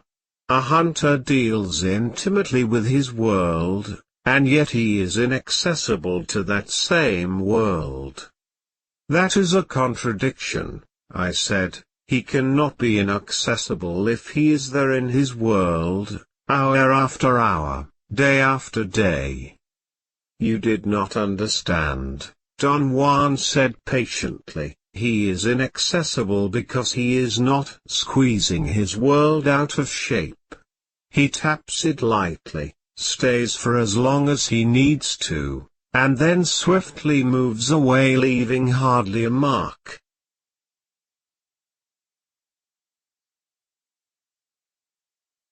Journey to Istlan. Copyright 1972 by Carlos Castaneda. Part 1, Chapter 08, Disrupting the Routines of Life. Sunday, 1961 July 16. We spent all morning watching some rodents that looked like fat squirrels. Don Juan called them water rats. He pointed out that they were very fast in getting out of danger, but after they'd outrun any predator, they had the terrible habit of stopping, or even climbing a rock to stand on their hind legs to look around and groom themselves. They have very good eyes, Don Juan said. You must move only when they are on the run. Therefore, you must learn to predict when and where they will stop so that you would also stop at the same time. I became engrossed in observing them, and I had what would have been a field day for hunters as I spotted so many of them, and finally, I could predict their movements almost every time. Don Juan then showed me how to make traps to catch them. He explained that a hunter had to take time to observe their eating or their nesting places in order to determine where to locate his traps. He would then set them during the night, and all he had to do the next day was to scare them off so they would scatter away into his catching devices. We gathered some sticks and proceeded to build the hunting contraptions. I had mine almost finished, and was excitedly wondering whether or not it would work, when suddenly Don Juan stopped and looked at his left wrist as if he were checking a watch which he had never had. He said that according to his timepiece it was lunchtime. I was holding a long stick which I was trying to make into a hoop by bending it in a circle. I automatically put it down with the rest of my hunting paraphernalia. Don Juan looked at me with an expression of curiosity. Then he made the wailing sound of a factory siren at lunchtime. I laughed. His siren sound was perfect. I walked towards him, and noticed that he was staring at me. He shook his head from side to side. "I will be damned," he said. "What is wrong?" I asked. He again made the long wailing sound of a factory whistle. "Lunch is over," he said, "go back to work." I felt confused for an instant. But then I thought that he was joking, perhaps because we really had nothing to make lunch with. I had been so engrossed with the rodents that I had forgotten we had no provisions. I picked up the stick again, and tried to bend it. After a moment Don Juan again blew his whistle. "Time to go home," he said. He examined his imaginary watch, and then looked at me and winked. "It is 5 o'clock, he said with an air of someone revealing a secret. I thought that he had suddenly become fed up with hunting and was calling the whole thing off. I simply put everything down and began to get ready to leave. I did not look at him.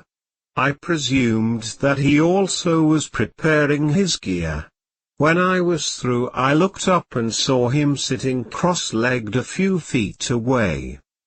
"I am through," I said, "we can go anytime."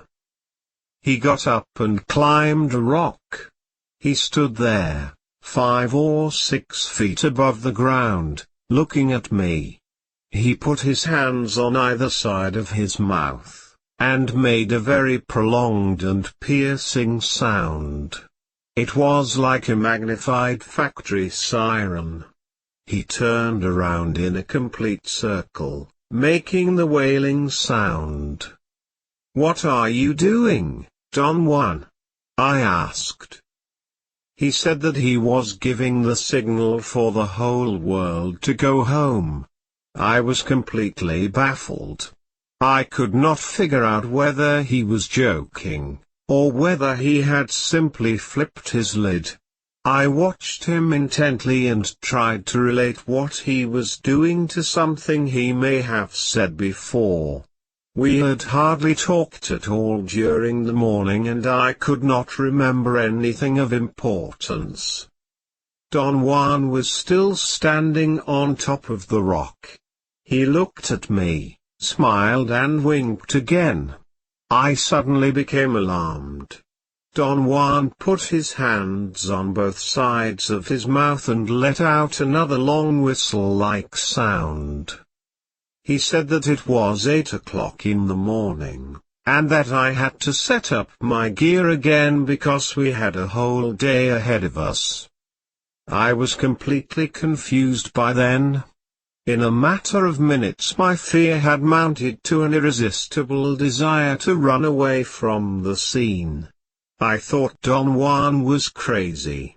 I was about to flee when he slid down from the rock, and came to me, smiling.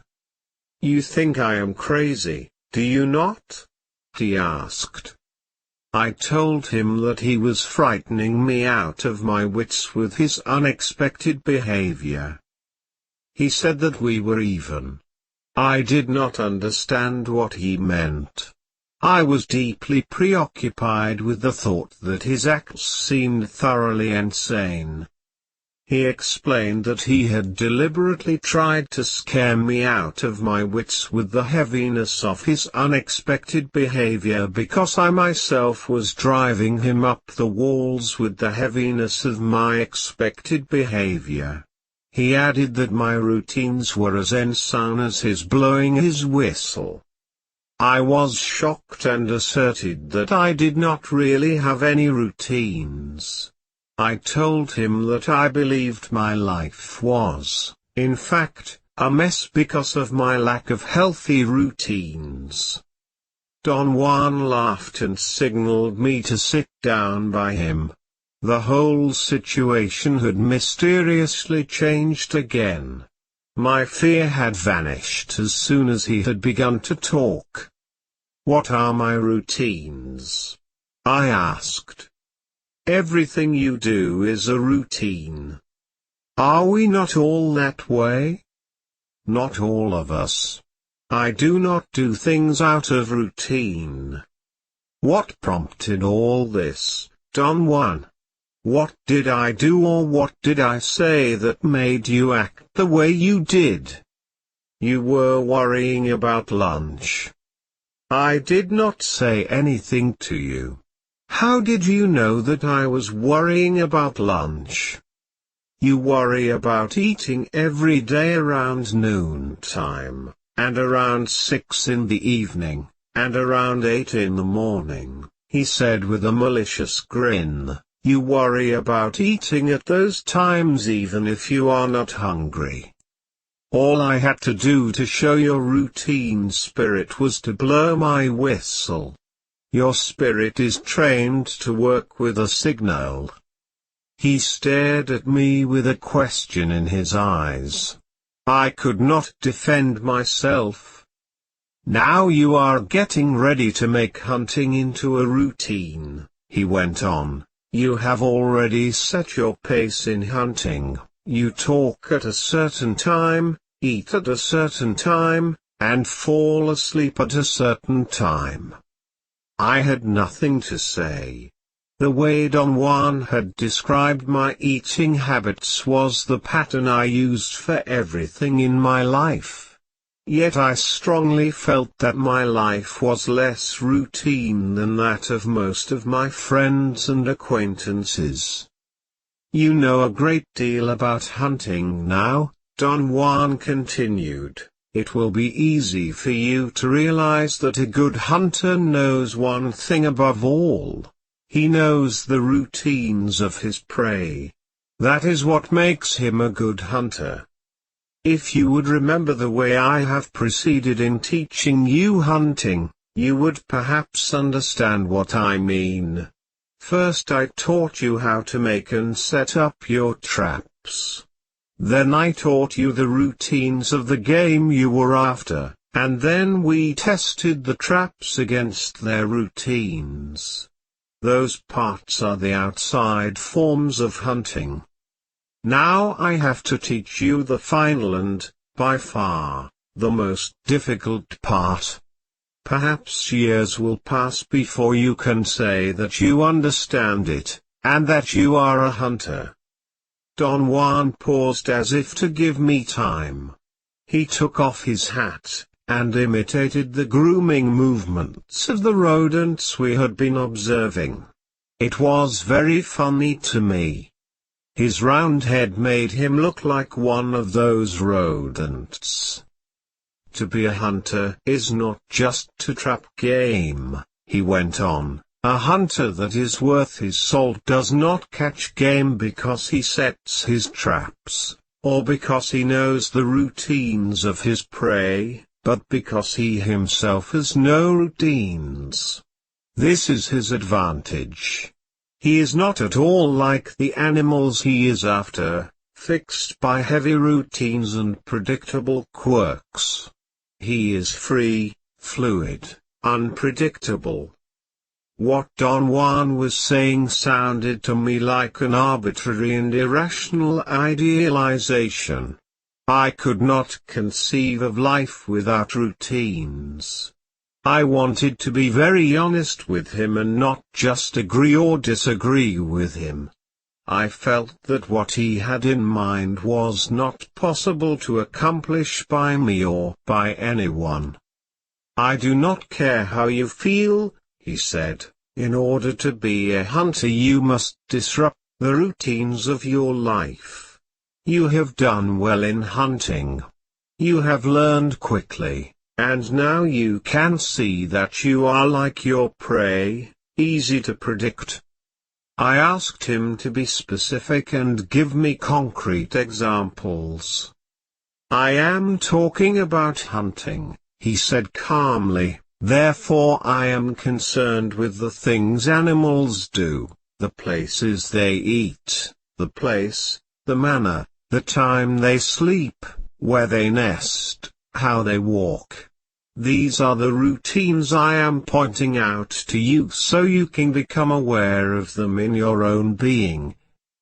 You have observed the habits of animals in the desert. They eat or drink at certain places, they nest at specific spots, they leave their tracks in specific ways. In fact, everything they do can be foreseen or reconstructed by a good hunter.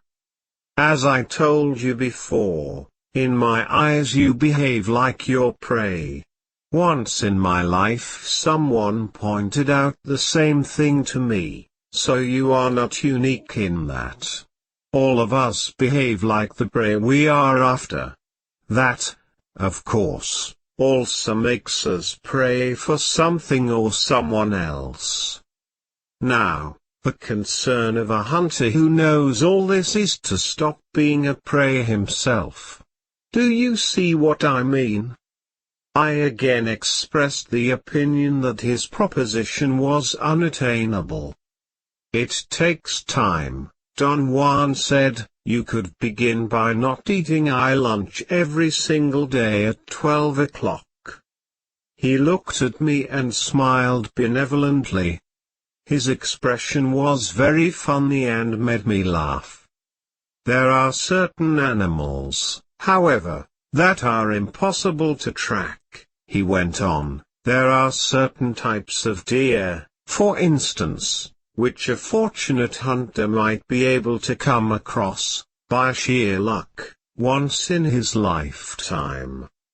Don Juan paused dramatically and looked at me piercingly. He seemed to be waiting for a question, but I did not have any. "What do you think makes them so difficult to find and so unique?" he asked. I shrugged my shoulders because I did not know what to say. "They have no routines," he said in a tone of revelation. "That is what makes them magical." "A deer has to sleep at night," I said. "Is that not a routine?" "Certainly, if the deer sleeps every night at a specific time and in one specific place. But those magical beings do not behave like that. In fact, someday you may verify this for yourself. Perhaps it will be your fate to chase one of them for the rest of your life, What do you mean by that? You like hunting. Perhaps someday, in some place in the world, your path may cross the path of a magical being and you might go after it. A magical being is a sight to behold. I was fortunate enough to cross paths with one. Our encounter took place after I had learned and practiced a great deal of hunting. Once, I was in a forest of thick trees in the mountains of central Mexico when suddenly I heard a sweet whistle. It was unknown to me. Never in all my years of roaming in the wilderness had I heard such a sound. I could not place it in the terrain. It seemed to come from different places. I thought that perhaps I was surrounded by a herd or a pack of some unknown animals. I heard the tantalizing whistle once more. It seemed to come from everywhere. I realized then my good fortune. I knew it was a magical being, a deer.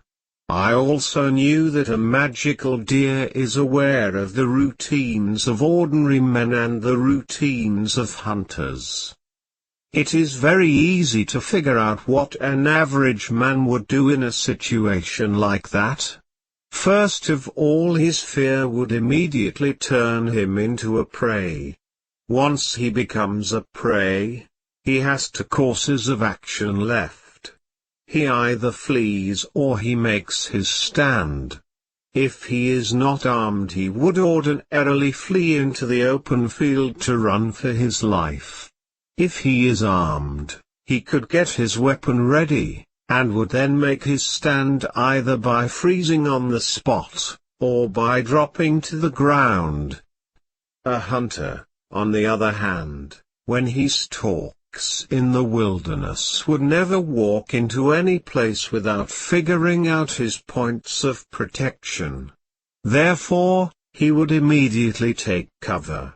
He might drop his poncho on the ground, or he might hang it from a branch as a decoy, and then he would hide and wait until the game makes its next move. So, in the presence of the magical deer, I did not behave like either. I quickly stood on my head, and began to wail softly. I actually wept tears and sobbed for such a long time that I was about to faint.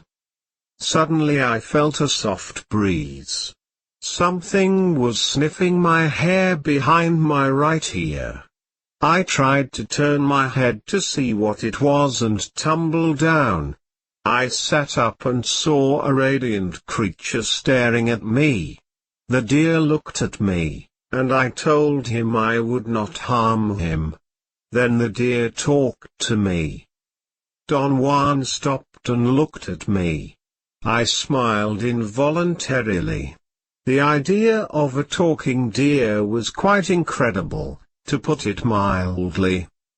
He talked to me, Don Juan said with a grin. The deer talked. He did. Don Juan stood, and picked up his bundle of hunting paraphernalia. Did it really talk? I asked in a tone of perplexity. Don Juan roared with laughter. What did it say? I asked half in jest. I thought he was pulling my leg. Don Juan was quiet for a moment as if he were trying to remember. Then his eyes brightened as he told me what the deer had said.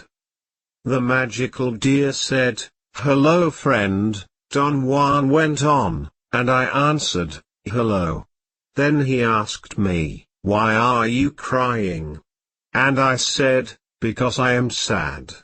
Then the magical creature came to my ear, and said as clearly as I am speaking now, "Do not be sad." Don Juan stared into my eyes. He had a glint of sheer mischievousness. He began to laugh uproariously.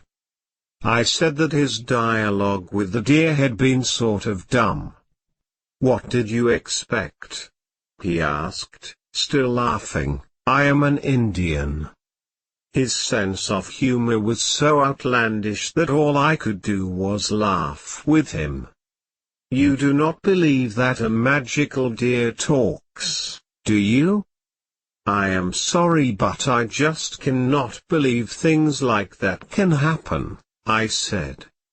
"I do not blame you," he said reassuringly, "it is one of the darndest things."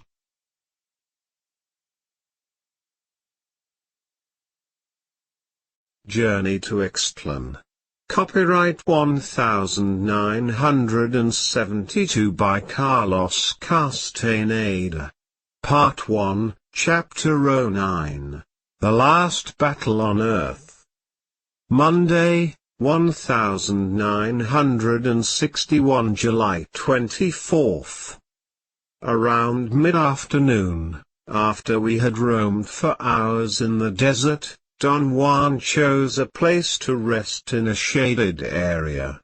As soon as we sat down he began talking. He said that I had learned a great deal about hunting, but I had not changed as much as he had wished. "It is not enough to know how to make and set up traps," he said. "A hunter must live as a hunter in order to draw the most out of his life. Unfortunately, changes are difficult and happen very slowly. Sometimes it takes years for a man to become convinced of the need to change. It took me years, but maybe I did not have a knack for hunting.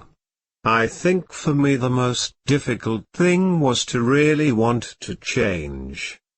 I assured him that I understood his point. In fact, since he had begun to teach me how to hunt, I also had begun to reassess my actions. Perhaps the most dramatic discovery for me was that I liked Don Juan's ways. I liked Don Juan as a person. There was something solid about his behavior. The way he conducted himself left no doubts about his mastery. And yet he had never exercised his advantage to demand anything from me. His interest in changing my way of life, I felt, was akin to an impersonal suggestion, or perhaps it was akin to an authoritative commentary on my failures. He had made me very aware of my failings, yet I could not see how his ways would remedy anything in me. I sincerely believed that, in light of what I wanted to do in my life, his ways would have only brought me misery and hardship, hence the impasse. However, I had learned to respect his mastery, which had always been expressed in terms of beauty and precision. "I have decided to shift my tactics," he said. I asked him to explain. His statement was vague and I was not sure whether or not he was referring to me. "A good hunter changes his ways as often as he needs," he replied. "You know that yourself." "What do you have in mind, Don Juan?" "A hunter must not only know about the habits of his prey, he also must know that there are powers on this earth that guide men and animals and everything that is living." He stopped talking. I waited, but he seemed to have come to the end of what he wanted to say. "What kind of powers are you talking about?" I asked after a long pause. "Powers that guide our lives and our deaths." Don Juan stopped talking and seemed to be having tremendous difficulty in deciding what to say. He rubbed his hands and shook his head, puffing out his jaws.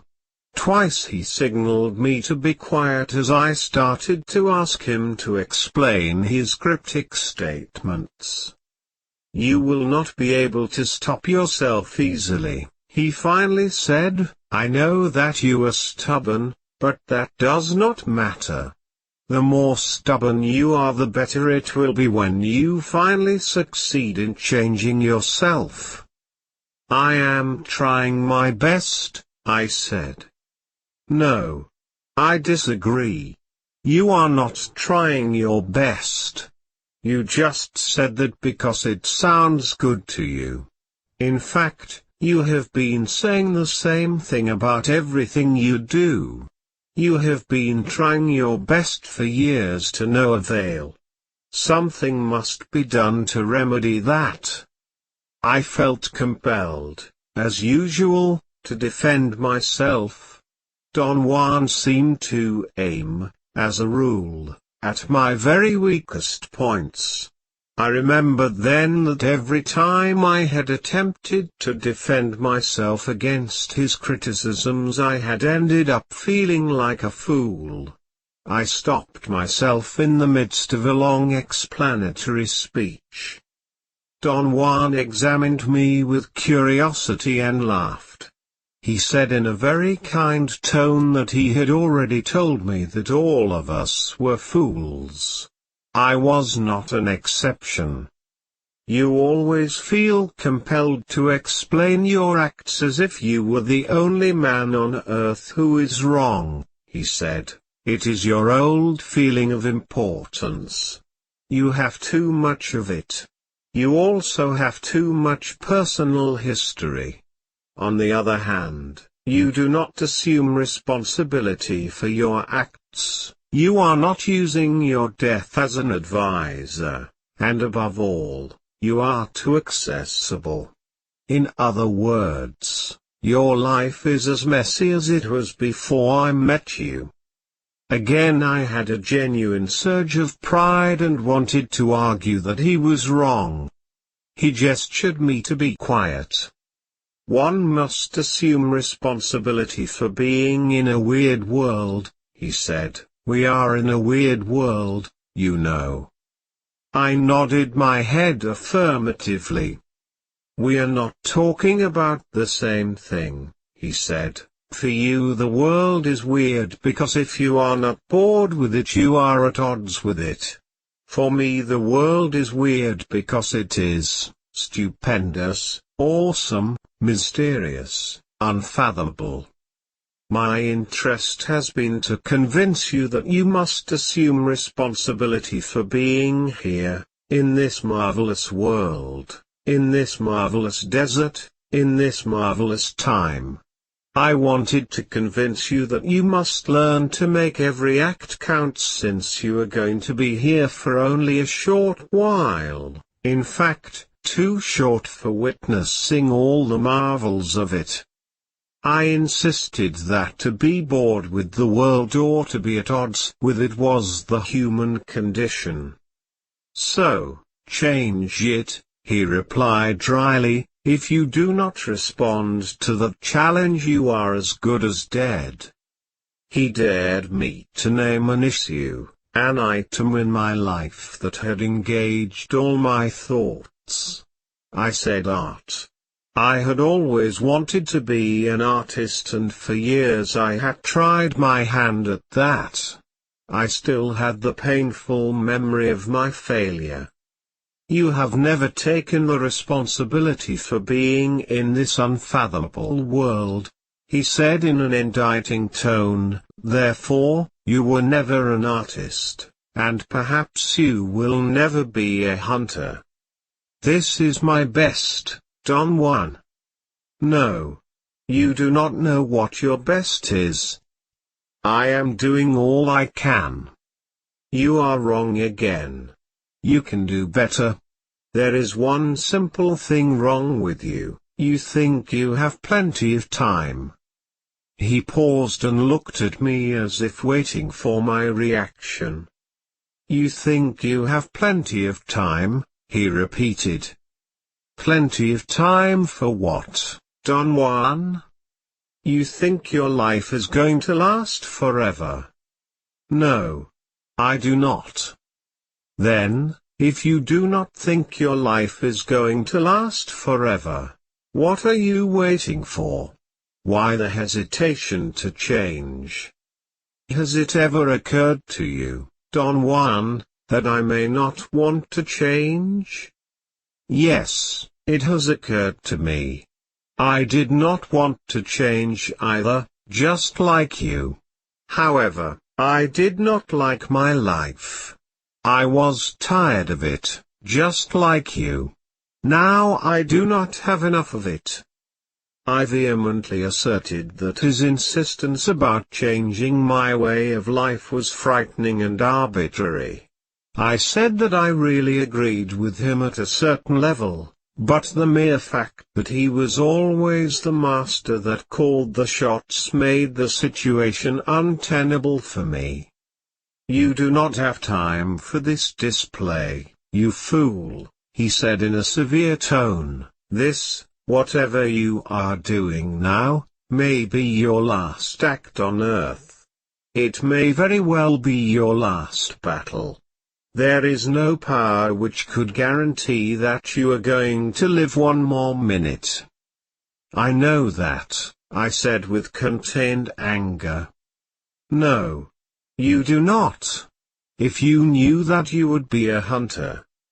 I contended that I was aware of my impending death, but that it was useless to talk or think about it since I could not do anything to avoid it. Don Juan laughed and said I was like a comedian going mechanically through a routine.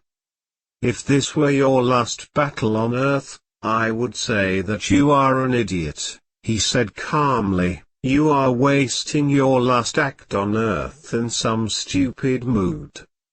We were quiet for a moment. My thoughts ran rampant. He was of course right. You have no time, my friend, no time. None of us have time, he said. I agree, Don Juan, but... Do not just agree with me, he snapped. You must, instead of agreeing so easily, act upon it. Take the challenge. Change. Just like that? That is right. The change I am talking about never takes place by degrees. It happens suddenly. And you are not preparing yourself for that sudden act that will bring a total change. I believed he was expressing a contradiction. I explained to him that, if I were preparing myself to change, I was certainly changing by degrees. You have not changed at all, he said. That is why you believe you are changing little by little.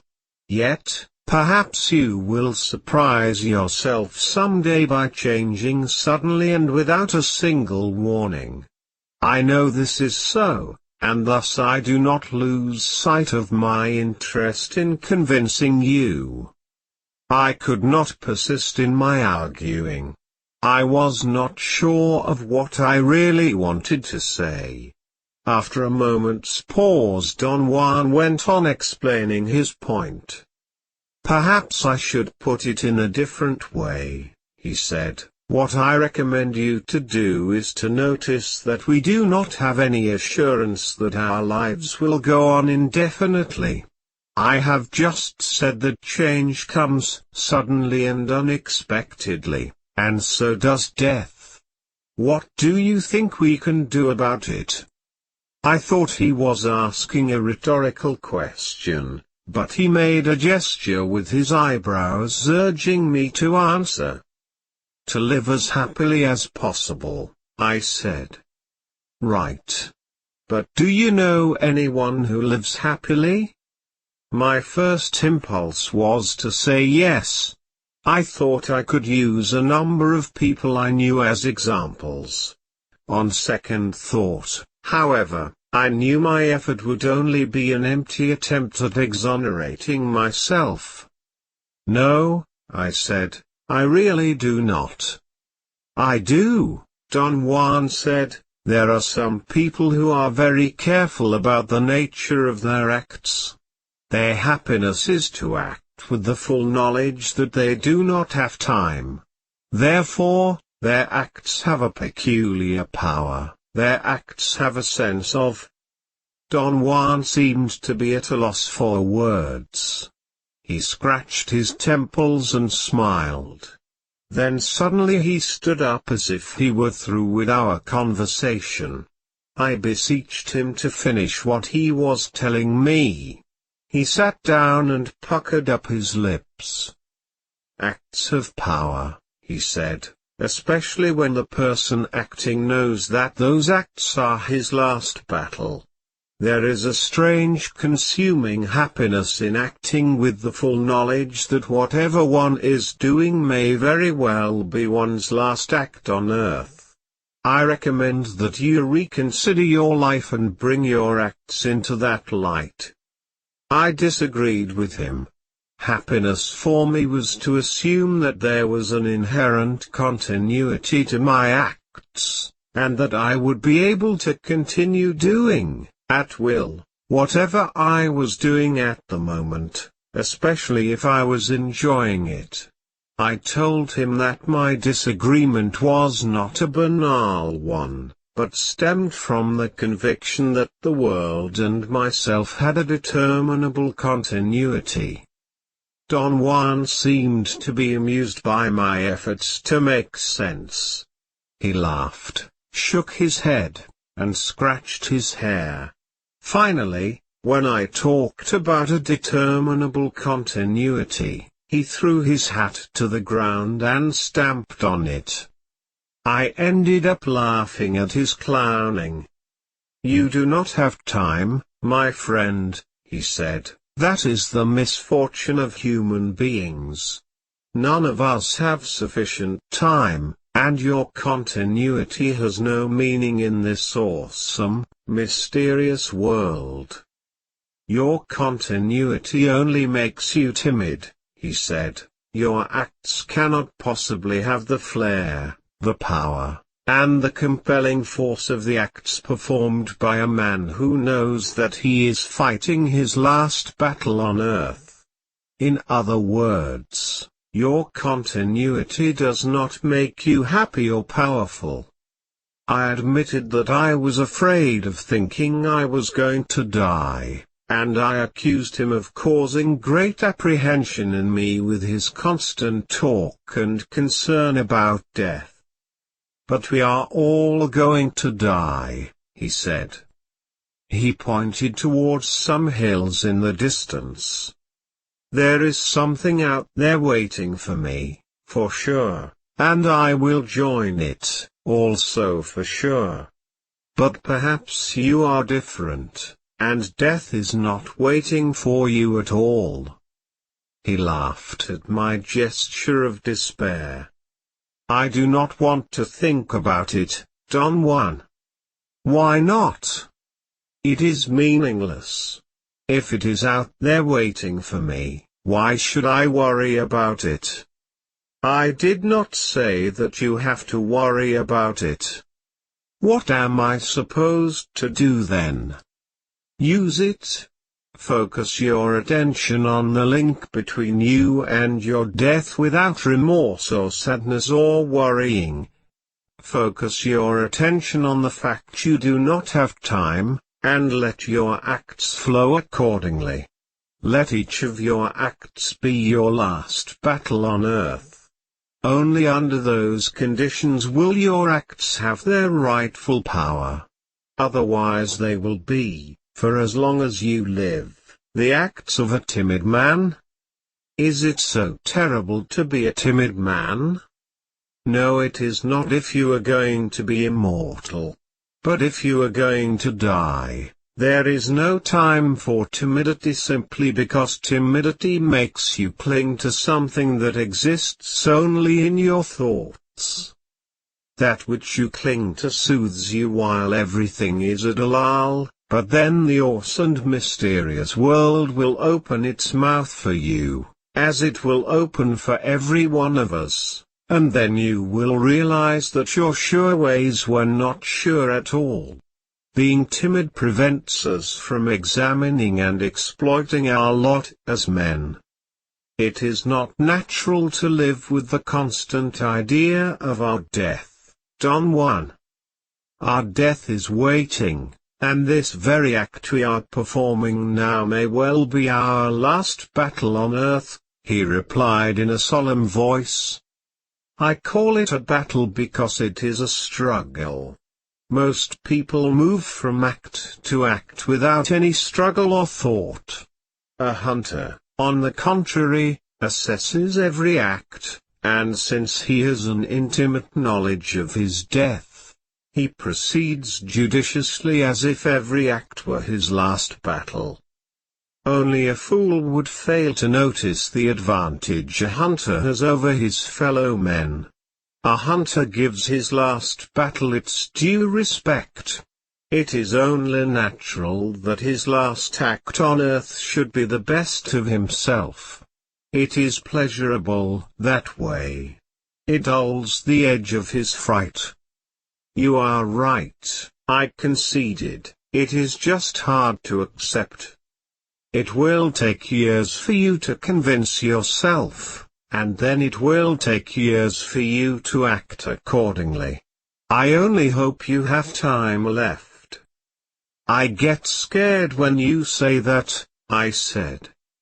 Don Juan examined me with a serious expression on his face. I have told you, this is a weird world, he said. The forces that guide men are unpredictable, awesome, yet their splendor is something to witness. He stopped talking and looked at me again. He seemed to be on the verge of revealing something to me, but he checked himself and smiled. Is there something that guides us? I asked. Certainly. There are powers that guide us. Can you describe them? Not really, except to call them forces, spirits, airs, winds, or anything like that. I wanted to probe him further, but before I could ask anything else, he stood up. I stared at him, flabbergasted. He had stood up in one single movement. His body had simply jerked up, and he was on his feet. I was still pondering upon the unusual skill that would be needed in order to move with such speed, when he told me in a dry tone of command to stalk a rabbit, catch it, kill it, skin it, and roast the meat before the twilight. He looked up at the sky and said that I might have enough time. I automatically started off, proceeding the way I had done scores of times. Don Juan walked beside me, and followed my movements with a scrutinizing look. I was very calm and moved carefully, and I had no trouble at all in catching a male rabbit. Now kill it, Don Juan said dryly. I reached into the trap to grab hold of the rabbit. I had it by the ears and was pulling it out when a sudden sensation of terror invaded me. For the first time since Don Juan had begun to teach me to hunt, it occurred to me that he had never taught me how to kill game. In the scores of times we had roamed in the desert, he himself had only killed one rabbit, a quail, and one rattlesnake.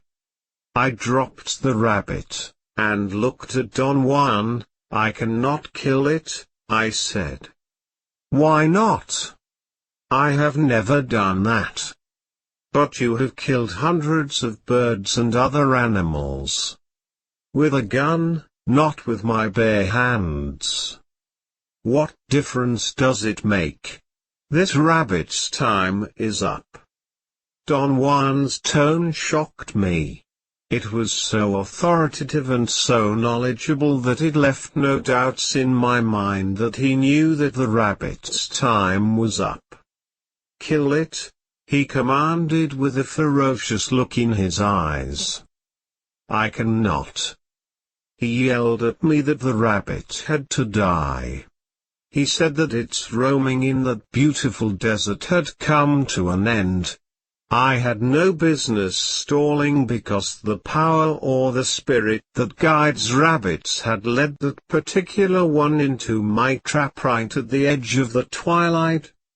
A series of confusing thoughts and feelings overtook me as if the feelings had been out there waiting for me. I felt with agonizing clarity the rabbit's tragedy, to have fallen into my trap. In a matter of seconds my mind swept across the most crucial moments of my own life, the many times I had been the rabbit myself. I looked at it, and it looked at me. The rabbit had backed up against the side of the cage. It was almost curled up, very quiet and motionless. We exchanged a somber glance, and that glance, which I fancied to be of silent despair, cemented a complete identification on my part.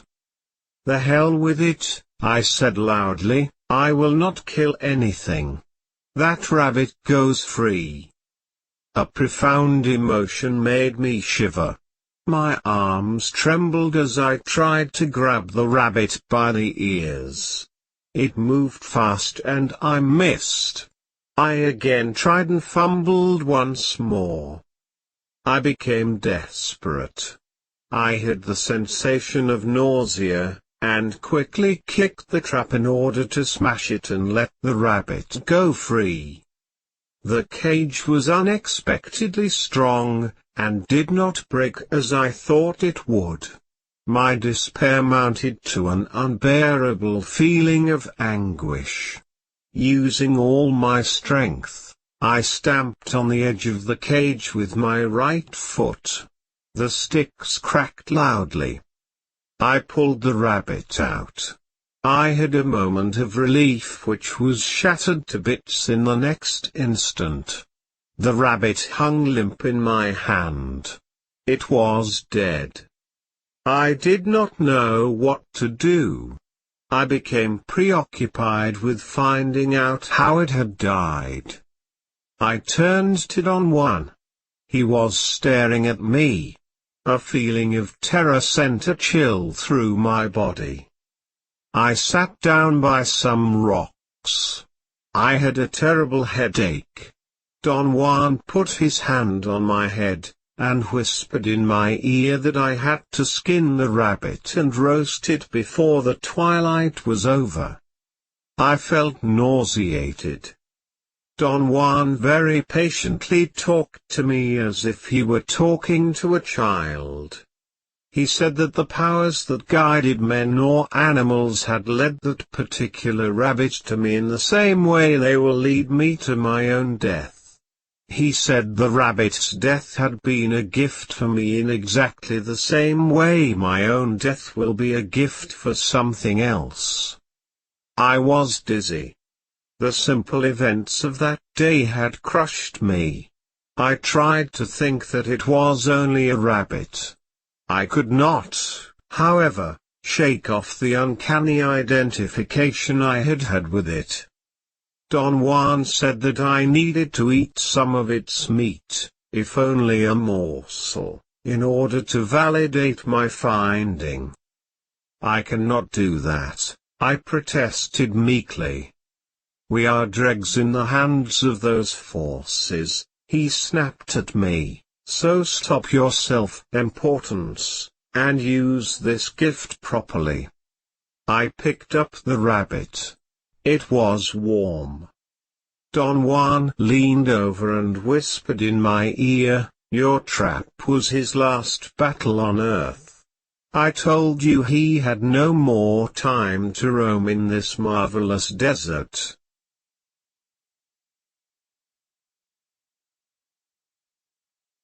Journey to Istlan. Copyright 1972 by Carlos Castaneda.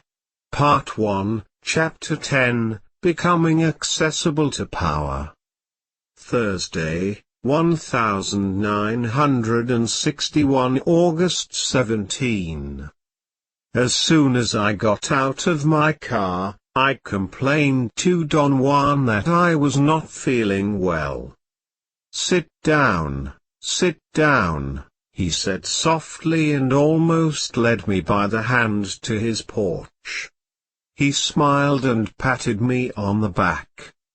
2 weeks earlier on August 4, Don Juan changed his tactics with me, as he had said, and allowed me to ingest some peyote buttons.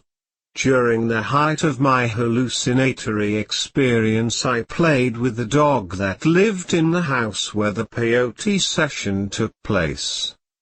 Don Juan told me he had interpreted my interaction with the dog as a very special event. He contended that at moments of power such as the one I had been living during the peyote session, the world of ordinary affairs did not exist, and nothing could be taken for granted, that the dog was not really a dog, but the incarnation of Mescalito, the power or deity contained in peyote. The post-effects of that experience were a general sense of fatigue and melancholy, plus the incidence of exceptionally vivid dreams and nightmares. "Where is your writing gear?" Don Juan asked, as I sat down on the porch. I had left my notebooks in my car. Don Juan walked back to the car and carefully pulled out my briefcase and brought it to my side. He asked if I usually carried my briefcase when I walked. I said I did. "That is madness," he said. "I have told you never to carry anything in your hands when you walk. Get a knapsack." I laughed. The idea of carrying my notes in a knapsack was ludicrous. I told him that ordinarily I wore a suit, and a knapsack over a 3-piece suit would be a preposterous sight. "Put your coat on over the knapsack," he said. "It is better that people think you are a hunchback than to ruin your body carrying all this around." He urged me to get out my notebook and write. He seemed to be making a deliberate effort to put me at ease. I complained again about the feeling of physical discomfort and the strange sense of unhappiness I was experiencing. Don Juan laughed and said, "You are beginning to learn." We then had a long conversation. He said that Mescalito, by allowing me to play with him, had pointed me out as a chosen man, and that, although he was baffled by the omen because I was not an Indian, he was going to pass on to me some secret knowledge. He said that he had had a benefactor himself who taught him how to become a man of knowledge. I sensed that something dreadful was about to happen. The revelation that I was Don Juan's chosen man, the unquestionable strangeness of his ways, and the devastating effect that peyote had had on me all created a state of unbearable apprehension and indecision. But Don Juan disregarded my feelings and recommended that I should only think of the wonder of Mescalito playing with me. "Think about nothing else," he said, "the rest will come to you of itself." He stood up and patted me gently on the head and said in a very soft voice, "I am going to teach you how to become a warrior in the same manner I have taught you how to hunt. I must warn you, though, just as learning how to hunt has not made you into a hunter, nor will simply learning how to become a warrior make you one." I experienced a sense of frustration, a physical discomfort that bordered on anguish. I complained about the vivid dreams and nightmares I was having. Don Juan seemed to deliberate for a moment, and sat down again. They are weird dreams, I said. You have always had weird dreams, he retorted. I am telling you, this time they are truly more weird than anything I have ever had. Do not concern yourself. They are only dreams. Like the dreams of any ordinary dreamer, they do not have power.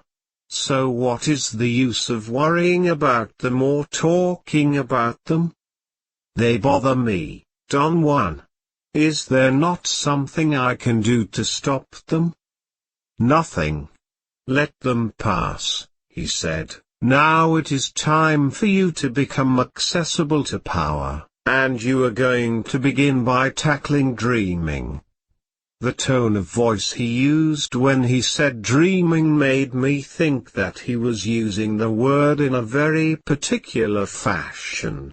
I was pondering about a proper question to ask when he began to talk again.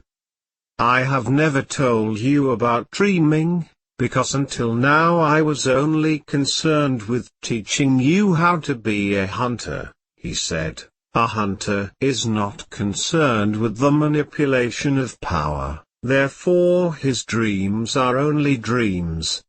They might be poignant, but they are not dreaming.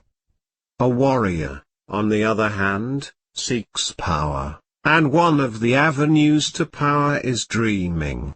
You may say that the difference between a hunter and a warrior is that a warrior is on his way to power, while a hunter knows nothing or very little about it. The decision as to who can be a warrior and who can only be a hunter is not up to us. That decision is in the realm of the powers that guide men. That is why your playing with Mescalito was such an important omen. Those forces guided you to me. They took you to that bus depot, remember? Some clown brought you to me. A perfect omen. A clown pointing you out. So, I taught you how to be a hunter. And then the other perfect omen. Mescalito himself playing with you. See what I mean? His weird logic was overwhelming.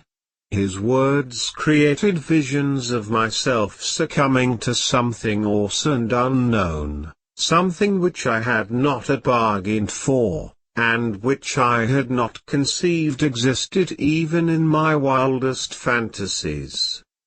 What do you propose I should do? I asked. Become accessible to power, tackle your dreams, he replied. You call them dreams because you have no power. A warrior, being a man who seeks power, does not call them dreams. He calls them real. You mean he takes his dreams as being reality? He does not take anything as being anything else. What you call dreams are real for a warrior.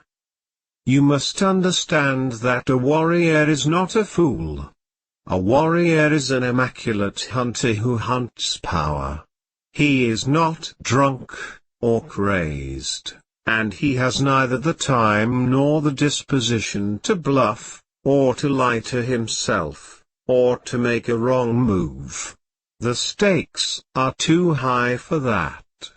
The stakes are his trimmed orderly life which he has taken so long to tighten and perfect.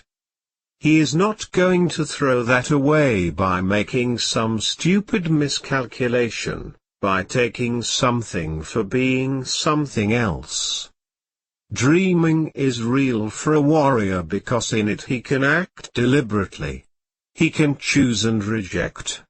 He can select from a variety of items those which lead to power, and then he can manipulate them and use them, while in an ordinary dream, he cannot act deliberately. Do you mean then, Don Juan, that dreaming is real? Of course it is real. As real as what we are doing now? If you want to compare things, I can say that it is perhaps more real. In dreaming you have power. You can change things. You may find out countless concealed facts. You can control whatever you want. Don Juan's premises always had appealed to me at a certain level. I could easily understand his liking, the idea that one could do anything in dreams. But I could not take him seriously. The jump was too great. We looked at each other for a moment. His statements seemed insane, and yet, he was, to the best of my knowledge, one of the most level-headed men I had ever met. I told him that I could not believe he took his dreams to be reality. He chuckled as if he knew the magnitude of my untenable position. Then he stood up without saying a word, and walked inside his house. I sat for a long time in a state of stupor until he called me to the back of his house.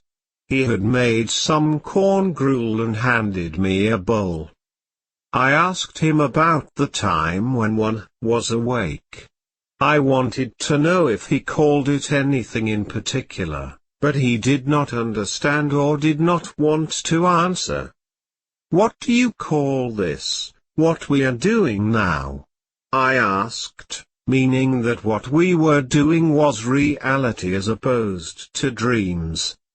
"I call it eating," he said, and contained his laughter. "I call it reality," I said, "because our eating is actually taking place."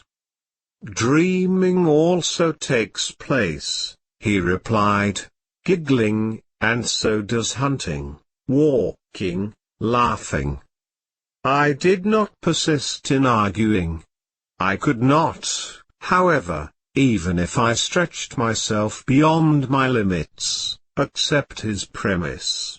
He seemed to be delighted with my despair.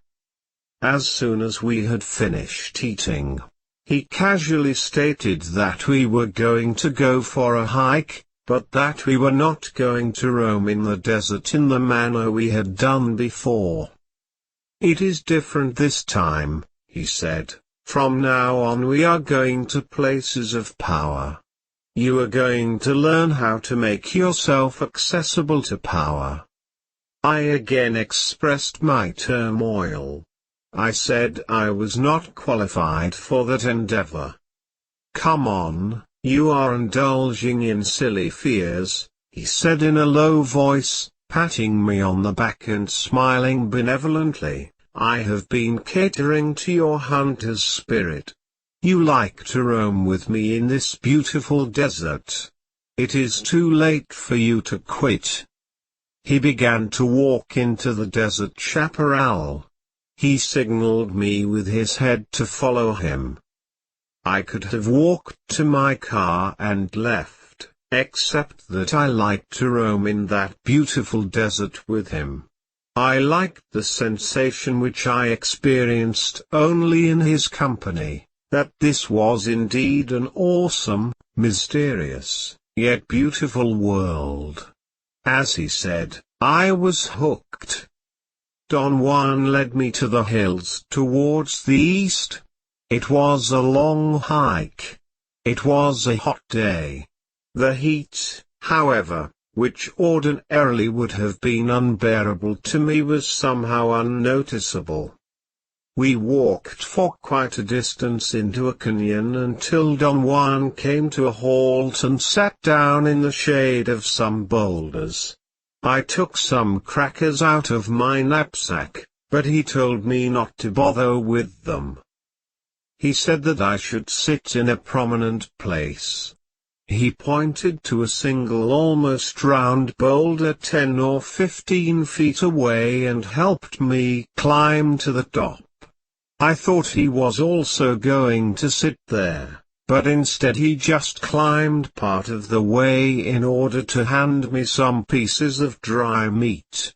He told me with a deadly serious expression that it was power meat and should be chewed very slowly, and should not be mixed with any other food. He then walked back to the shaded area, and sat down with his back against a rock. He seemed relaxed, almost sleepy. He remained in the same position until I had finished eating. Then he sat up straight, and tilted his head to the right. He seemed to be listening attentively. He glanced at me 2 or 3 times, stood up abruptly, and began to scan the surroundings with his eyes the way a hunter would do. I automatically froze on the spot and only moved my eyes in order to follow his movements. Very carefully he stepped behind some rocks, as if he were expecting game to come into the area where we were. I realized then that we were in a round cove-like bend in the dry water canyon, surrounded by sandstone boulders. Don Juan suddenly came out from behind the rocks and smiled at me. He stretched his arms, yawned, and walked towards the boulder where I was. I relaxed my tense position and sat down. "What happened?" I asked in a whisper. He answered me, yelling, that there was nothing around there to worry about. I felt an immediate jolt in my stomach. His answer was inappropriate, and it was inconceivable to me that he would yell unless he had a specific reason for it. I began to slide down from the boulder, but he yelled that I should stay there a while longer. "What are you doing?" I asked. He sat down and concealed himself between 2 rocks at the base of the boulder where I was, and then he said in a very loud voice that he had only been looking around because he thought he had heard something. I asked if he had heard a large animal. He put his hand to his ear and yelled that he was unable to hear me, and that I should shout my words. I felt ill at ease yelling, but he urged me in a loud voice to speak up. I shouted that I wanted to know what was going on, and he shouted back that there was really nothing around there. He yelled, asking if I could see anything unusual from the top of the boulder. I said no, and he asked me to describe to him the terrain towards the south. We shouted back and forth for a while, and then he signaled me to come down.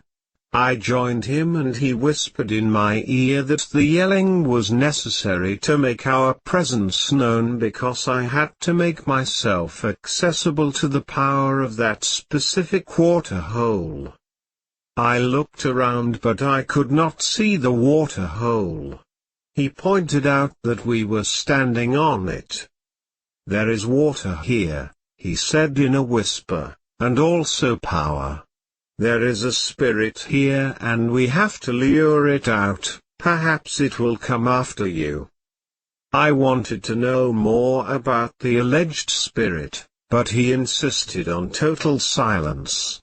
He advised me to stay perfectly still, and not let out a whisper or make the slightest movement to betray our presence.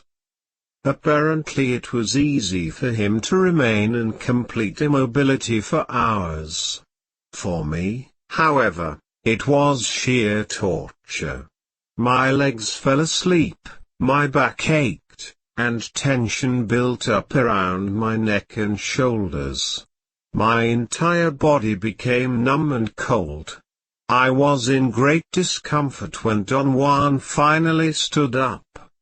He just sprang to his feet, and extended his hand to me to help me stand up. As I was trying to stretch my legs, I realized the inconceivable easiness with which Don Juan had jumped up after hours of immobility. It took quite some time for my muscles to regain the elasticity needed for walking. Don Juan headed back for the house.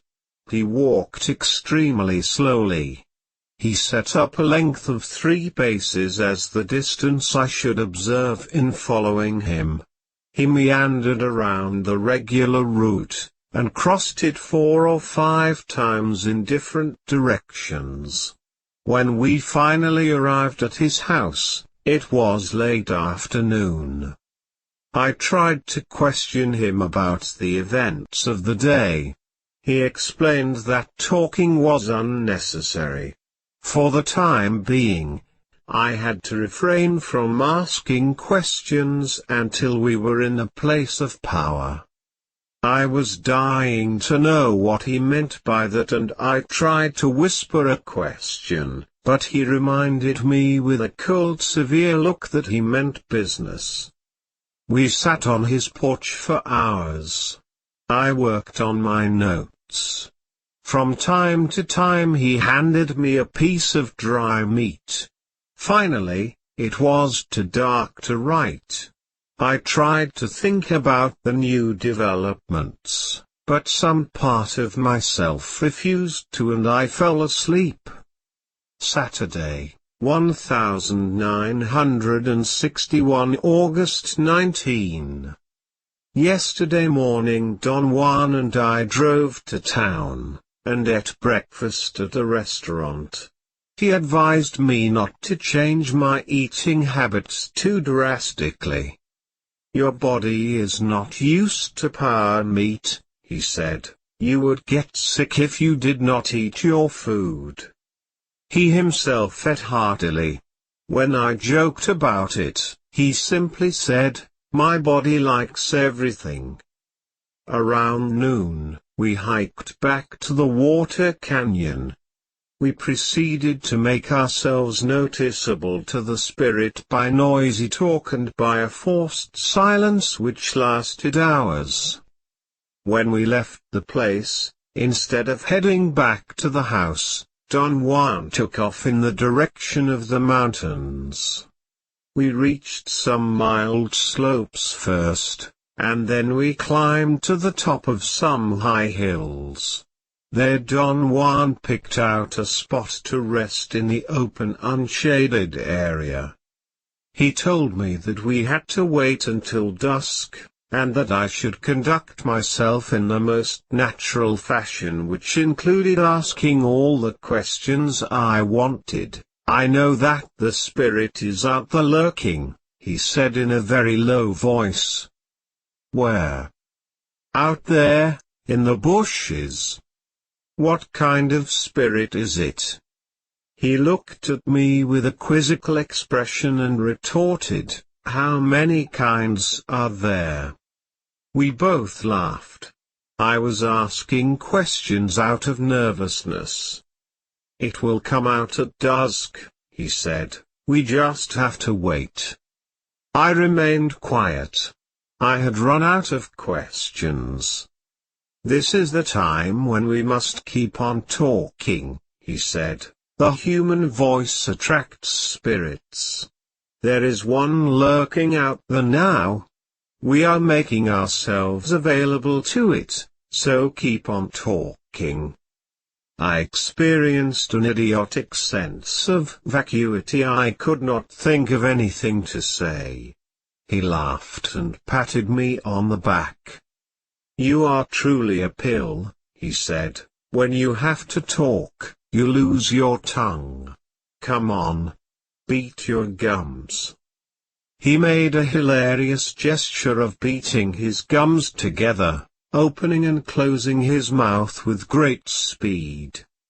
There are certain things we will talk about from now on only at places of power, he went on. I have brought you here because this is your first trial. This is a place of power, and here we can talk only about power. I really do not know what power is, I said. Power is something a warrior deals with, he said. At first it is an incredible, far-fetched affair. It is hard to even think about it. This is what is happening to you now. then power becomes a serious matter. One may not have it, or one may not even fully realize that it exists, yet one knows that something is there, something which was not noticeable before. Next, power is manifested as something uncontrollable that comes to oneself. It is not possible for me to say how it comes, or what it really is. It is nothing, and yet it makes marvels appear before your very eyes. And finally, power is something in oneself, something that controls one's acts and yet obeys one's command.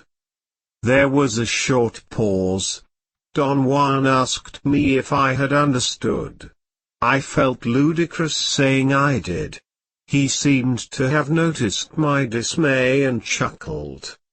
"I am going to teach you right here the first step to power," he said as if he were dictating a letter to me. "I am going to teach you how to set up dreaming." He looked at me and again asked me if I knew what he meant. I did not. I was hardly following him at all. He explained that to set up dreaming meant to have a concise and pragmatic control over the general situation of a dream, comparable to the control one has over any choice in the desert, such as climbing up a hill or remaining in the shade of a water canyon. "You must start by doing something very simple," he said. "Tonight in your dreams you must look at your hands." I laughed out loud. His tone was so factual that it was as if he were telling me to do something commonplace. "Why do you laugh?" he asked with surprise. "How can I look at my hands in my dreams?" "Very simple. Focus your eyes on them just like this." He bent his head forward, and stared at his hands with his mouth open. His gesture was so comical that I had to laugh. "Seriously, how can you expect me to do that?" I asked. "The way I have told you," he snapped. "You can, of course, look at whatever you please, your toes, or your belly, or your pecker, for that matter." I said your hands because that was the easiest thing for me to look at. Do not think it is a joke. Dreaming is as serious as seeing or dying or any other thing in this awesome, mysterious world. Think about it as something entertaining. Imagine all the inconceivable things you could accomplish. A man hunting for power has almost no limits in his dreaming. I asked him to give me some pointers. "There are not any pointers," he said, "just look at your hands." "There must be more that you could tell me," I insisted. He shook his head, and squinted his eyes, staring at me in short glances. "Every one of us is different," he finally said. "What you call pointers would only be what I myself did when I was learning. We are not the same. We are not even vaguely alike. Maybe anything you could say would help me. It would be simpler for you just to start looking at your hands." He seemed to be organizing his thoughts, and bobbed his head up and down. "Every time you look at anything in your dreams it changes shape," he said after a long silence. "The trick in learning to set up dreaming is obviously not just to look at things, but to sustain the sight of them. Dreaming is real when one has succeeded in bringing everything into focus. Then there is no difference between what you do when you sleep, and what you do when you are not sleeping. Do you see what I mean?" I confessed that, although I understood what he had said, I was incapable of accepting his premise. I brought up the point that, in a civilized world, there were scores of people who had delusions and could not distinguish what took place in the real world from what took place in their fantasies. I said that such persons were undoubtedly mentally ill, and that my uneasiness increased every time he would recommend I should act like a crazy man. After my long explanation, Don Juan made a comical gesture of despair by putting his hands to his cheeks, and sighing loudly. "Leave your civilized world alone," he said. "Let it be. Nobody is asking you to behave like a madman. I have already told you that a warrior has to be perfect in order to deal with the powers he hunts. How can you conceive that a warrior would not be able to tell things apart? On the other hand, you, my friend, who know what the real world is, would fumble and die in no time at all if you would have to depend on your ability for telling what is real and what is not." I obviously had not expressed what I really had in mind. Every time I protested, I was simply voicing the unbearable frustration of being in an untenable position. "I am not trying to make you into a sick, crazy man," Don Juan went on. "You can do that yourself without my help. But the forces that guide us brought you to me, and I have been endeavoring to teach you to change your stupid ways and live the strong, clean life of a hunter. Then the forces guided you again, and told me that you should learn to live the impeccable life of a warrior. Apparently you cannot. But who can tell? We are as mysterious and as awesome as this unfathomable world, so who can tell what you are capable of?" There was an underlying tone of sadness in Don Juan's voice. I wanted to apologize, but he began to talk again. "You do not have to look at your hands," he said. "Like I have said, pick anything at all. But pick one thing in advance, and find it in your dreams. I said your hands because they will always be there. When they begin to change shape, you must move your sight away from them and pick something else, and then look at your hands again. It takes a long time to perfect this technique." I had become so involved in writing that I had not noticed that it was getting dark. The sun had already disappeared over the horizon. The sky was cloudy and the twilight was imminent. Don Juan stood up, and gave furtive glances towards the south. "Let us go," he said. "We must walk south until the spirit of the waterhole shows itself." We walked for perhaps half an hour. The terrain changed abruptly, and we came to a barren area. There was a large round hill where the chaparral had burned. It looked like a bald head. We walked towards it.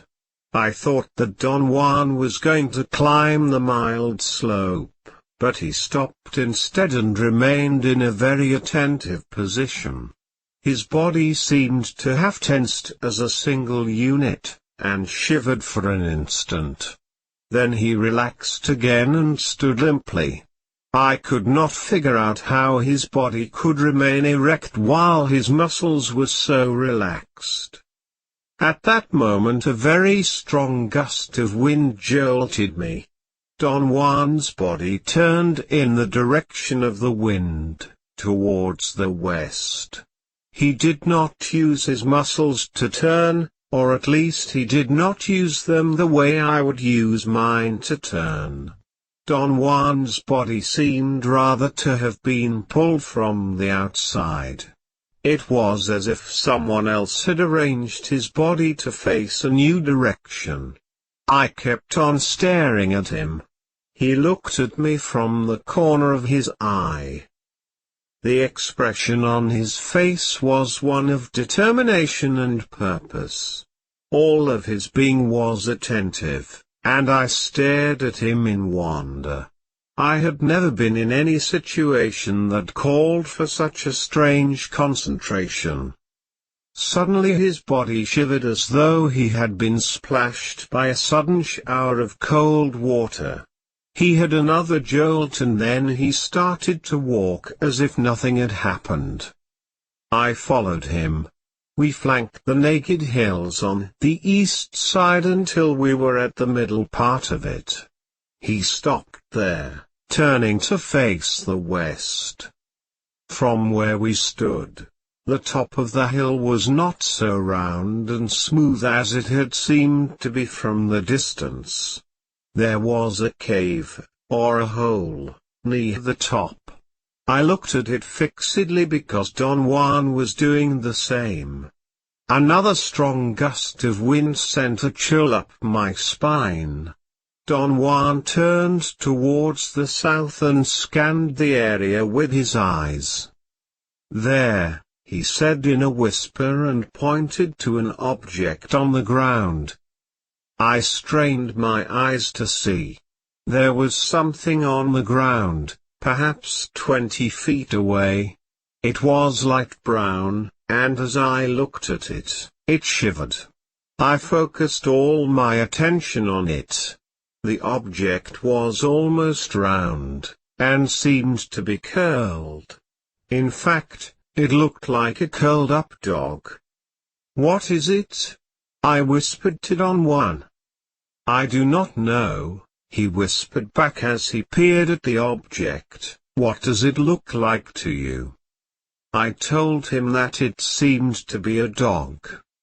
"Too large for a dog," he said matter-of-factly. I took a couple of steps towards it, but Don Juan stopped me gently. I stared at it again. It was definitely some animal that was either asleep or dead. I could almost see its head. Its ears protruded like the ears of a wolf. By then I was definitely sure that it was a curled-up animal. I thought that it could have been a brown calf. I whispered that to Don Juan. He answered that it was too compact to be a calf. Besides, its ears were pointed. The animal shivered again and then I noticed that it was alive.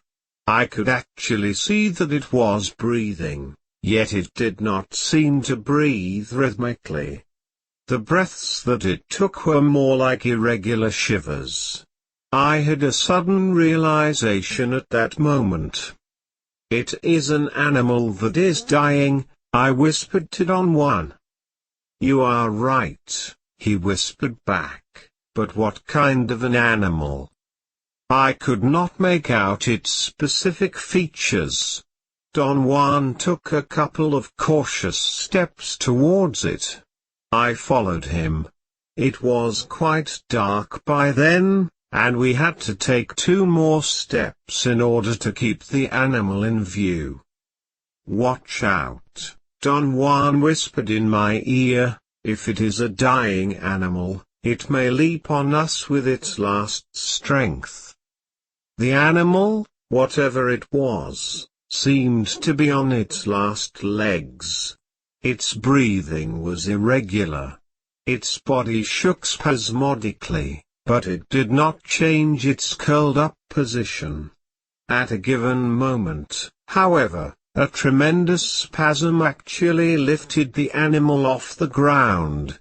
I heard an inhuman shriek and the animal stretched its legs. Its claws were more than frightening. They were nauseating. The animal tumbled on its side after stretching its legs, and then rolled on its back. I heard a formidable growl and Don Juan's voice shouting, "Run for your life!" And that was exactly what I did. I scrambled towards the top of the hill with unbelievable speed and agility. When I was halfway to the top, I looked back and saw Don Juan standing in the same place. He signaled me to come down. I ran down the hill. "What happened?"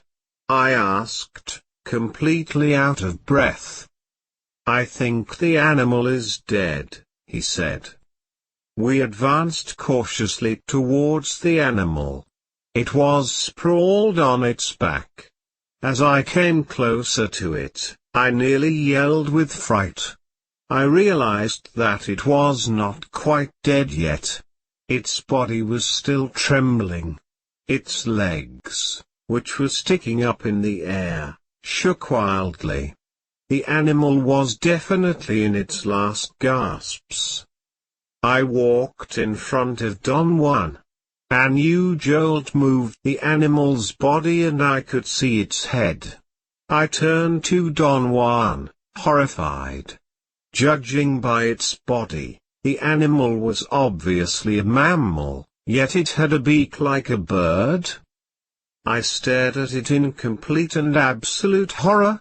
My mind refused to believe it. I was dumbfounded. I could not even articulate a word. Never in my whole existence had I witnessed anything of that nature. Something inconceivable was there in front of my very eyes. I wanted Don Juan to explain that incredible animal, but I could only mumble to him. He was staring at me.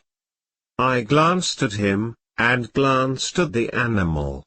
Then something in me arranged the world, and I knew at once what the animal was. I walked over to it and picked it up. It was a large branch of a bush.